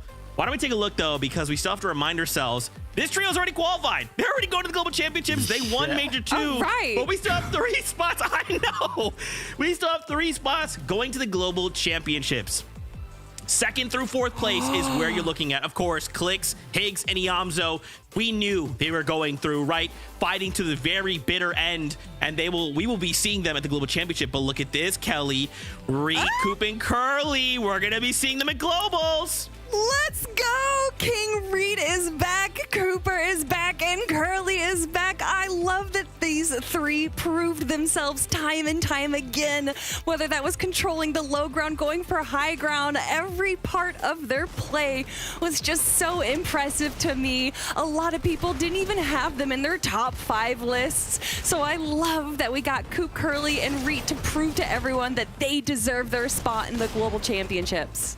Did they have to stress us out, though? I mean, they didn't have a bad game at all, right? And then we get to game 10, they go down early. Game 12, they go down early again. But that's just how well they played throughout every single one of the other games. They created such a nice, comfy, cozy blanket for themselves all the way up there in 3rd place. So much so that even with those 2 bad games towards the end of the day, they still ended up in third place. Love to see it out of, Cooper. Obviously, storyline there, amazing. Curly joining up with this trio, even forming in the first place. Kind of going through it with peripherals, like, oh man, this controller stuff, it stinks. I don't want to do it anymore. I'm going to keyboard and mouse. No, never mind. Keyboard and mouse stinks. I'm going back to controller, back on the controller, instantly qualifying to the globals. Love to see that. Shout out to Reed, Cooper, and Curly. Congratulations, guys. Can't forget Visual, Braids, and Aminish as well. And what I think is, in some ways, poetic.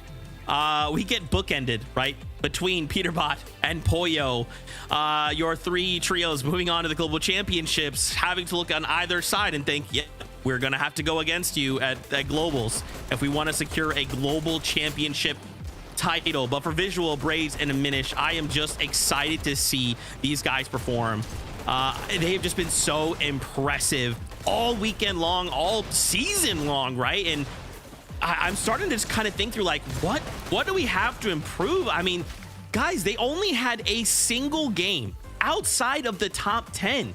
They have consistency on lock. I think if I just have to be really nitpicky and hypercritical, I feel like we're lacking on elims, right? That's kind of the one little thing we just want to make sure we're picking up. But at the end of the day, they're still going to land. Oh, and speaking about going to LAN, here we have our qualified spots. So many trios already making their way through majors 1 and 2, which just leaves one more major 3, to find out the remaining trios that are going to be going to the global championships in France. Vivid, there is so many incredible names already here, and we still have more to go in just a few months. Oh, yeah. I mean, crazy stuff how all of this kind of panned out. Yeah, congratulations to all of our teams that have kind of qualified to global so far this major. We still got one more region to kind of make sure we go ahead and close that one up with NA West, which will happen on just a little bit. But I mean, wow, I was just, on socials talking amongst everybody here, and the entire time, everybody just kept saying this is like one of the most entertaining finals ever. And I gotta say, I agree. 12 games full of action, high ground, low ground, popping off first and second place, photo finish to the very end. Shout out to everybody for participating, competing. This is awesome. Yeah, I mean, we cannot do this without pros. We cannot do this without the community. We cannot do this without everybody celebrating, the watch parties, Legends Landing. Everybody involved has made this just an amazing weekend of Fortnite. As Kelly pointed out, we still have major number 3. The difference will be we only have 2 spots on the line, and now 5 trios have spots. What will that mean for us in the future? What will that new season look like, bro? I have no idea. What I do know, though, is Pro-Am is coming. May 10th. We'll be there in Los Angeles. We hope to see you all there. It's going to be a fantastic time. Reload on Slurp Rush. Wild. Tickets are still available, but for now, we must say goodbye. Before we do, Kelly, Vivid, any final thoughts? You guys have already said the thank yous to the community, to all the players and everything, but I want to thank you too. Zeke, Vivid, it's always a pleasure to be on the analyst desk. It has been so fun watching all 12 games with you guys, and I hope we get another incredible 12 games in Major 3 finals. Yeah, awesome stuff there. One big last shout out to Clicks, Higgs, and Yam. So the improvement is there, guys. That one was a rough one, but congratulations on the second place. Congratulations to all our competitors for placing the Major 2 finals and even making it here, because that's an incredible feat in its own.